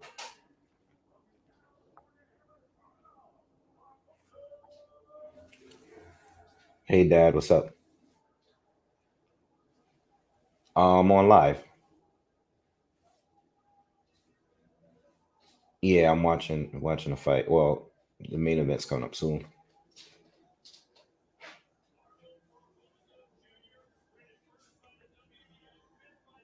All right, I'll call you back. All right. Dad said what's up. All right. Yeah, somebody told me recently, maybe a couple months ago, that YouTube is now showing advertisements. I know nobody wants to pay more. I understand everybody's bills is tight. I'm sure we all subscribe and to a bunch of different apps and streaming apps as it is, but I think YouTube Red is well worth it. I've been subscribed to YouTube and paying a monthly because I can't do the ads. I can't. I watch too much on YouTube to do ads. You got to talk about countless sports, you know, music, um, films, all the other things that I'm into. I watch videos on nerdy stuff, like so many things outside of boxing. I wouldn't be able to watch YouTube while watching ads. Like no, I'd rather just pay the subscription. I mean, I'll turn off my subscription to almost everything else before I turn off my subscription to YouTube. Like I'll turn it off on like an HBO or net. I would turn off my Netflix before I turn off YouTube. YouTube is every day. You know, and I actually have my ad settings on like the less aggressive settings because I know people have complained to me about them. I have it on a less aggressive. I've seen people with more aggressive ads and they show even like boom, boom, boom, boom, boom. You know, they'll nonstop. All right, but Sean McCombe is in the ring. Arnold Barbosa is in the ring, and the fight is about to begin. All right, so I'm gonna call it as I see it. All right, last fight before the main event. Hopefully, we could get a good fight. I like Arnold; he's good. But I've never been wowed by him. He's a guy like I feel like he's good. He can box good, but I never seen anything special with him compared to the other top guys at 140. I think at the very most, he's a top contender at the very most. But I think the moment he fights, a Teofimo Lopez or Devin Haney or Sabrina Matias, or maybe some of the other, like I don't see him being Richardson Hitchens, and I know Hitchens didn't look good in his last fight, but I would have, seeing that last fight with Hitchens, I think Arnold would have lost that last fight against his opponent. You know what I mean? He's good. He can box. He can bang from time to time, but I think when he steps up for real, I can see him taking the L. You know. Uh, Speaking of 140, I had read somewhere that Regis Prograis would take on the fight against Dalton Smith. Dalton Smith is a fighter that just stopped Jose Cepeda maybe about a month ago. All right. Everybody in the UK, I know they wanted that British dust up against Adam Azim. Uh, that Adam Nazim is, fighting Harlem Eubank now. So that would be a good fight. I mean, it'll be a good fight for Regis Prograis to get himself back in the mix, after, this last couple of fights not looking too great. And it'll be a great opportunity for Dolan Smith to pick up another really credible win. That'll be more credible than Jose Zepeda. You know what I mean? So, all right, but listen, we're in round one. Seeing Barbosa to switch to southpaw momentarily. He's fighting southpaw and McCombe again. Like I said, I've never seen McCombe fight. He's an Irish fighter. Using range so far, is doing a good job. He's a southpaw. Has that Irish style, that Andy Lee type of style. But very good on his legs. Very tricky and very he's good. He looks pretty good so far. At least Arnold's having some issues here closing distance, and he keeps switching to southpaw momentarily. I think he's just trying to figure things out. But this is definitely going to have to be a fight where he's going to have to get in range and be a little aggressive here, because McCombe, based off his actual resume, he's not a knockout puncher, but he is tricky here. He caught Arnold lunging in with a check right hook just now.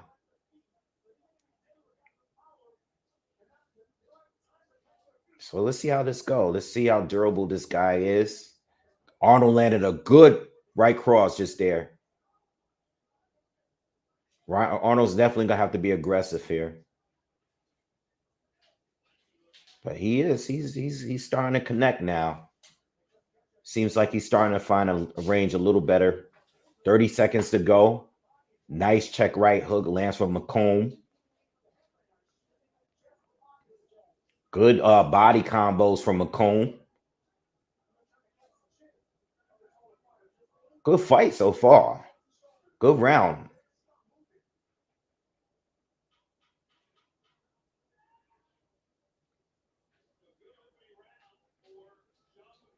Yeah, good round. He definitely got the first round. But it seems like Barbosa's starting to find a range a little bit closer to the end of the round.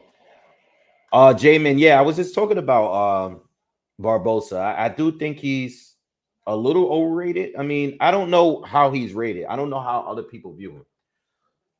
But I said to you guys, the moment Barbosa steps up and fight a champion or a top contender, I think that's where he loses. He's good, but I just don't, I can't see him beating one of the very best in the division. You know what I mean? I think TL does beat him without too much of a problem. Devin does beat him without too much of a problem. Matias, Hitchens, some of the other top guys at the division, I see him losing to. He's good, but I think, I mean, let's see how this night go. I mean, he just had a rough first round, but we still got a lot of time. I think Barbosa did find a range a little bit towards the end of the round, though. So let's see how this goes.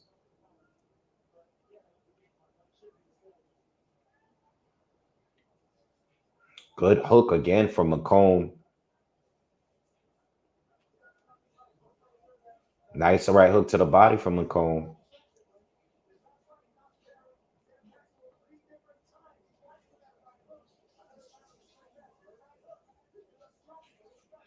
Another thing is Barbosa not only needs to close a gap, but he needs to counter off those exchanges. Like, there's periods when McCombe is throwing flurries and his chin is there.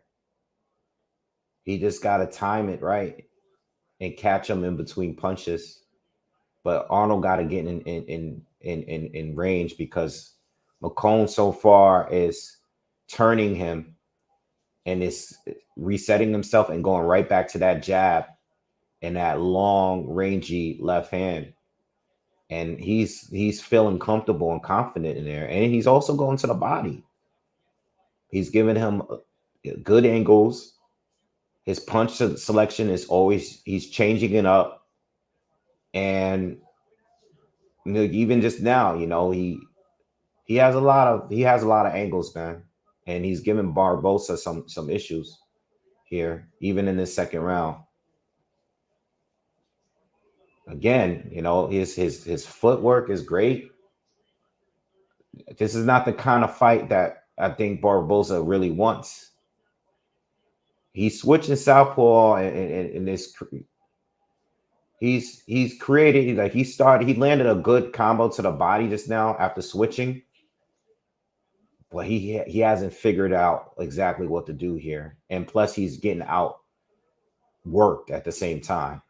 So 40 seconds left in the second. McCombe is still clearly winning the fight. I think he's even having a better round here. And Barbosa stepped in and landed a right to the body.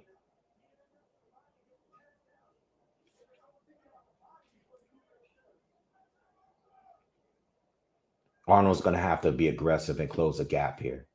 This is a fight where he's fighting someone that is trying to keep it on the outside.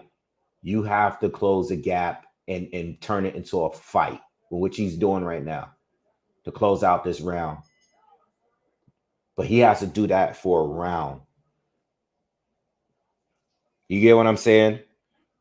Barbosa started to pick it up again and towards the end of that round like he did in the first, but he lost 80% of the round. You know what I mean? This round here, he's not going to win from the outside. He needs to step in and turning it to making it physical. Step in. Let's get some hooks on the inside. Let's attack the body a little bit more. Slow this guy down. This guy likes to move. Let's go to the body. Let's land some hard shots like he was doing towards the end. But I have McCombe up 2-0.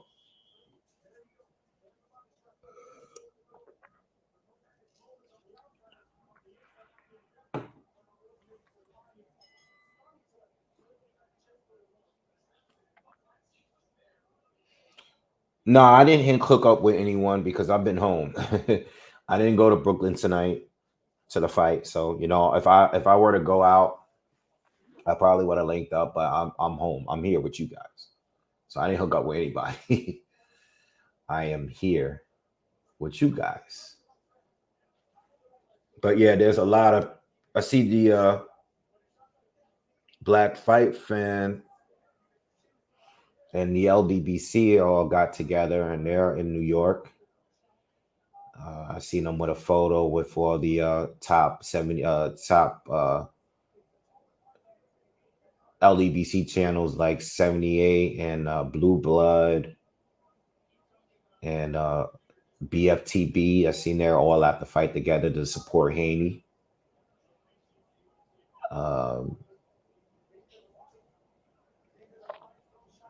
Yeah. So I'm sure there's a lot of channels out.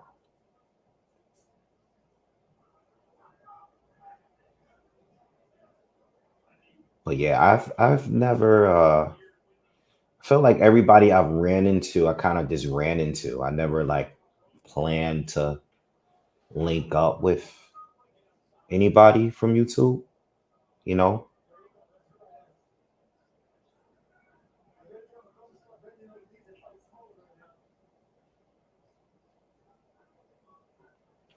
This is some good rounds here. This round here, Arnold is starting to step in now and now make it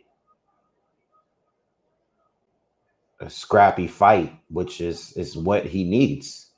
But he's also getting hit, and he's the only one with visible damage on his face on both sides of his cheeks.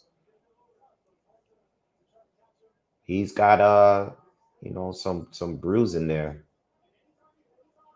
But it's a better round for him. But he's still getting hit. Good short left hand lands.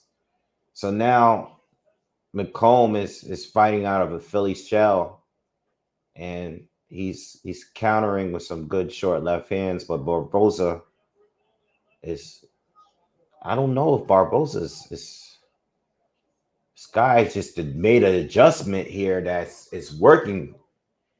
This guy is pretty good, man. Yeah, this guy is good. I've never seen him before, but it's one of those where like we seen a whole bunch of seen a whole bunch of times against a guy we never seen before, and a guy we seen a whole bunch of times is losing. It's like Hitchens the other week. You know, Hitchens fought that really aggressive fighter that we never heard of before. At least most of us never heard of before, and then from Argentina. You know, them Argentinian fighters, they're no joke, man. Those guys are tough.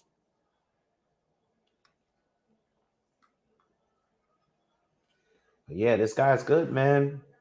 You know, I think Barbosa is kind of doing the right thing by being aggressive, but this guy just switched up his style and started fighting with that shoulder roll and countering with those left hands, rolling the punches. And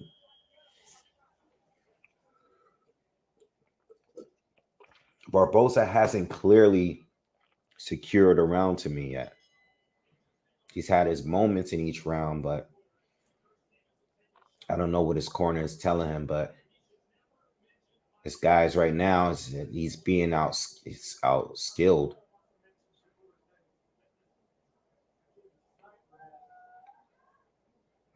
He's getting. I don't know what's gonna happen. I don't know what's gonna happen here, but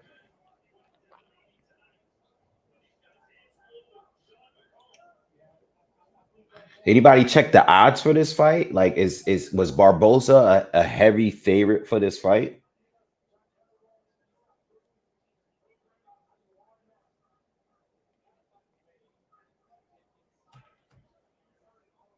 I don't know.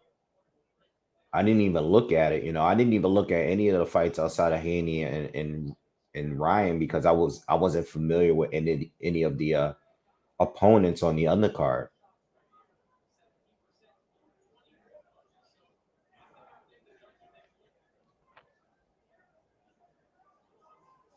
Barbosa's starting to be more aggressive here. It's working for him. Oh, good left hand. He landed a nice shot there. Yeah, Barbosa's doing a little better here. He's gonna have to fight this fight. This is the fight that he needs. You might not outbox this guy, but you could outfight him.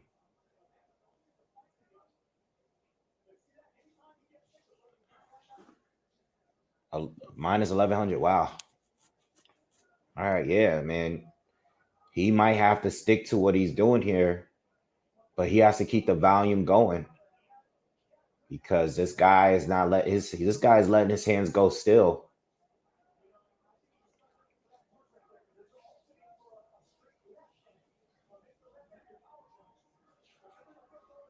$50 left in the fourth.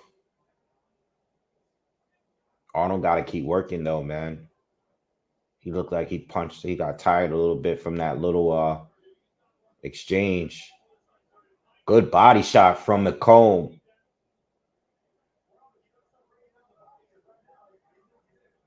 So now the pacing is going back to McCombe.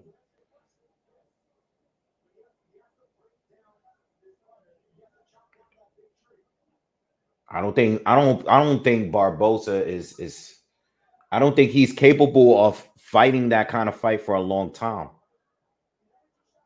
Oh God. Oh. He's getting schooled again. Started a round off strong. All right. That could be a round for Barbosa. That was his best round so far. But, you know, not a clear round, but he had some good moments in that round. That could be a round for him. I didn't even know the Crawford Madrimov press conference was Wednesday. I didn't know. I just found out today that the fight was pretty much official. Demetrius Andre is in there hitting the mitts, letting Devin hit the mitts with him.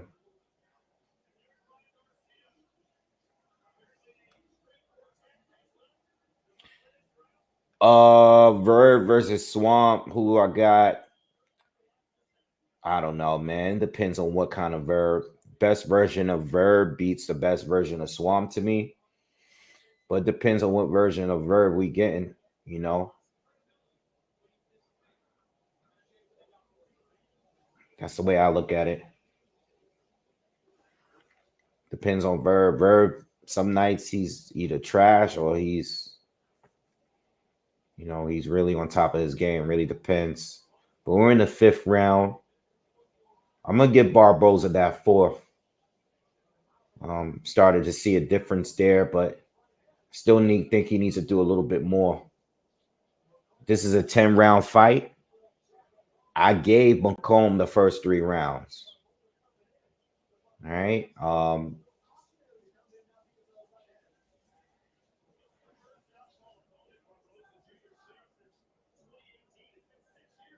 Just hopefully he won't get a robbery here.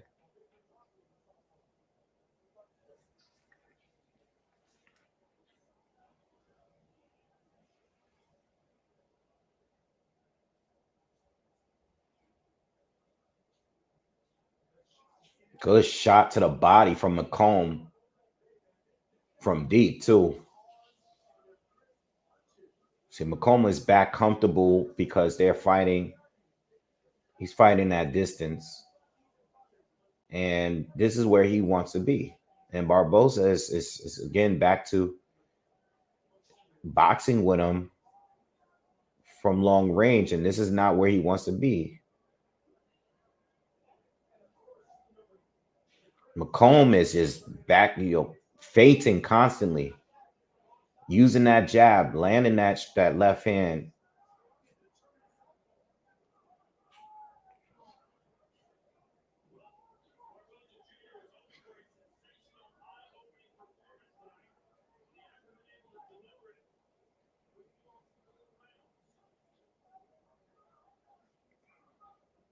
McCombe using that Philly shell, man, rolling those punches off and countering with that right hook and that short left. You know, Barbosa's hitting them, but most of these punches are landing around them and on the arms. And a lot of them are getting rolled on the shoulders. McCombe is landing the cleaner punches, in my opinion. It's getting schooled, man. This is sad. Oh, man. 20 seconds ago. Clear McCombe round so far. And I don't even think Barbosa has the power to change the fight around like instantly, you know?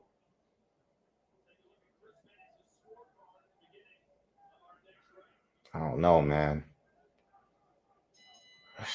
Tough fight for Barbosa, y'all. What do you guys think?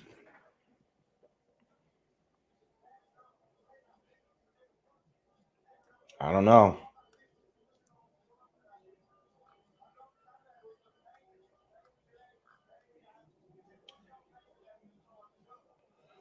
It's a funny question. Which character? Yeah, smash the like button, please. Thank you.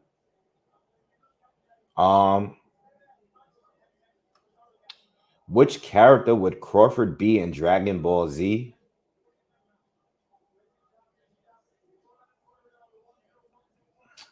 I don't know. That's a good question. I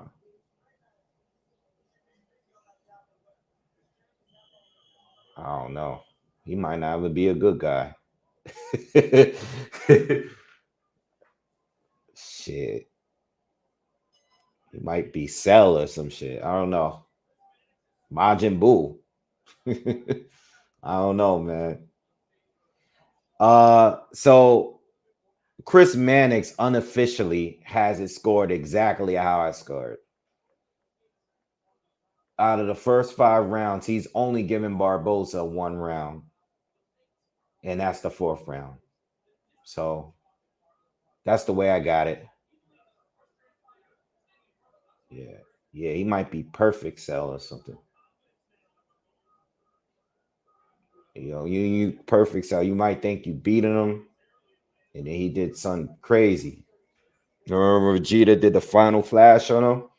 He started laughing at him, and then Cell washed him, put his face in the ground. That's Crawford.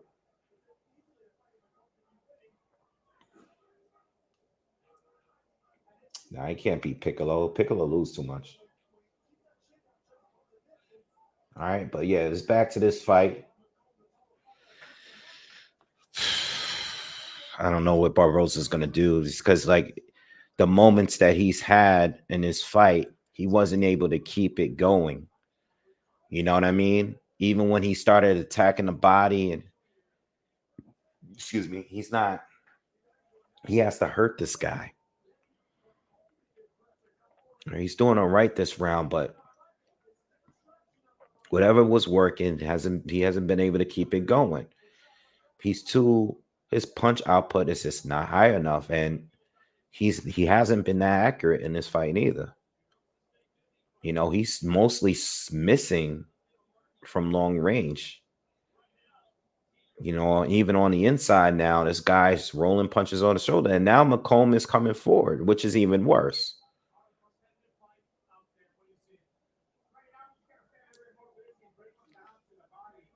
You know, again, look, just now, Barbosa led with the right hand, lunged in and drew the right hand, and then drew a swivel jab, missed both. Combs just stepped back and landed a check right hook. Oh, caught him with a straight left that backs Barbosa's up. About 30 seconds left in the 6th round, and another clear round for McCombe so far. Oh, man, I wish I looked up this guy before this fight, man. I would have definitely picked him over. I mean, if he looked like this in another fight, I would have definitely picked him over Barbosa. Never been sold on this guy. Plus 1,100 is crazy. Crazy.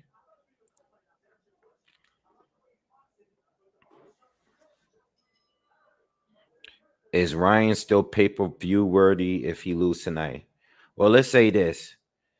If he loses tonight and the numbers weren't good, then no. So let's say that. Because he can lose and the pay-per-view numbers still could be pretty damn high. And if that's the case, then he is still pay-per-view because he's going to sell a fight. And at the very least, he can get people to watch him in Rolly, you know, or they can get Broner from wherever he's at, you know, or do some other influencing fight or something like that. There are still fights that he can do where people will tune into, you know, or he can try to pick up a title.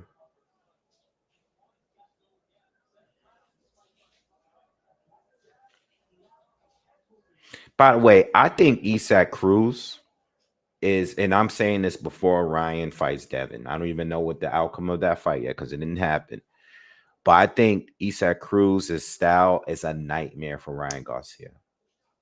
I honestly think that is a terrible matchup for Ryan Garcia. I think Isaac Cruz's style is just not good for certain fighters.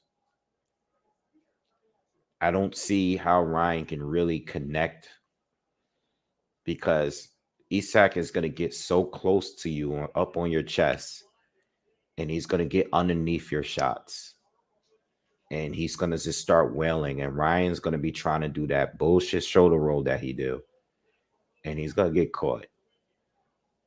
You know, I think Isaac Cruz is somewhat underrated because he's just one of those guys that no one's going to look great against, in my opinion. I think he loses to some guys, but I don't think anyone looks great against him. I don't think anyone looks good. It's because it's the angles of where he's throwing from. I think most of these guys, him being so short is his advantage. I don't think most fighters look good against him at 135. I think 140, I don't know. 140, he's very, these guys are a little bigger. So I think the power might not carry up as much as it did in the 135. But at 135, I think he's a hard fight for anybody, for sure. Including Devin Haney, yeah. I think Devin will win, but it's not going to look good. Same thing with Shakur. But I think he beats Ryan. I think he stops Ryan, actually. I think Isaac Cruz stops Ryan Garcia. And I would have been told you that. I don't think Isaac Cruz that's just not a good fight for Ryan to me. Ryan needs to beat Rolly. They could sell the fight. They could act crazy. And that's it. You said Sergio Mora is being biased towards Barbosa? He's clearly losing a fight. This is not even worth commentating. He's getting schooled. Just give me the decision already.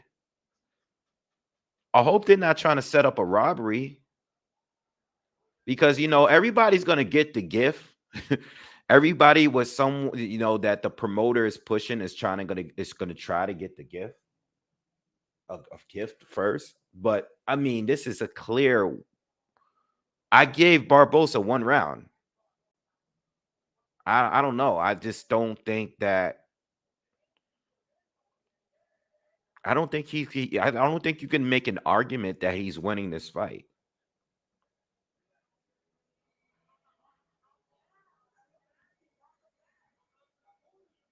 Yeah, Gary Russell would.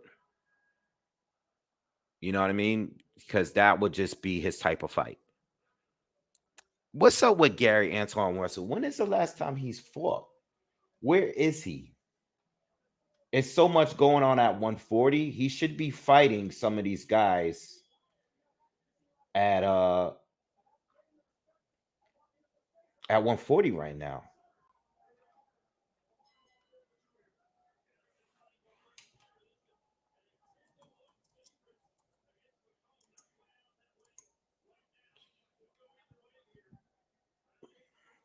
Gary Antoine Russell needs to be active. He fought a guy named King Cruz back in August, and his last fight before that was in July against 2022 against Rances Barthélemy. What is going on with this guy? This is crazy.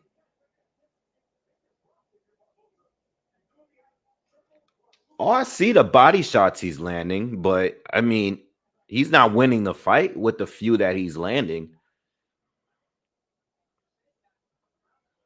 I don't know. I mean, Sergio Mora is the expert, so I'll just leave it at that. He's the real boxer, so if anybody knows, he knows. Ooh, good right hook.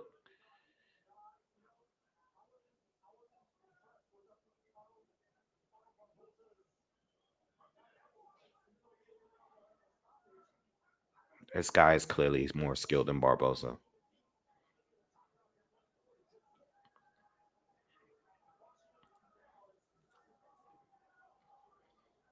But I can see McCombe losing to the other aggressive fighters at 140. Like, this wouldn't work against Subriel Matias. This wouldn't be enough to keep him away. Barbosa's having good moments here, but he's still getting caught at the same time. I see McCombe losing. Ooh, good shots land from Barbosa. I see McCombe losing to some of the other pressure fighters at 140, like a Gary Antoine Russell or like a Subriel Matias. This style wouldn't work alone. He would need more. He would need power. He would need a little bit more pop. Matias would walk through him and cut off the ring. And I think Gary Russell would probably do the same. But Gary needs to get back in the ring, man. It's just sad seeing these guys in their primes just not even getting any fights, man. He's just on the bench. He fought once last year about against some guy that's not even like he's like no one even knows who he is. Sad. A year ago, damn near a year ago.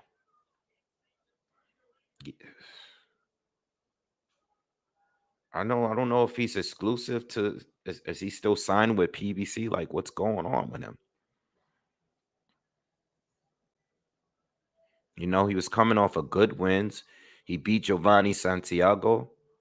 He beat Victor Posto, and he beat Renzi's Barthélemy. And then he fought this guy King Cruz last year, and he hasn't been in the ring since. And I don't even know if he's on a card or anything.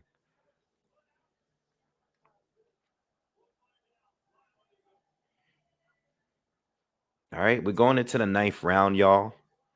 Remember, this is a 10-rounder. That was also a decent round for Barbosa. So, I mean, even if you give him that, you know, I didn't watch the whole round, but if even, I mean, I still thought the only round he clearly won is the 4th. So I don't know what happens here, but he needs to pick up the pace now and fight as if he's down on points. I don't know what they're telling him in the corner, but he needs to win these 2 rounds. I think if he won these 2 rounds, they can at least give him some kind of help by drawing it or whatever. But I don't know.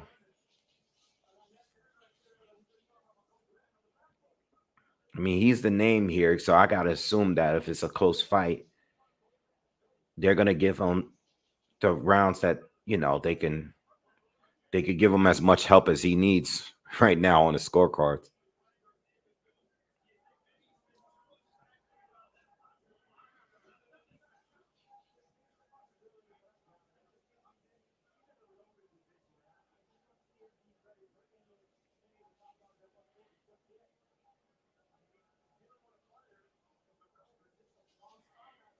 Good 1-2 from Barbosa there.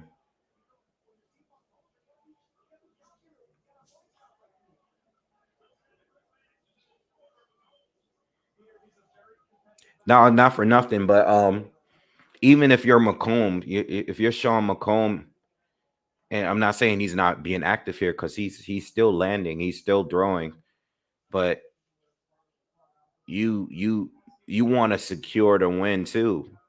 I don't think these are rounds he needs to lay off. I'm not saying he is, but there's periods like right now where you're going 15 seconds of just staring at each other. No punches are being thrown here. We don't know how close the judges have these rounds. And being that you're the guy that's the unknown person and you're the underdog, you kind of want to press and secure the win. Like Jimenez did earlier against Ramirez.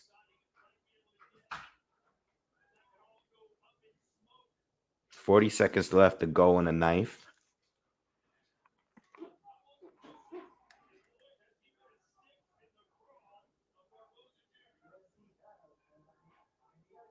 $30 left to go. And now it's just neither one of them is doing much in this round, to be honest.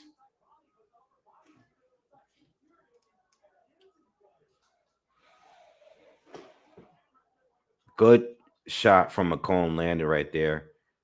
Caught Barbosa's lunging in like he's done all fight long. Close round. I just think McCombe is giving me cleaner punches here, more consistent.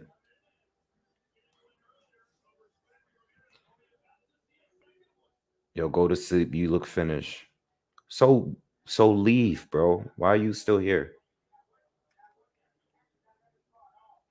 Can't have it with these clowns in the comments. That's just trolling. Teofimo would have destroyed Barbosa. You know, but Barbosa wanted him. I think Barbosa wanted him when he was still with Top Rank, and I think that's part of the reason why he left, right? Yeah, Tio would have destroyed him. I think so too.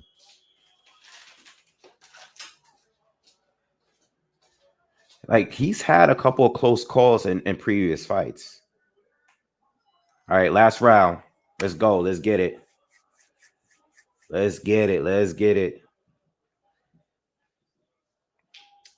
Chris Mannix gave Barbosa the 4th and 7th unofficially. Let's see if he picks it up this last round here. He's coming out aggressive. Let's see, but he's getting cut. He's getting caught on the way in.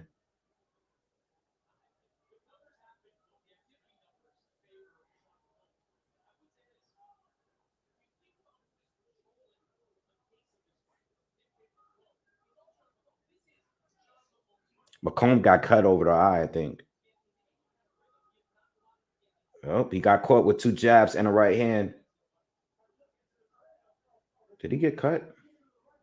Is he cut on his right eye? Can't tell. Yeah, I think he might have a little cut there. I see it.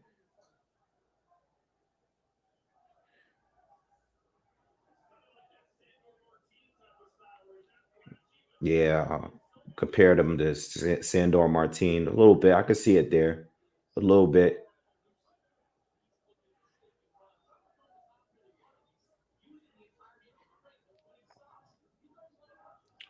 Nice aggression from Barbosa this last round. I don't know if it's going to be enough, but he kind of has Sean pinned against the ropes. Sean is rolling a lot of the punches though, but looks good for Arnold.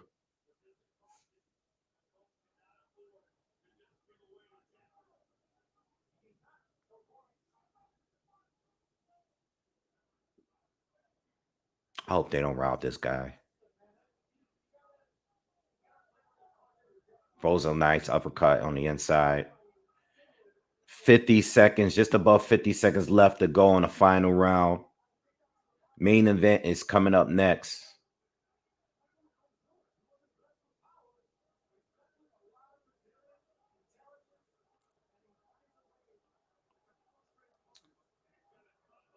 Are they booing? Yeah, I think they're booing. They're booing. I've often, like, as many cards as I've done on here. As many cards as I've done on here, I always say you gotta have a fight as a co-main event as the fight that's gonna get the crowd hyped up for the main event. Regardless of the names and anything. I'm talking about the actual matchup. You cannot have it's not a bad fight. It's not a bad fight, but you gotta have the matchups work where it gets the crowd into the fight. You know? I'm sorry, McCombe did a good job boxing, but his style is not gonna get the crowd into a fight. You know? I don't even think Barbosa's style is that kind of style either, because Barbosa was forced to fight aggressively, and he's not great at doing that. You know, I think McCombs won the fight. You know, a couple of the fights, a few of the rounds were close, but yeah, in these cards here, you gotta get that last coin.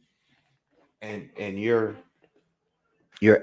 marketing this fight as the co-main event. This is the only fight outside in the main event that's next where you actually did like full ring walks, you know? So if you're gonna do that, you gotta get that fight to be a good fight, a good matchup. And I thought the last fight with Bektemir was a pretty good fight. You know, even though it ended in You know, they both had bad cuts. It was a good fight. You know, not a great fight, but it was a good one.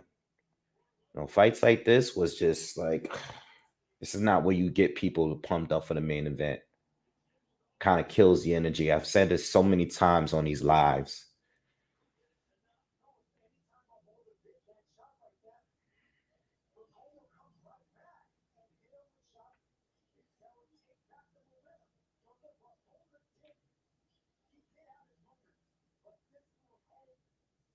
Let's see what they do. What do you guys think they're going to do? If you guys seen the fight, do you guys think that they're going to give it to McCombs? I think they're either going to, I think we're either going to get a draw or McCombs win a decision, a split decision.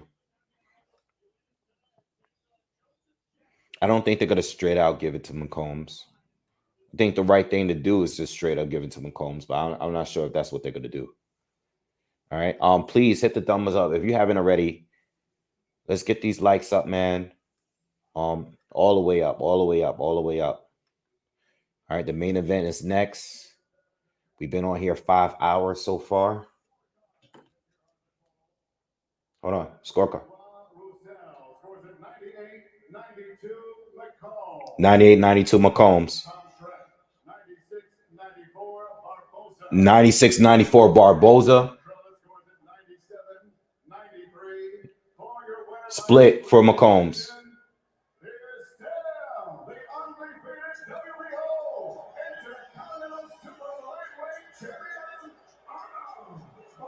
They robbed them. They robbed them.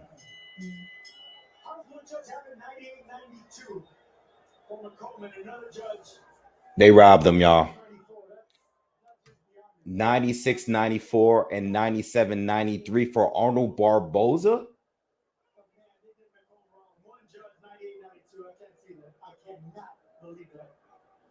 Oh my God, yo.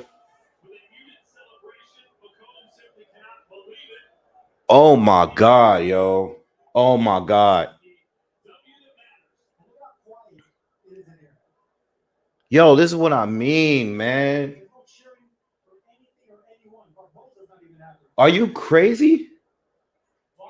Yo, Barbosa don't even look right. Yo. Are you? Yeah, you hear it? Look, y'all hear it? Yo, I knew they were gonna gift them in some way, but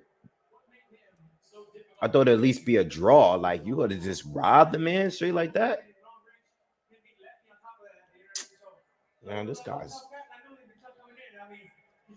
guy did nothing to win the fight, bro. Damn shame. I'm even happy I didn't go to the fight. I'm glad I ain't go to this fight and give him my money. I'm glad I ain't go. This is crazy.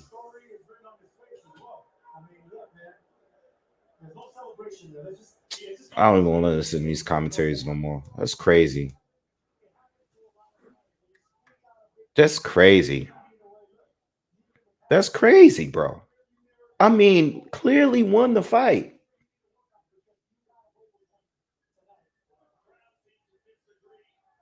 Like, come on. The whole crowd saw the same thing. They booing. Everybody. Wasn't even like that competitive to me. I mean, Arnold had his moments, but he was never really winning the fight. MC, yes, I watch it sometime. Yeah, stop asking. I watch UFC sometimes, bro, but we're on boxing tonight.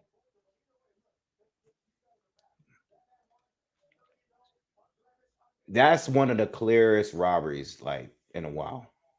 I mean, clear. Like, this guy clearly lost the fight. There's only one judge that watched the fight. That's crazy. We blaming Oscar for that. We already know how Oscar gets down.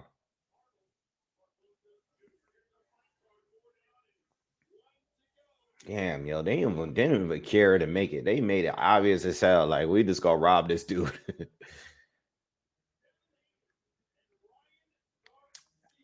So look, I was just talking about matchups before the main event. About they need to put the better matchups right before the main event to get people fired up and excited for the main event. So not only did we not get a good matchup because people in the crowd was boring. I mean, I'm bored and they're booing. But now you give them a robbery. Like the whole crowd felt like this guy won the fight, and you robbed the dude for in front of everyone.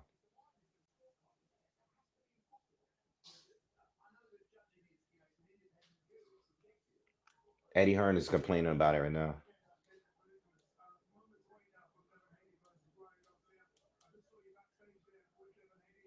You know, it's crazy because Chris Mannix, right? You know, sometimes we complain about the commentary being biased. And, you know, no matter what network it's on, it could be Top Rank, it could be ESPN, it could be DAZN. And we talk about the biased commentary and sometimes the biased unofficial scorecards. Because I do think that can affect the viewers, you know, look on a fight. But what happens when you got the commentary, unofficial commentary that agree with most viewers, like just now? Like Mannix only gave this guy what 2 rounds, and then they end up like you're seeing it, and everybody feels the fight went that way except those 2 judges. It's crazy. I can give Barbosa 3. I'll give him 3, but you know it is what it is. All right, so last fight of the night. Let's get a roll call in. Let's see where everybody is from. Everybody state where you from, what part of the city you from, or what city you from in the state. If you are from the States, where are you at? Let's get a roll call on where is everybody from.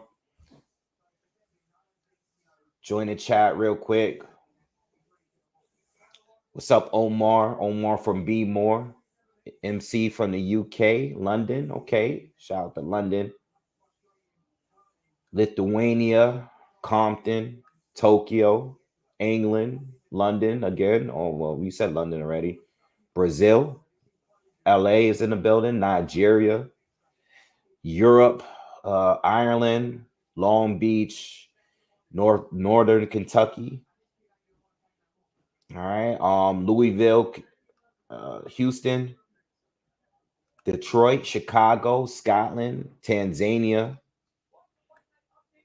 Brazil, Jamaica, more London, Toronto, Florida,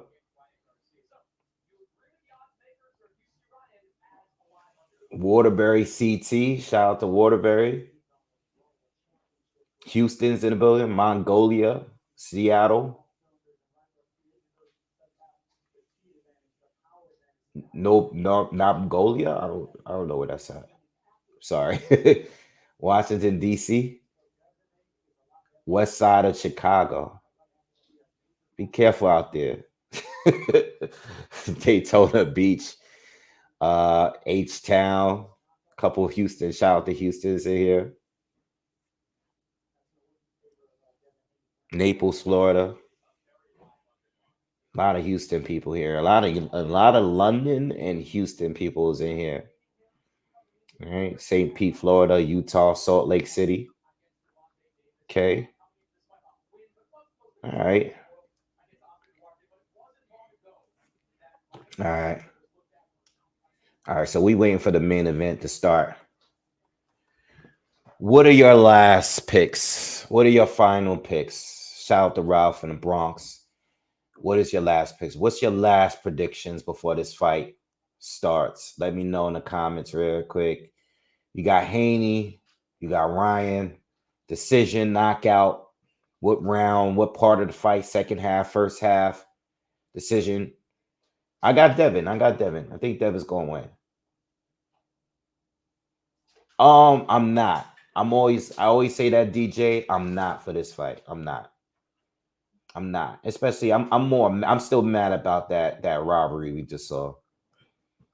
But I'm not feeling. Maybe I will feel that way when they both get in the ring. Well, not yet. All right, but let's see. Devin decision. We got Garcia knocking out Haney here. Mostly Dev. Another Garcia by KO. A lot of Haney's on decisions. Another Ryan by KO. Main event is about to start. Tom says Haney by boredom. And line offline. What's up with you, man? He says Ryan quits late. All right. We got a lot of Ryan people in here. But mostly Devin. I think Devin's going to win. I think Devin stops him either somewhere between the 9th and 11th round, or is just going to go do a decision. But I think if Devin stops him, it won't be earlier than Tank. That's for sure. I think he stops him late. I'm expecting some sort of controversy in this fight somewhere. But I'm expecting Devin. I don't think Devin's going to, if Devin does get a stoppage win, I don't think it's going to be before 9 rounds. I think it'll be somewhere after the 8th round. Yeah, Devin, mostly Devin in here. All right. Ryan got to punch his chance, though. I think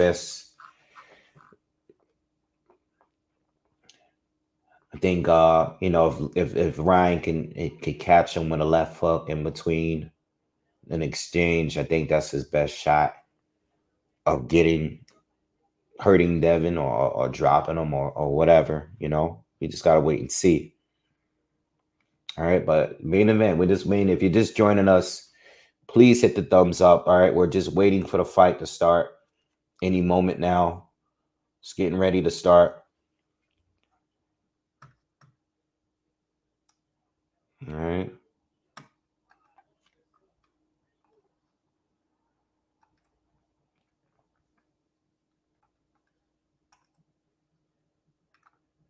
Let's get these likes up, though. So with these judges, Ramirez by points decision. What's up, MC Treasure? Mario was good with you. A lot of Ryan people here.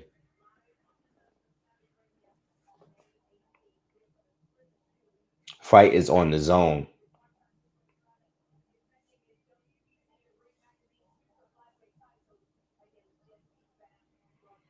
I don't believe Ryan was drinking.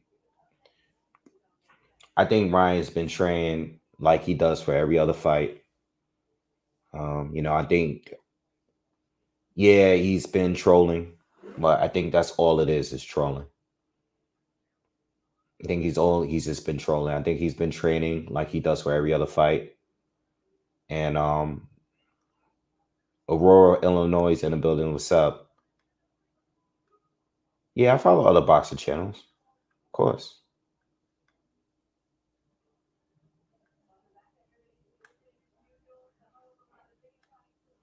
Give us a definition of a boxing fan versus a fan of boxing. A boxing fan, a fan of boxing. I guess a fan of boxing just love the sport, where a boxing fan may be a little bit more casual, maybe might be a fan of certain specific fighters. I don't really know. But yeah, that's a quick response. What's up, LA? Sir Wavy Dude.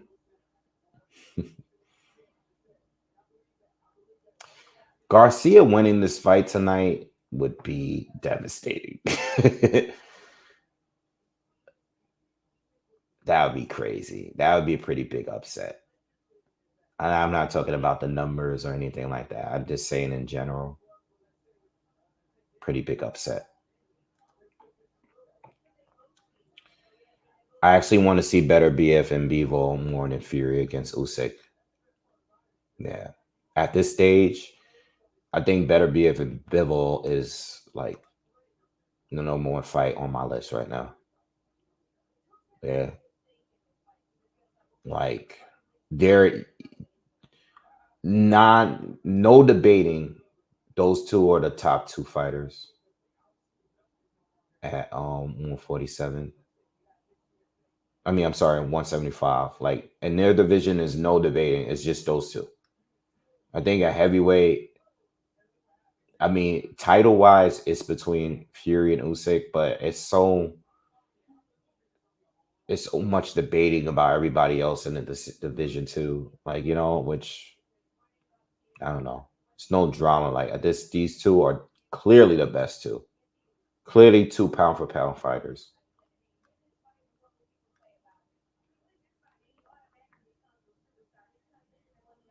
All right, but they're just showing the fighters right now. Ryan's like praying, getting prepared to come out, and Devin as well. They're both in their locker rooms, just preparing to come out. All right, I'll let you know what they're wearing. Robes. Ryan got like a white glittery robe. Devin got like essentials sweatshirt with the cut off sleeves and shorts.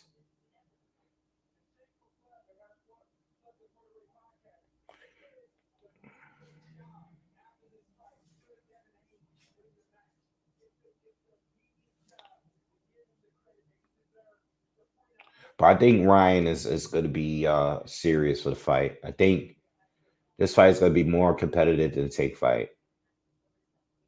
But I still think Devin's going to win. Or Devin might just dominate him from jump.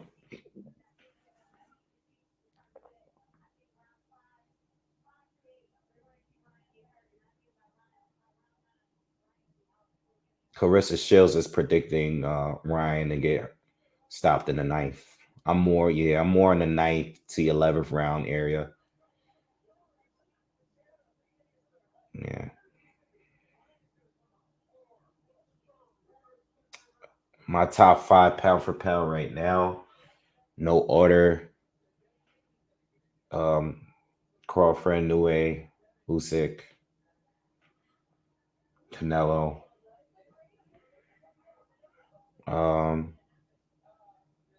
Better BF. Top 5. I think Bivol might be, better BF and Bivol is like right there, neck and neck. So they're about to fight. But yeah, that's how I look at it. Mm-hmm.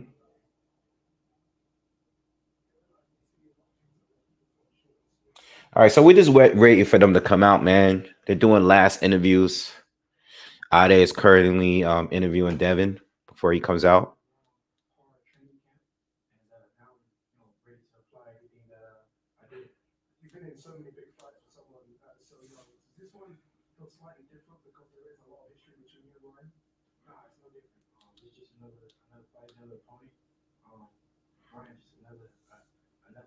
He's asking them basically, though, anything in the preparation that's different. Devin's basically saying like, just another opponent, train the same way.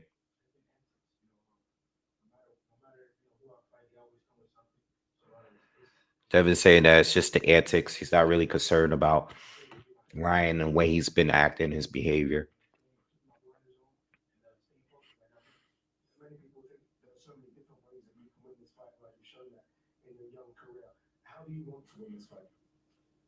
I want to show my full arsenal. I want to show the best of Devin Haney, and I think I'll wear him down and stop him. Devin, good luck tonight.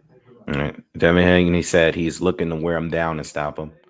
Now they're interviewing Ryan Garcia. Ryan looks big. Pause. Sound crazy.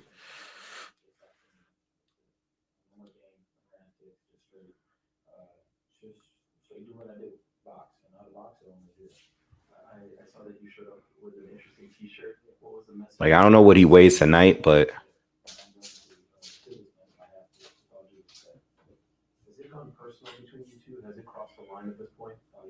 Ryan says come personal. He's crossed the line.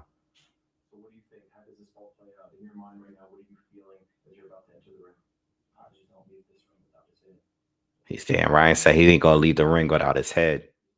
Yo, Ryan look crazy. Yo, Ryan looks crazy. That's crazy. Ryan looks crazy. Oh, here we go. Here we go, y'all.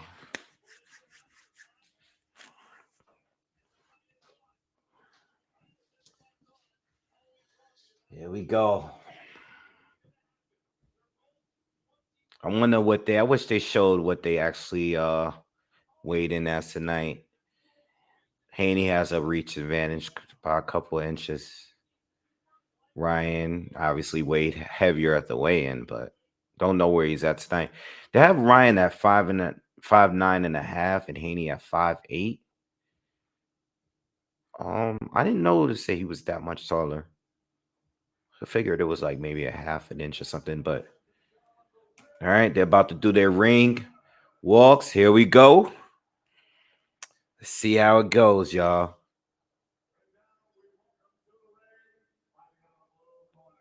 I just hope it's a good fight. You know, I think with all the antics and all the shenanigans, hopefully it's a good fight. It needs to be, man. Ryan Garcia is entering the ring now. Hit the thumbs up. Yes. Last minute. Let's get these last likes in before this fight starts. Here we go. And if you are here and it's your first time here, hit the subscribe button.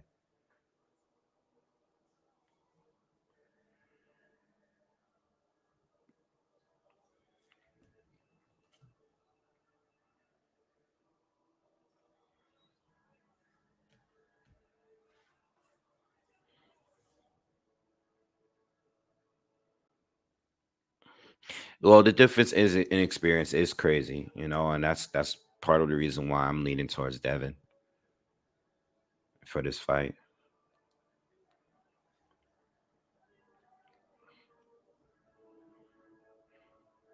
They're doing an intro for Ryan. Looks pretty dope. Looks crazy. I mean, look, I don't know what they did ticket wise, but it looks packed in there.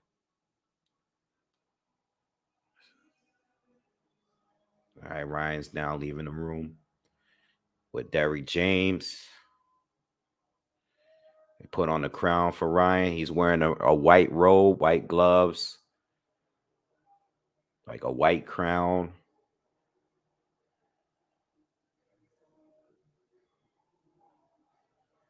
All right, and he's coming to the ring, man. The Zone app, 57% people are picking Ryan Garcia to win, and Devin 43% on the app. Wow.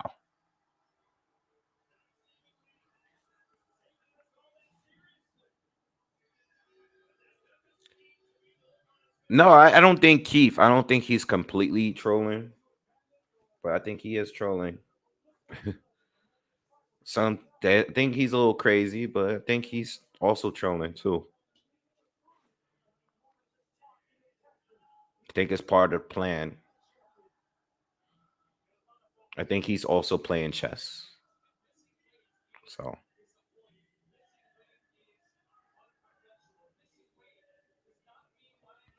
for Haney to be such a wide favorite, I'm surprised that many people voted for Ryan on the app. Young Hollywood said definitely troll all gimmicks and mind games. Ryan wasn't drinking alcohol, man. That was water.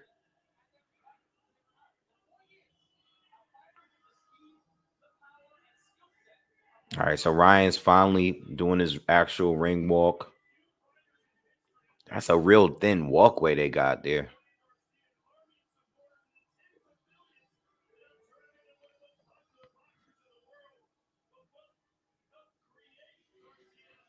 They getting ready to box. Ryan's entering the ring right now.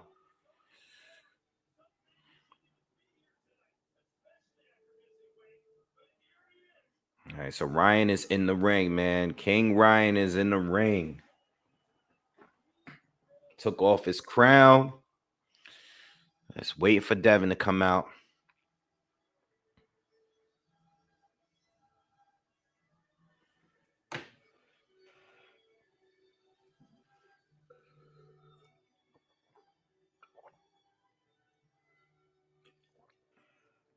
Ah, man.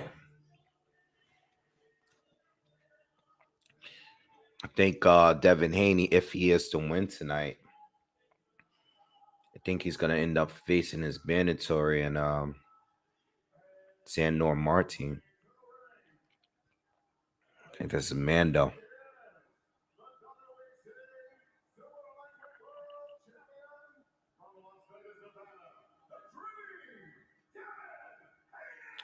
All right, Haney's on the way in. He's showing his intro.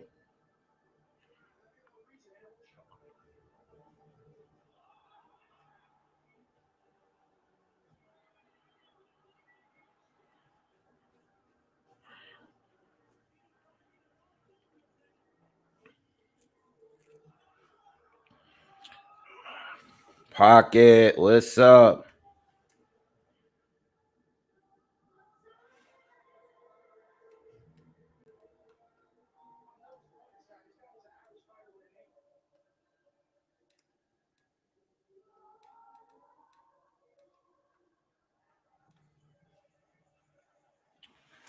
He's coming out to that new 21 Savage song. No robe. And he's wearing a essential sleeveless sweatsuit with shorts. He got the prime trick chain, the prime drink that Terrace Crawford chain that he came out with. Devin Haney got one. He's coming out with it. Are those drinks good? Anybody else had those drinks? I'll be seeing them at like the gas station stuff. I never had one though.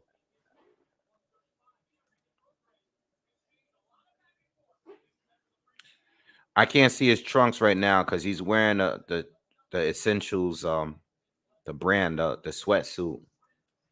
So I can't see what kind of trunks he's wearing right now, unless those are the trunks he's wearing. But it's like a gray sweatsuit shorts. So I don't know if that's what he's wearing for the fight or not. I mean, it looked like it had some stitchings in it, so it might be some advertisement on those shorts.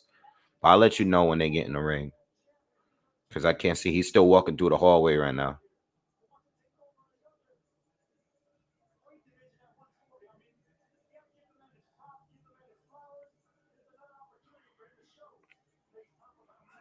All right, now he's doing he's coming to the ring now. He got the gray shorts and the gray shoes to match the outfit. Yeah, I don't know. I don't know if those are his trunks he's gonna be using or not. I wouldn't think so, but you never know anymore. That's a huge sponsorship, though.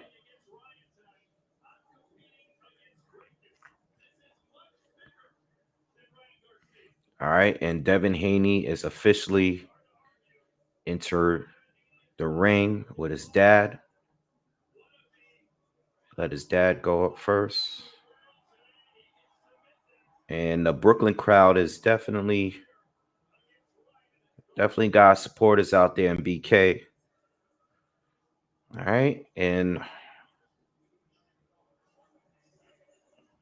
let's get it. Let's get it.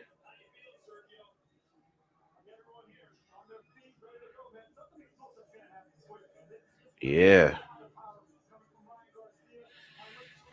All right, y'all. This is it.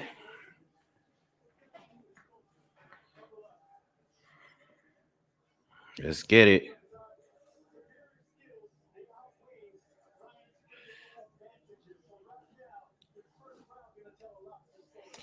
Arthur says it's gonna be a fight. Hopefully, man.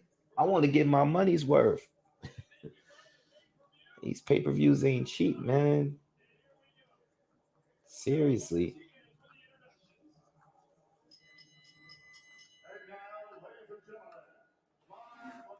Let's get this money, man. Let's go.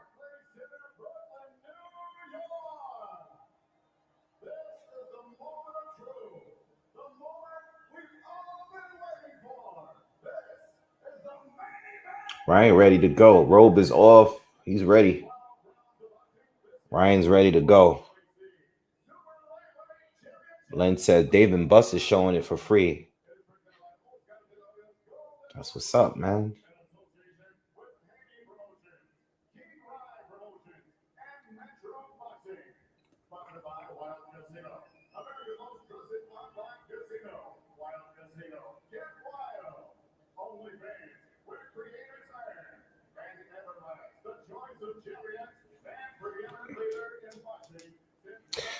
Let's go. Let's go. Let's go. Let's get this going, man.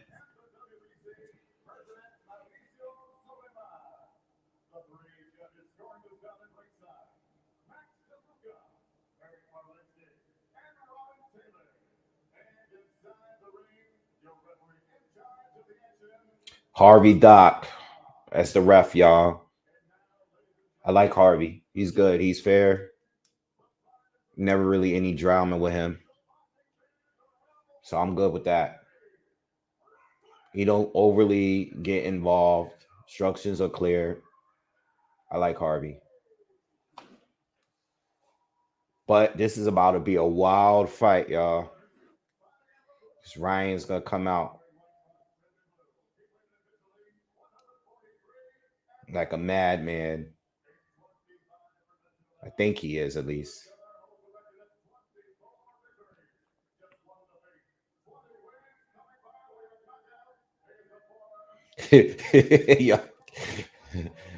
Yo, Young Hollywood said Derrick James gotta realize Ryan ain't listening. If Ryan loses tonight, he's switching trainers again. Because Ryan, that's what he do.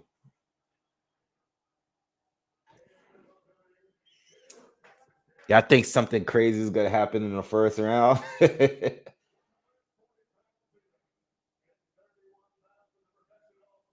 Something might happen crazy. Something crazy might happen in the first round. Might be one of those fights.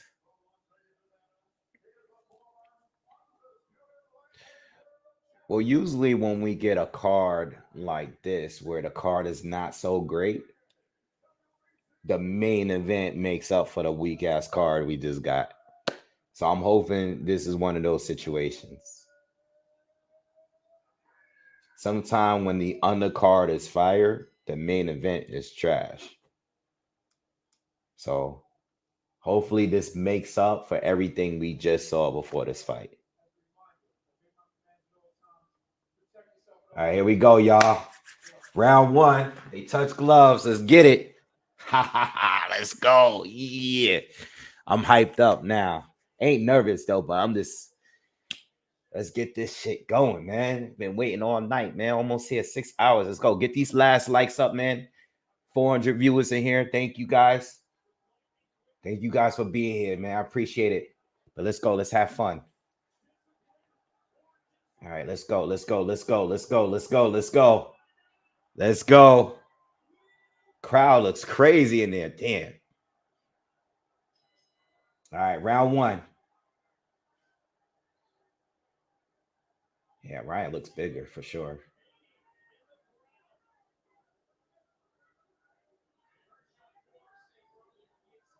All right. Fights in the center of the ring right now. Couple jabs and feints from Ryan. Haney's on the move so far. And Ryan is trying to track him down.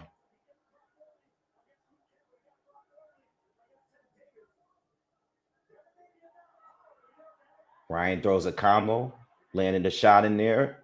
Oh, Haney got hurt. Ryan landed a hook and Haney got hurt. Oh, shit, y'all. First hook, Haney got hurt. Haney's hurt. Uh-oh. Ryan caught him again. Oh, no. Uh-oh. Whoa. Okay. First round. Ryan caught him with a left hook. Ryan is going at Haney. Haney's guarding up, though. He got hurt with another one. Oh, man. This is bad, y'all. Oh, this is bad. Oh, this is bad. Ryan is going full-fledged. And you know what? I don't even think he's like being reckless. He just caught him a couple times with a hook already. Twice. We're halfway through the first. Is a lot of time left in the first round. Ryan just settled down. I'm saying he's being aggressive, but he's still relaxed. Why Ryan just stopped though? He just stopped this now. Figured he would push forward. Now Haney's landed a couple jabs. I wonder why Ryan took his foot off the gas. He had Haney hurt twice. All right. All right. I mean, now Devin is using his jab and the fight is slow, like the way Haney would want it. But why is Haney? Yo, this is weird.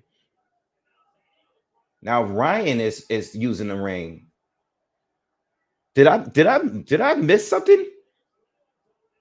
Yeah, again, I wanted to punch himself out, but it wasn't like he was fighting regulars.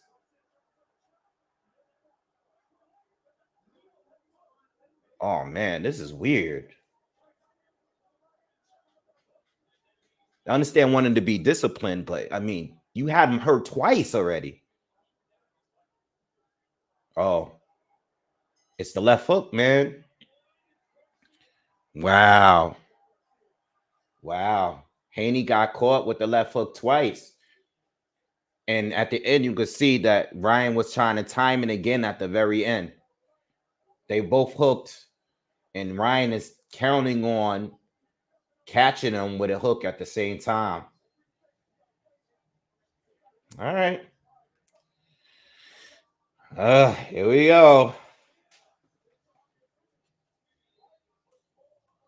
All right, Haney. It's time to show us what you can do. Because Ryan is starting to look like he's playing games all this time. Boof.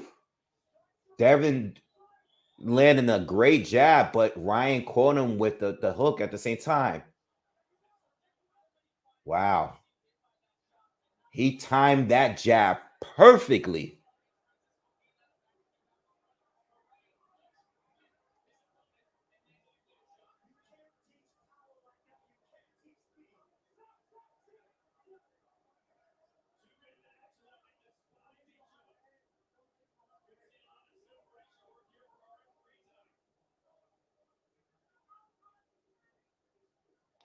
Good 1-2 from Devin.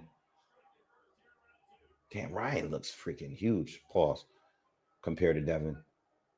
I mean, man. I know Devin hydrates up to a lot, but Ryan just is trying to time the hook, and Devin is waiting for it now. Good jabs from Devin so far in this second round.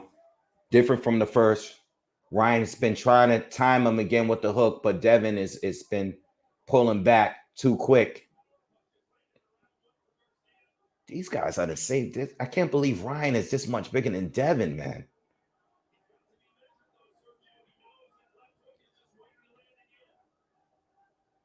Ryan got to throw the right hand, man. Throw something else. All right, halfway through the second, and it's been a great round for Haney so far. I haven't gotten anything from Ryan yet. But the fight is exactly what Devin wants it. I guess those hooks woke him up because now he's fading. He's being a lot more cautious. Another 1-2 from Devin, clean.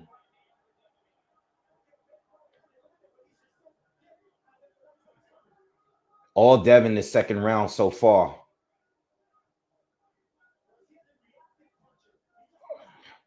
So now my heart is bumping.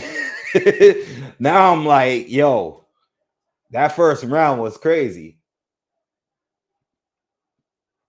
Yeah, Devin's feints. He's getting Ryan to bite on every feint this second round here.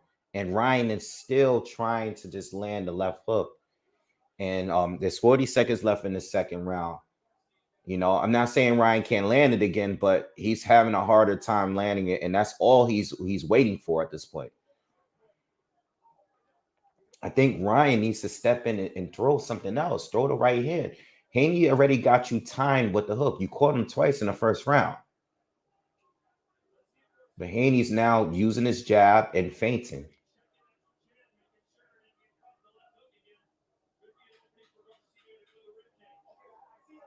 Good jabs for Haney. Oh, man. Completely different round here. Ryan keeps swinging wildly with the left hook and missing over and over again.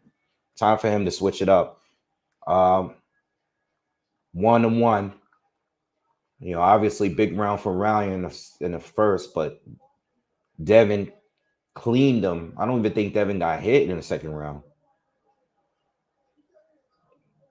Ryan, if you just all right, so look, check this out. If you're just now joining us, Ryan started out the fight fast, landing 2 clean left hooks. Both hurt Haney. Haney was in trouble. Second half of the round, Devin started to get it together. Ryan kind of took his foot off the gas. You know, Haney started to land his jab and everything. Big round, win 1-1. Ryan won the first round. The second round, Haney landed some good right hands. Was landing the jab constantly. Yeah. Oh, so Ryan did connect with a left hook in that round. I didn't see it. All right, but I got it 1-1. Haney clear round in round 2. Round 1, big round for Ryan, but he's overcommitting to the hook. He needs to step in. He's coming forward again, and he caught Haney with a right hand. Good overhand right from Haney. Backs up Ryan again.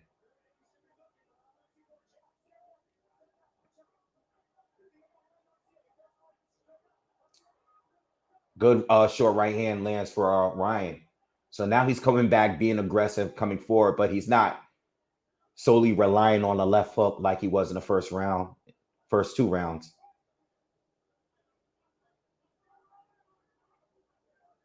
Good fight so far. Very good fight so far. Oh, Lee left hook for Devin, but Ryan was able to catch that with his glove.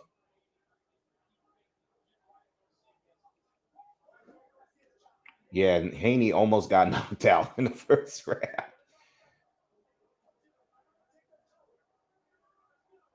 All right, Harvey's trying to keep it clean. It's a little bit of wrestling going on in his third round. He's warning both. Let's go. Halfway through the third here.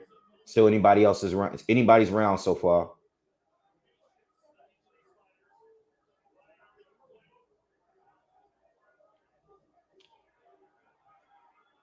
A lot of jabs landing for Haney. His jab has been on point. Not many jabs from Ryan in this fight. Watch the hit in the back of the head. Harvey's trying to get some control here because every time they tie up, it gets kind of ugly between the two.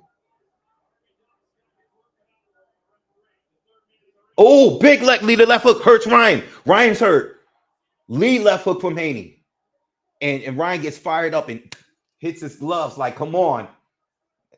And Ryan's trying to show that he's not hurt, but that clearly hurt him. Oh, shit. That was a big left hook from Devin Haney. Oh, man. So now Ryan's been hurt in the third here. Oh, man. This has been a great fight so far. I'm talking about the referee, Harvey Duck. The referee.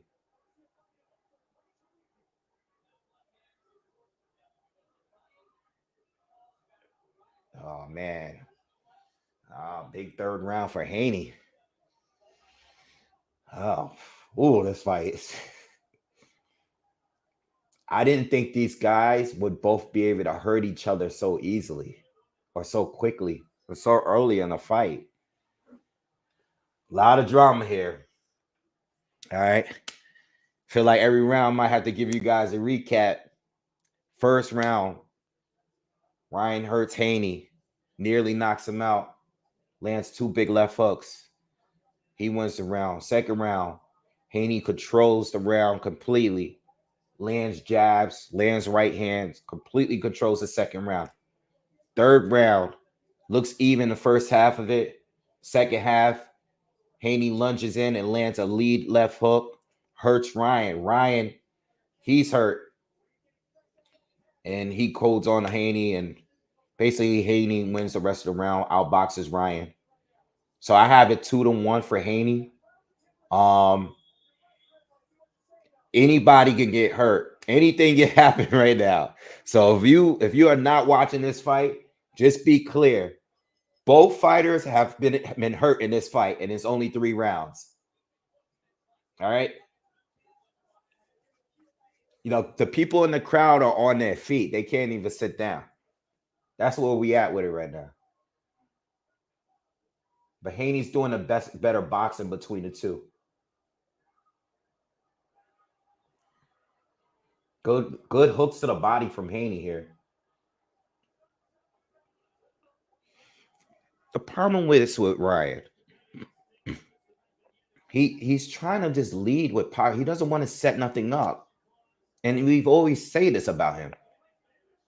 Now, Haney is hitting Ryan on the back of the head because Ryan keeps turning his back and leaning over. Good jab. Good jab. I think that bothered Ryan a little bit. Haney just landed a jab to the body, and Ryan is been falling back a little bit. I think that jab bothered Ryan to the body. All right. We have 1 minute and 50 seconds left in the 4th round. So far, it's been a Haney round so far. Ryan is going back to the shoulder roll, y'all. And you know what that means. All right. Ryan is going back to turning his back a little bit to Haney. Harvey Dock, the referee, has stopped them both now. He's trying to control them. He's giving them instructions again. Where's the uppercut, Ryan? Those are the opportunities. Like, what, you know. Oh, Ryan caught him with a right hand. Ryan finally threw a jab and threw a right hand follow with it. And I think that buzzed Haney a little bit. So Ryan's going back to the shoulder roll, y'all. He's using it completely. He's going back to it. He's doing it. Minute left in the 4th round. Ryan threw a right hand again, but that looked slow. Missed this mark for a mile. Haney's still in control of this round, though. Ryan did land a good right hand, but outside of that, Haney's been in control here. Another jab. Constant jabs to the body for Haney in this round. Still, Ryan is still biting off the feints, and Haney's he's coming forward. Ryan is on his back foot again. Ryan's still trying to time the left hook, missed again. Haney's got the hook timed.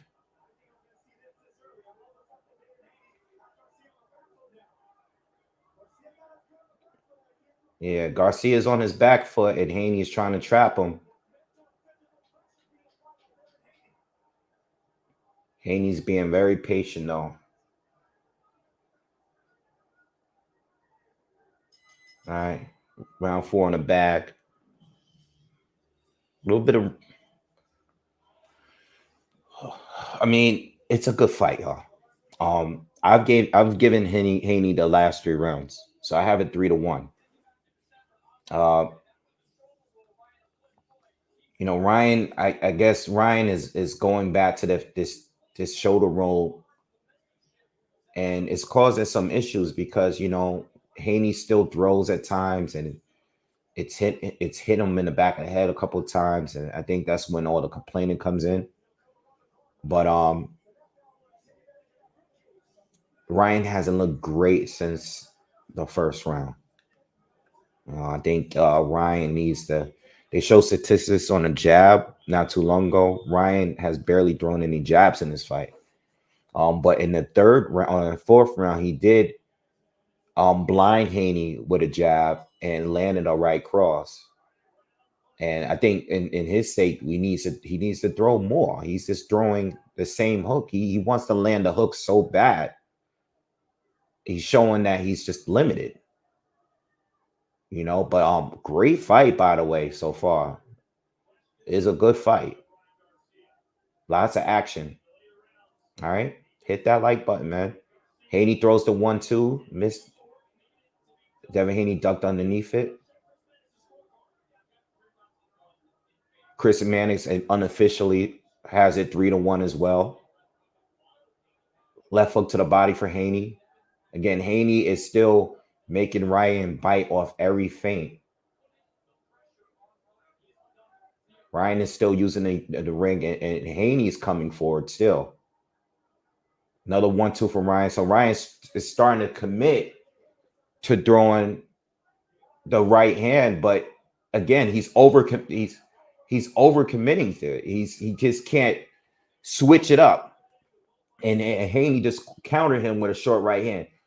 Ryan he'll throw hooks to death, or then he'll start throwing right hands to death, and Haney's timing, he's getting everything timed.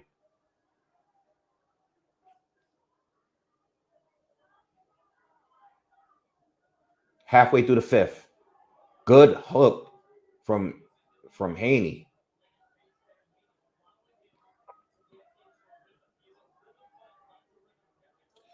All right, so look, I have to be real with y'all. It's starting to look like there's a gap between them. Now the difference in skills is starting to show. I think Haney is starting to look relaxed, and Ryan is still trying to wait for the perfect opportunity to land a shot. And the crowd is getting restless because Ryan caught him with a right hit. Ryan caught him.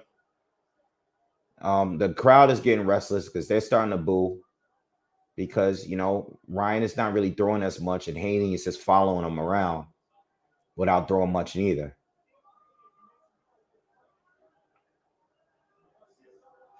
Big, right cross lands for Devin Haney. 25 seconds left in the fifth round here. Another lead left hook. Barely grazes Ryan Garcia. A lot of movement from Ryan. No longer coming forward in the fight. But not many punches are being thrown here. And I have to say that this pace kind of favors Devin. But this round was the worst round. This is the only slow round of the fight. 4-1. You says the corner should give him a beer. All right.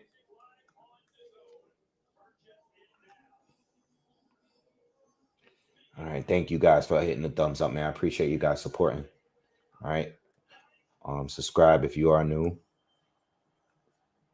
Van Holyfield, Mike Tyson, a lot of big names in the building, including my sister. My sister's at the fight.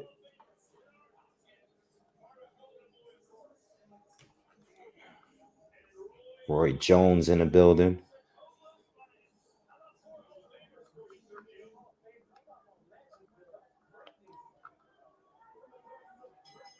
All right, let's go. We in round 6, y'all. Let's get it. All right, I have it 4-1, Devin Haney. Again, anybody can get hurt at any time. The fight is not over. Ryan still connects with at least one big shot of a round. Good combos from Ryan to start the round. And Haney's laughing, but Ryan started this round throwing a flurry of punches, and Devin Haney is forced to hold and tied on. Harvey Doc. Okay, now everything is good. So Ryan comes out in the 6th round throwing a flurry and landing some shots on Haney. I think one of those shots was big, but the rest of them, Haney kind of like laughed it off. But Ryan started out good, and Haney just connected with a right hand, and now they're tied up again.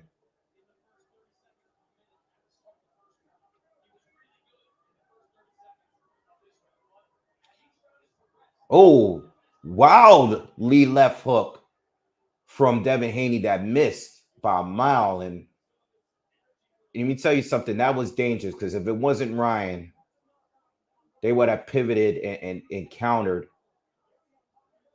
Because David Haney's glove got stuck in the ropes right there. He would have been in trouble if it was somebody a little bit more skilled. He got to be careful. Good jab from Haney. Ryan's going back to the shoulder roll, and Haney needs to start pounding him on his side while he was in that position. And Harvey Dark is warning him and telling him that he can't do that. I don't know what else he's supposed to do. I mean, I don't know. You know, his guy is damn near turning his back.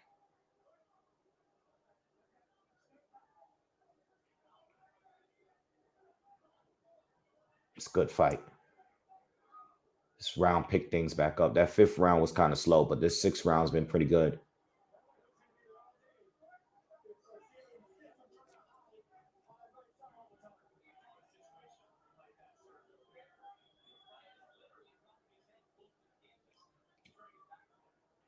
Haney's back to jab into the body. He's just trying to track Ryan down. Ryan's still using the ring, moving left and right. He's probably going to throw a right hand. Haney's just waiting. And now the crowd goes back to booing because Ryan is not throwing and Haney is just trying to track him down. Haney lands a jab to the body, but not much action here in the second half of the sixth round. Neither one is throwing. They're both waiting.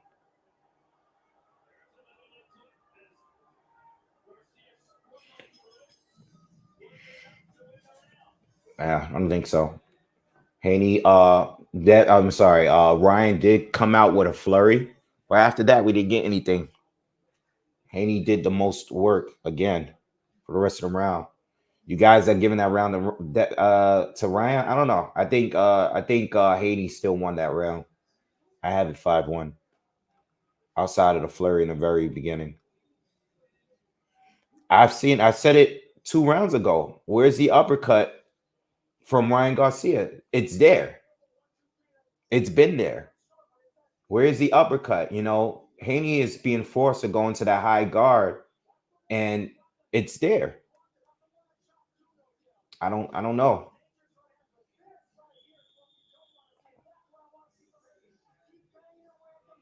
You know, I don't know. I don't know why Ryan is just relying solely off the 1-2 or just.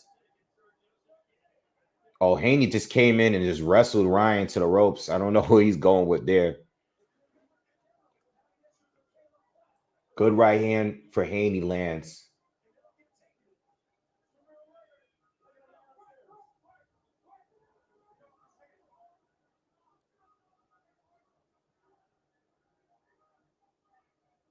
Jab to the body lands for Haney. Ryan goes for the lead left hook, but it's blocked. Another left hook blocked by Haney. Then Haney ducks underneath it.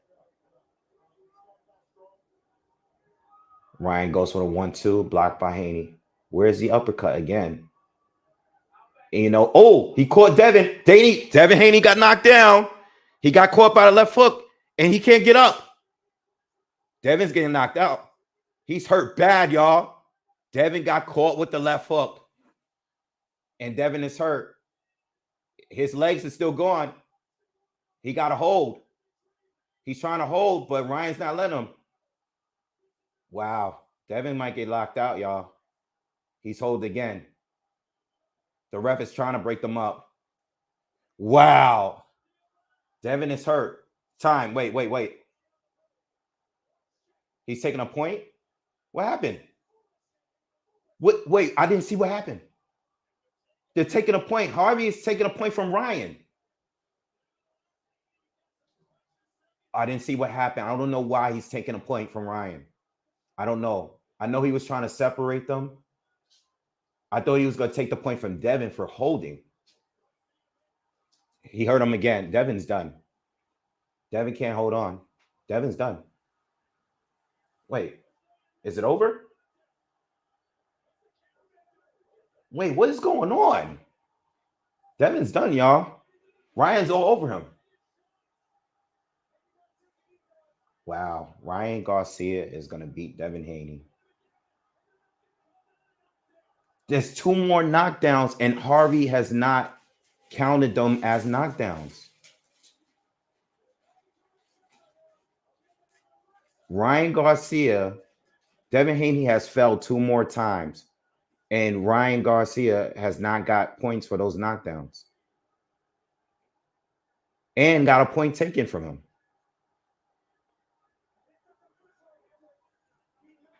Wow. I don't see how Haney comes back from this. He's still hurt, and he's still holding on to Ryan. 30 seconds left in the 7th round.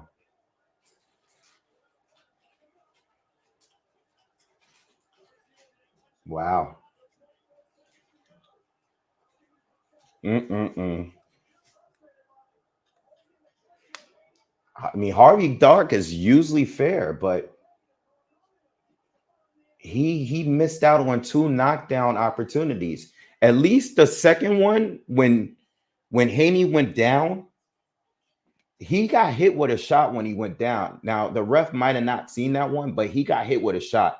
So at least the second one, it should have been scored a knockdown. The third one, Haney just crumbled because he was still hurt. But he should at least got scored at least 2 knockdowns.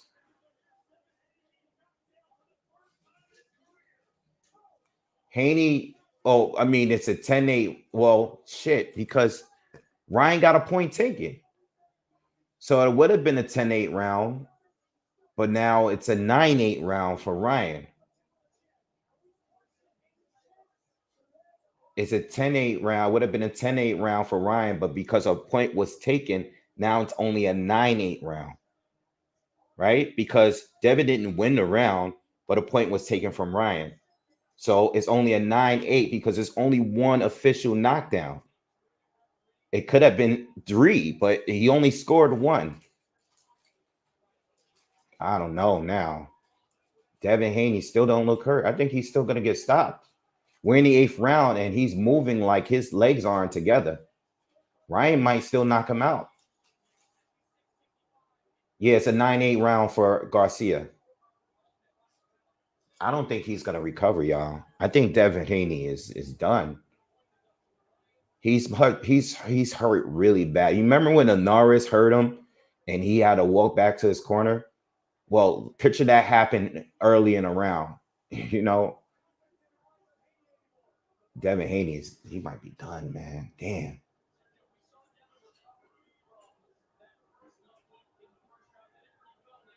Woo, man.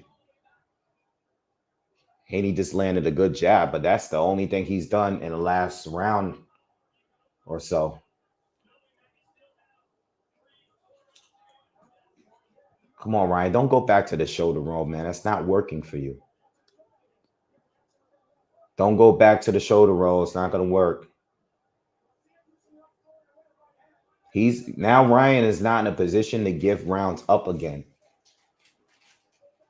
Because that, unfortunately, as far as scoring, because Haney looks like he's starting to recover a little bit.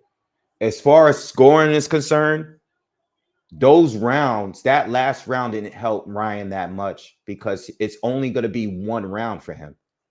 You get what I'm saying? Based on scoring, because you got a point taken away. And I still don't know why the point was taken away. We definitely have to rewatch this fight and discuss this. But, oh, man, we definitely going to be talking about this shit. But it looks like Haney is starting to recover. Crazy, crazy fight. Oh, my God. Well, the fight lived up to the hype.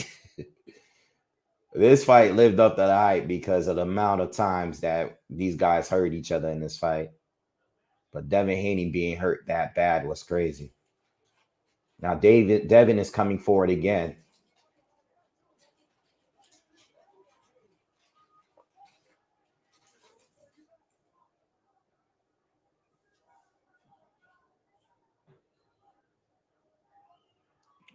Ryan's not fighting this round. I don't know why. I don't know.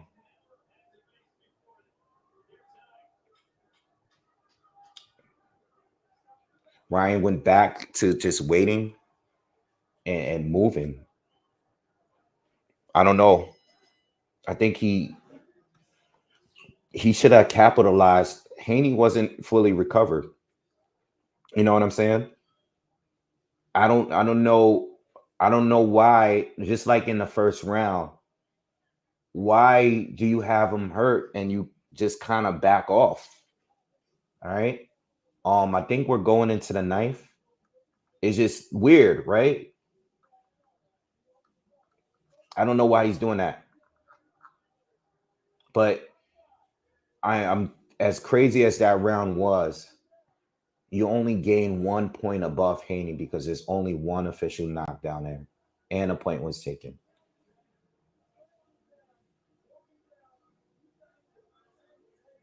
Oh, he hit Haney out of. All right. All right. Thank you all, Alistair. Appreciate it. I didn't see it. Hit him on a break. Okay. Thank God. Thank you. All right. So we're in round 9.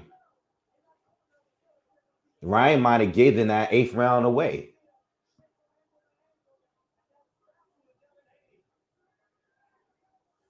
Haney is fully recovered, y'all. At least he appears to be. And he's back to being the aggressor here.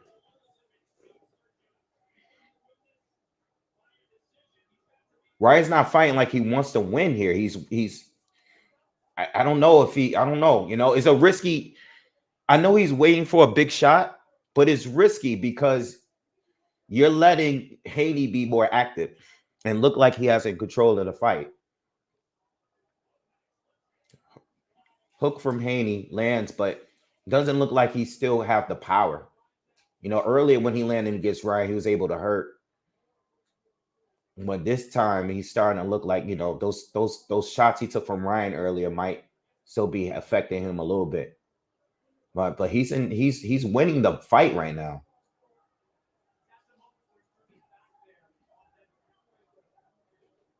Wow, this fight is so wild. Come on, Harvey. Let the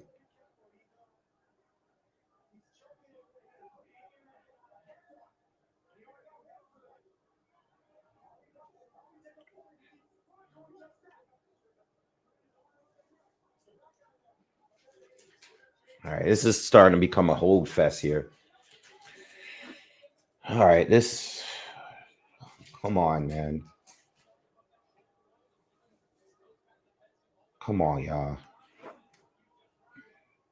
It's been a good fight. Let's go, man. This is turning into a like Harvey is too involved now. Ryan, I don't know. He just kind of stopped throwing, and Haney is punching and holding, and Ryan just keeps wrapping his arm around him. It's the worst round of the fight so far. Lee left hook from Haney barely grazes Ryan. 40 seconds left in the 9th round. Oh, Ryan finally almost caught him clean with an uppercut, but Haney kind of lead it with so. Yeah, Ryan fight. He caught him again with a shot. Like, dude, you're not gonna win a boxing match. Fight Devin Haney. You can hurt him.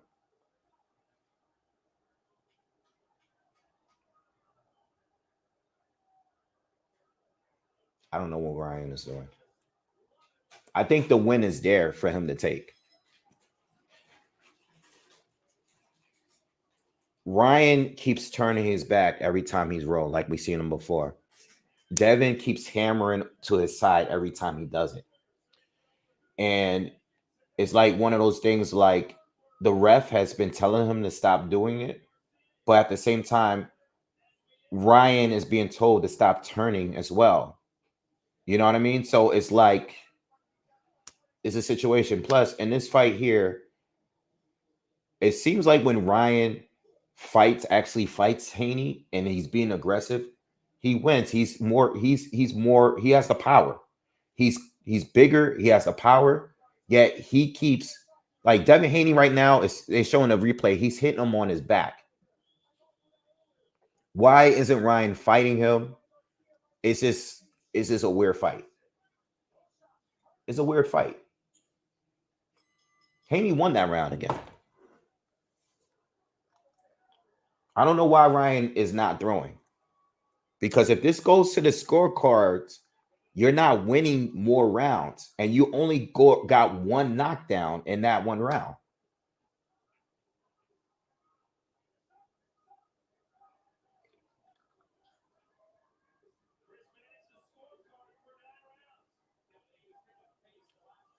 Chris Mannix unofficially. Ryan again hits him with a right hand. Ryan's going after him. Ryan's looking to stop him. Haney's down again. Haney's down again. So that's what I'm saying. Ryan, at this point, he showed us rounds ago that he can just hit him and knock him down. Haney down again in the 10th round. And this is early in the round. Ryan might stop him here. Haney's trying to hold on again. But Ryan hurts him at any time. Anytime. Ryan better not slow down again. There he goes. Devin's in trouble.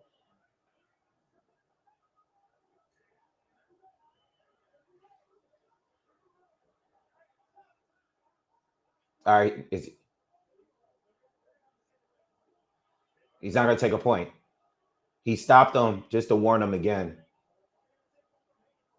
Ryan is backing up again. There's nothing there for Haney. Oh my God. I don't know what Ryan is waiting for. I'm confused. Now, I don't know what's going on. I think Ryan can stop him anytime he wants. I'm not even being funny. I'm a Devin Haney fan. I think Ryan can stop him whenever he wants. He's not pulling the trigger.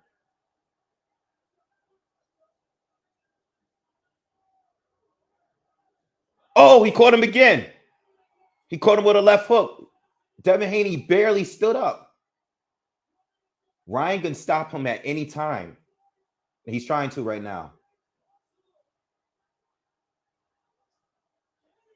He's trying to do it, but Haney keeps holding on. This is so wild. This fight is Ryan's just walking with his hands down, like looking to terminate him. Damn, this is so crazy, man. Haney is getting demolished. Oh my God. Oh my God. 20 seconds left. Ryan had him down and had him hurt bad, and we're going into another round. Haney has no punching power. Look, he's throwing it like, yo, Haney is shot. Ryan can destroy him. I don't know what Ryan is doing. Do Ryan feel bad for him?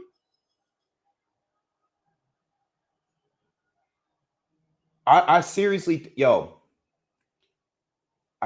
think Ryan feels bad for him. Ryan hurts him bad, and he never finishes him off.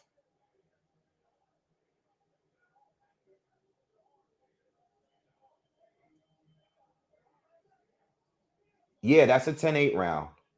Even though Haney only almost went down twice, but there's only one knockdown. I think Ryan feels bad for him, yo.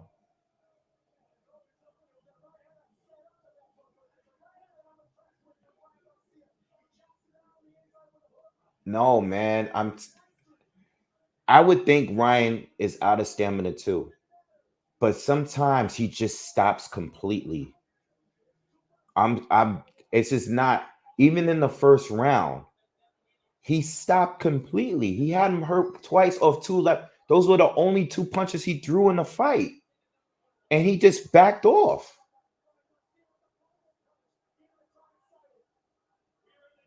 Wow.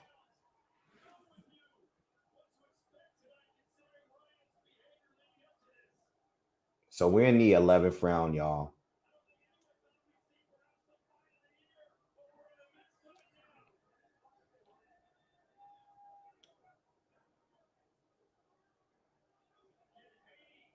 And now Ryan is back on the back foot. And Haney's throwing the weakest punches. He is done. He's done. Ryan could beat him.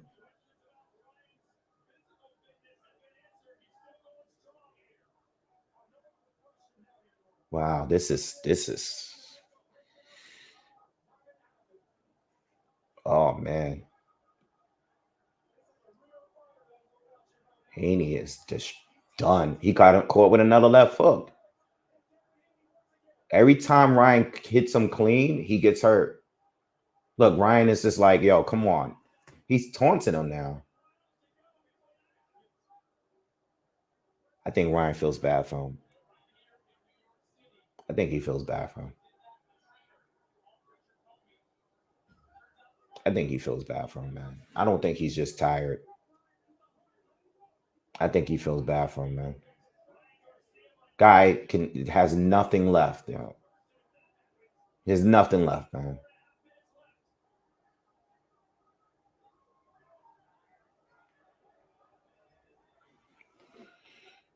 Oh man.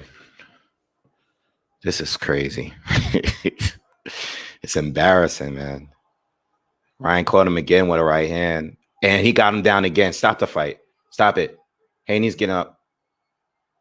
A minute left in the 11th. Oh my God. This is so embarrassing, y'all. Ryan's like, come on. Oh my God. This is so embarrassing. This is such a domination. I mean, this is a freaking nightmare for Devin Haney. His face is huge on the right side of his face. Ryan don't want to stop him. He don't want to stop him. He don't want to do it. Oh my God, this is embarrassing.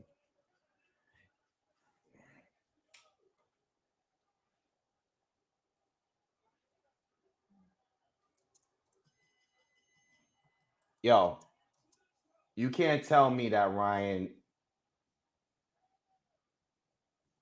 Yo, you can't tell me. I don't care what you guys say. You cannot tell me that Ryan is just feeling bad for him. I mean, how many opportunities has he had to stop this guy?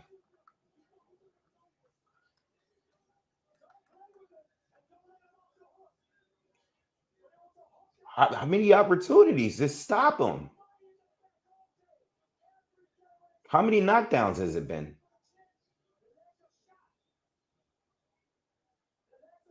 Yo, this is like he could have stopped him. He can have arguably stopped him in the first round. Oh my God, Haney's getting hit by everything now. The 12th round. Let's see if Ryan does it. Damn, it's over. Ryan Garcia. He shut the mouths of a lot of people, including me.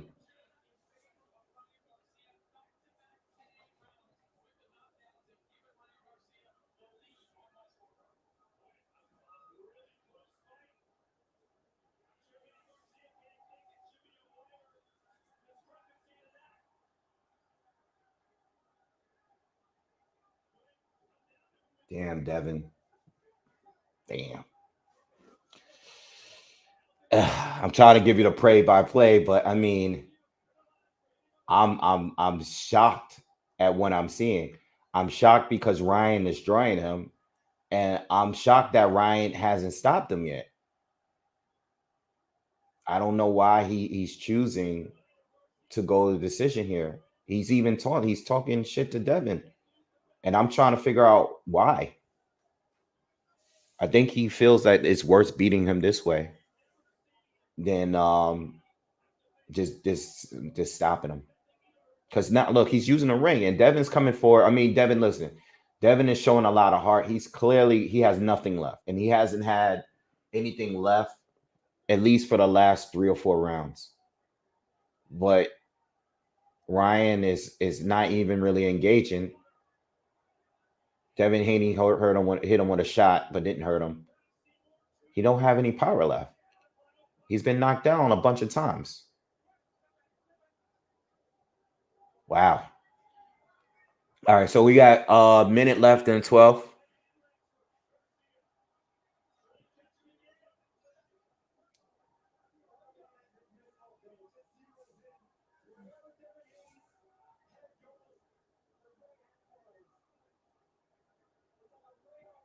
Ryan's just waiting.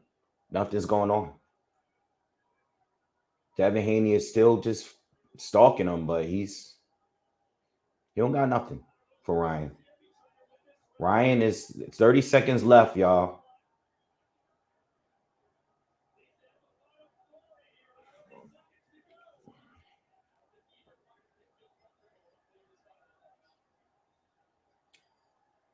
Ryan's trolling him now, dancing, waving his arms down.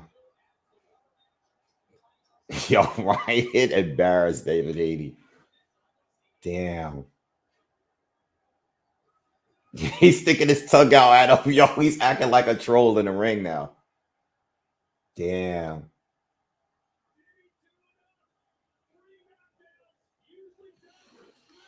Yo, oh my God.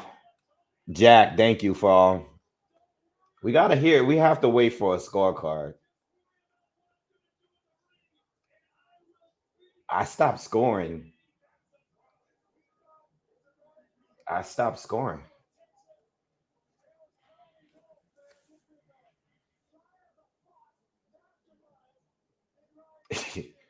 Damn, he went over there, put his arm around Devin and his father. Devin don't want to talk to him. Damn. A loss like that. I mean, I'm assuming he lost. He gotta wait. We gotta wait for the scorecards. We just saw a robbery in the last fight. Yo, we gotta wait for the scorecards.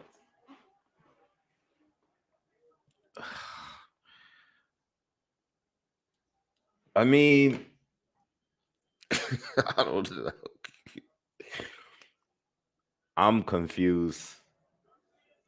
I think Brian won the fight, but I stopped scoring the fight because Devin Haney was getting hit by he was getting hurt by every time he was clearly fighting more, but he got hurt by everything Ryan was landing. I mean, I would have to think Ryan won, but he has 3 official knockdowns, right?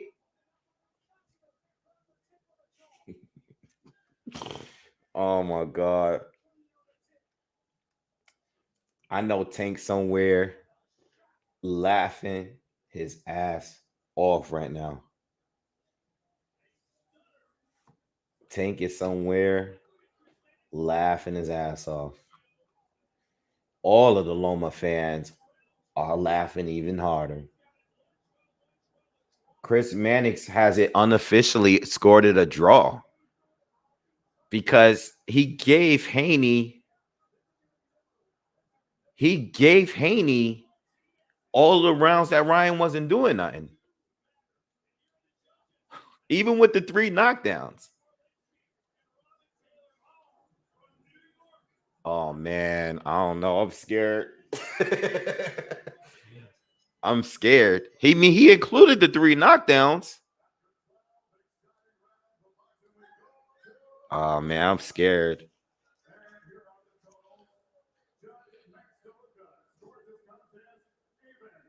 Even.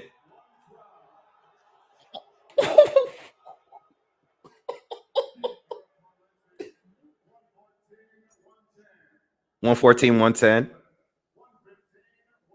115, 109. That's got to go to Ryan. Yeah, that's going to Ryan. Yeah, that's going to Ryan. That's going to Ryan. All right. I mean, I don't know about the scoring because I didn't score. This is crazy. Damn. Ryan's giving him a hug.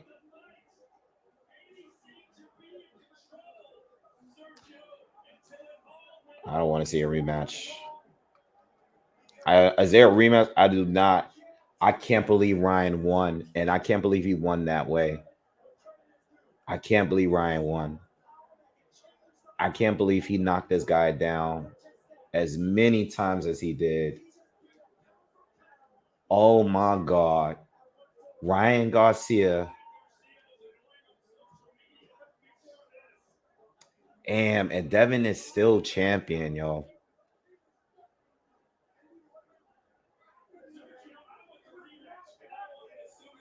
Why is Bonham Hopkins in there talking all this shit?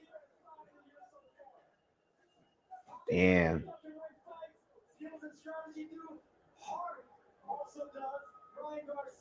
Wow.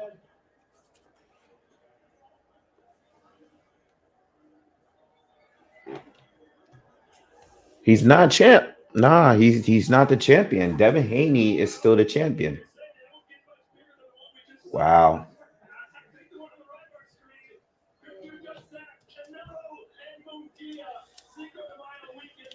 I mean, at least I hedged it from Ryan by KO. But I damn sure didn't think he was gonna win this fight. All right, hold on. Let me just listen to interviews from both. We saw the odds go against you. 600, 700, 800 to 1. And you just pull off a massive upset. How'd you do it? God did it. My Heavenly Father, Jesus Christ, I give you all the glory. Upset of the year for sure. Oh, God, you really thought I was crazy? This is like a Joshua Andy Ruiz moment. I haven't been this shocked since Joshua lost to Andy Ruiz. My left hook is my left hook. You understand what I'm saying? That's my God. So whenever I land it, it can't put you out or down. How did you know that you're going to be able to land that so frequently? Devin was obviously aware. But you guys overrate everything. You guys hate on me because I'm pretty and shit. Man, that's fucked up. At the end of the day, I've been boxing my whole life, and all I do is love God. Damn, I can't even say nothing. I can't say a thing. You guys do not love the truth. The truth is in front of you. I put my fucking reputation on the line for all the kids in the world, and everybody's fucking staying quiet. But me. This is a competitive fight right into the middle rounds of this fight. Oh, they showing the replays? Damn, bro. Haney was getting hit by everything, man.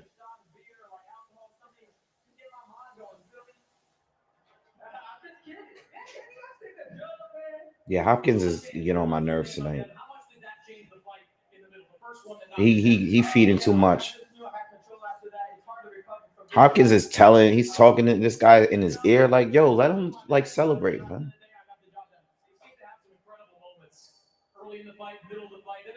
Yo, Hopkins is getting on my nerves. Somebody get him out of there. Stop telling him what to say, bro. We see you.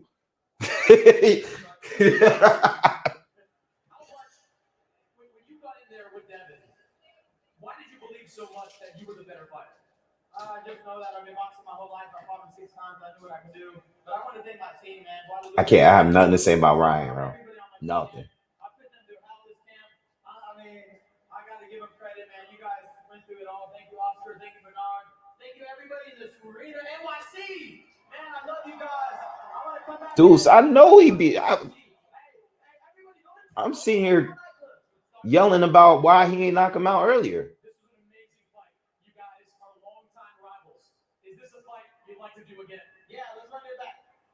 Ryan said, "Yeah, let's run it back." Yo, this might be devastating, man.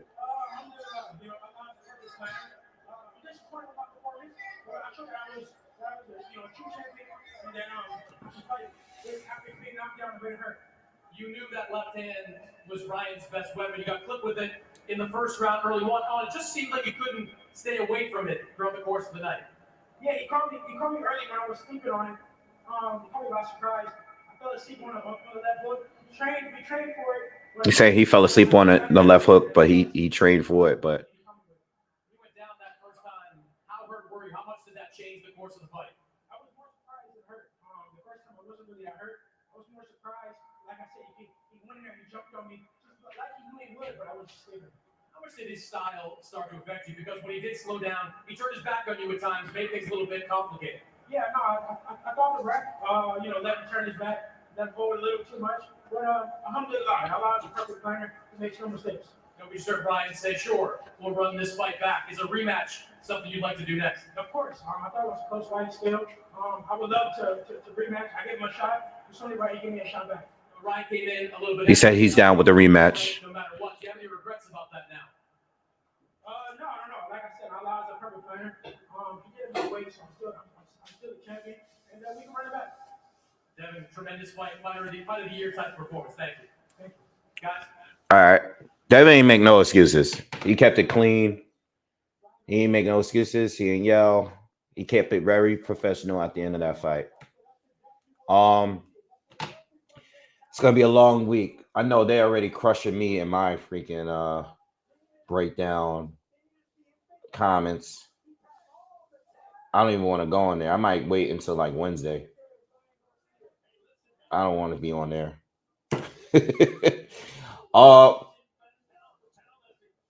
I cannot believe. I'm gonna be honest here. That was the most shocking what the fuck moment since Anthony Joshua against Andy Ruiz. I cannot think of any moment that since that fight where I was like looking at it like, holy, like what is happening here? I'm just confused with Ryan. I want to know, I'm sure in the upcoming interviews, hopefully someone asks him, when you had him hurt multiple times, how many rounds? I think maybe 4 of the rounds. Why didn't you step on the gas in the first round? In the, I don't know if it was the 5th round or maybe the 8th round. But why have him hurt so many times and not really step on the gas and try to finish him? Why going back to using the ring and fighting on your back foot when you had opportunities to stop him? You know what I mean? I stopped scoring it at some point, but I know I gave Haney a lot of rounds in the first half of the fight. I was completely wrong with my prediction, obviously. I didn't even think that Haney would do so well early. I thought Haney was going to pick it up in the later rounds and Ryan was going to start out better, but it seemed to me in that second half of that fight, Ryan could win the fight anytime he wanted. Outside of the first round, he could have won this fight anytime he wanted. Good win for Ryan. I mean, obviously we got to officially rate him high. I know he was overweight. He doesn't win a title here. He just gets the win. We have a lot to discuss. Because he won the fight, but it's the overweight thing, missing weight, not winning the title, him destroying Devin like that, man, and Devin looking so much better against all these other opponents. It's crazy. It's just crazy. Maybe Ryan just has his number. We talked about that on the live the other day. These guys went 3-3 in the amateurs. Maybe Ryan just knows how to beat this guy. Is Devin truly, truly overrated? or is Ryan just has his number? You know, I brought up Vernon Forrest and Shane Mosley the other day. Like historically, Shane is gonna go down as being like historically the greater fighter, but he cannot beat Vernon Forrest no matter what, you know. So maybe it's one of those things where Haney is good, he just can't beat Ryan Garcia, you know. Well, if Haney sucks, everybody else he fought it sucks too. You know what I mean? You don't get lucky that many times. I think somebody would at least completely expose them that night by now, you know. Him getting knocked down, just couldn't get a way out of the hook, you know. And the one weapon that I thought that Ryan had would be overused actually worked out for him in this fight. All right. I'm gonna do a post-fight review, you know, and then obviously tomorrow and all week we'll be talking about it. You know, this is crazy. It's crazy, man. I don't even remember. I'm gonna have to look and count how many times, because I think in that 8th round, I think that Haney might have got knocked down more than the one time that the ref counted it. He fell down 3 times. It might have been more. I think officially he got knocked down 3 times. But there's an argument that he might have got knocked down 5.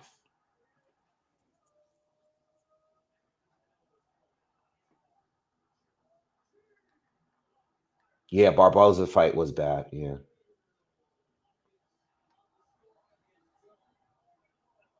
Yeah, I don't know. We got to talk about this.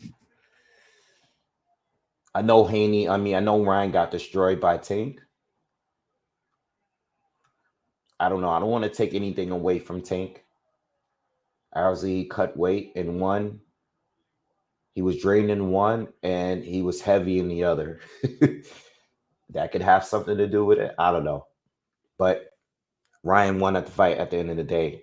You know, and if Haney had a problem with the weight,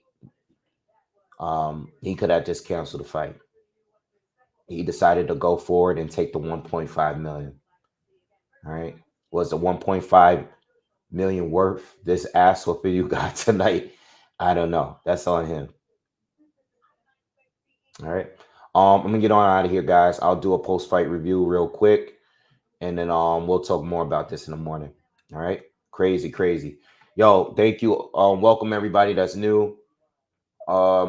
Subscribe to the channel, please. Smash that like button on the way out. We've been in here almost 7 hours now, man. Appreciate you guys being here. All right, but I got to get on out of here, and I'll see you in the morning, and we'll be talking about this all week. All we're gonna be talking about is damn Devin Haney and Ryan Garcia. All right, but I'm gonna definitely have to go back and think of the moments where it was like, damn, somebody got demolished. And then off top, other than this, there's 2 other fights where I can think of like I was completely shocked. But I'll talk about that in my quick post-fight video I'm going to do now. And we'll talk all week about this. All right. Yeah. So I'll see you guys here. Y'all have a good night. Peace.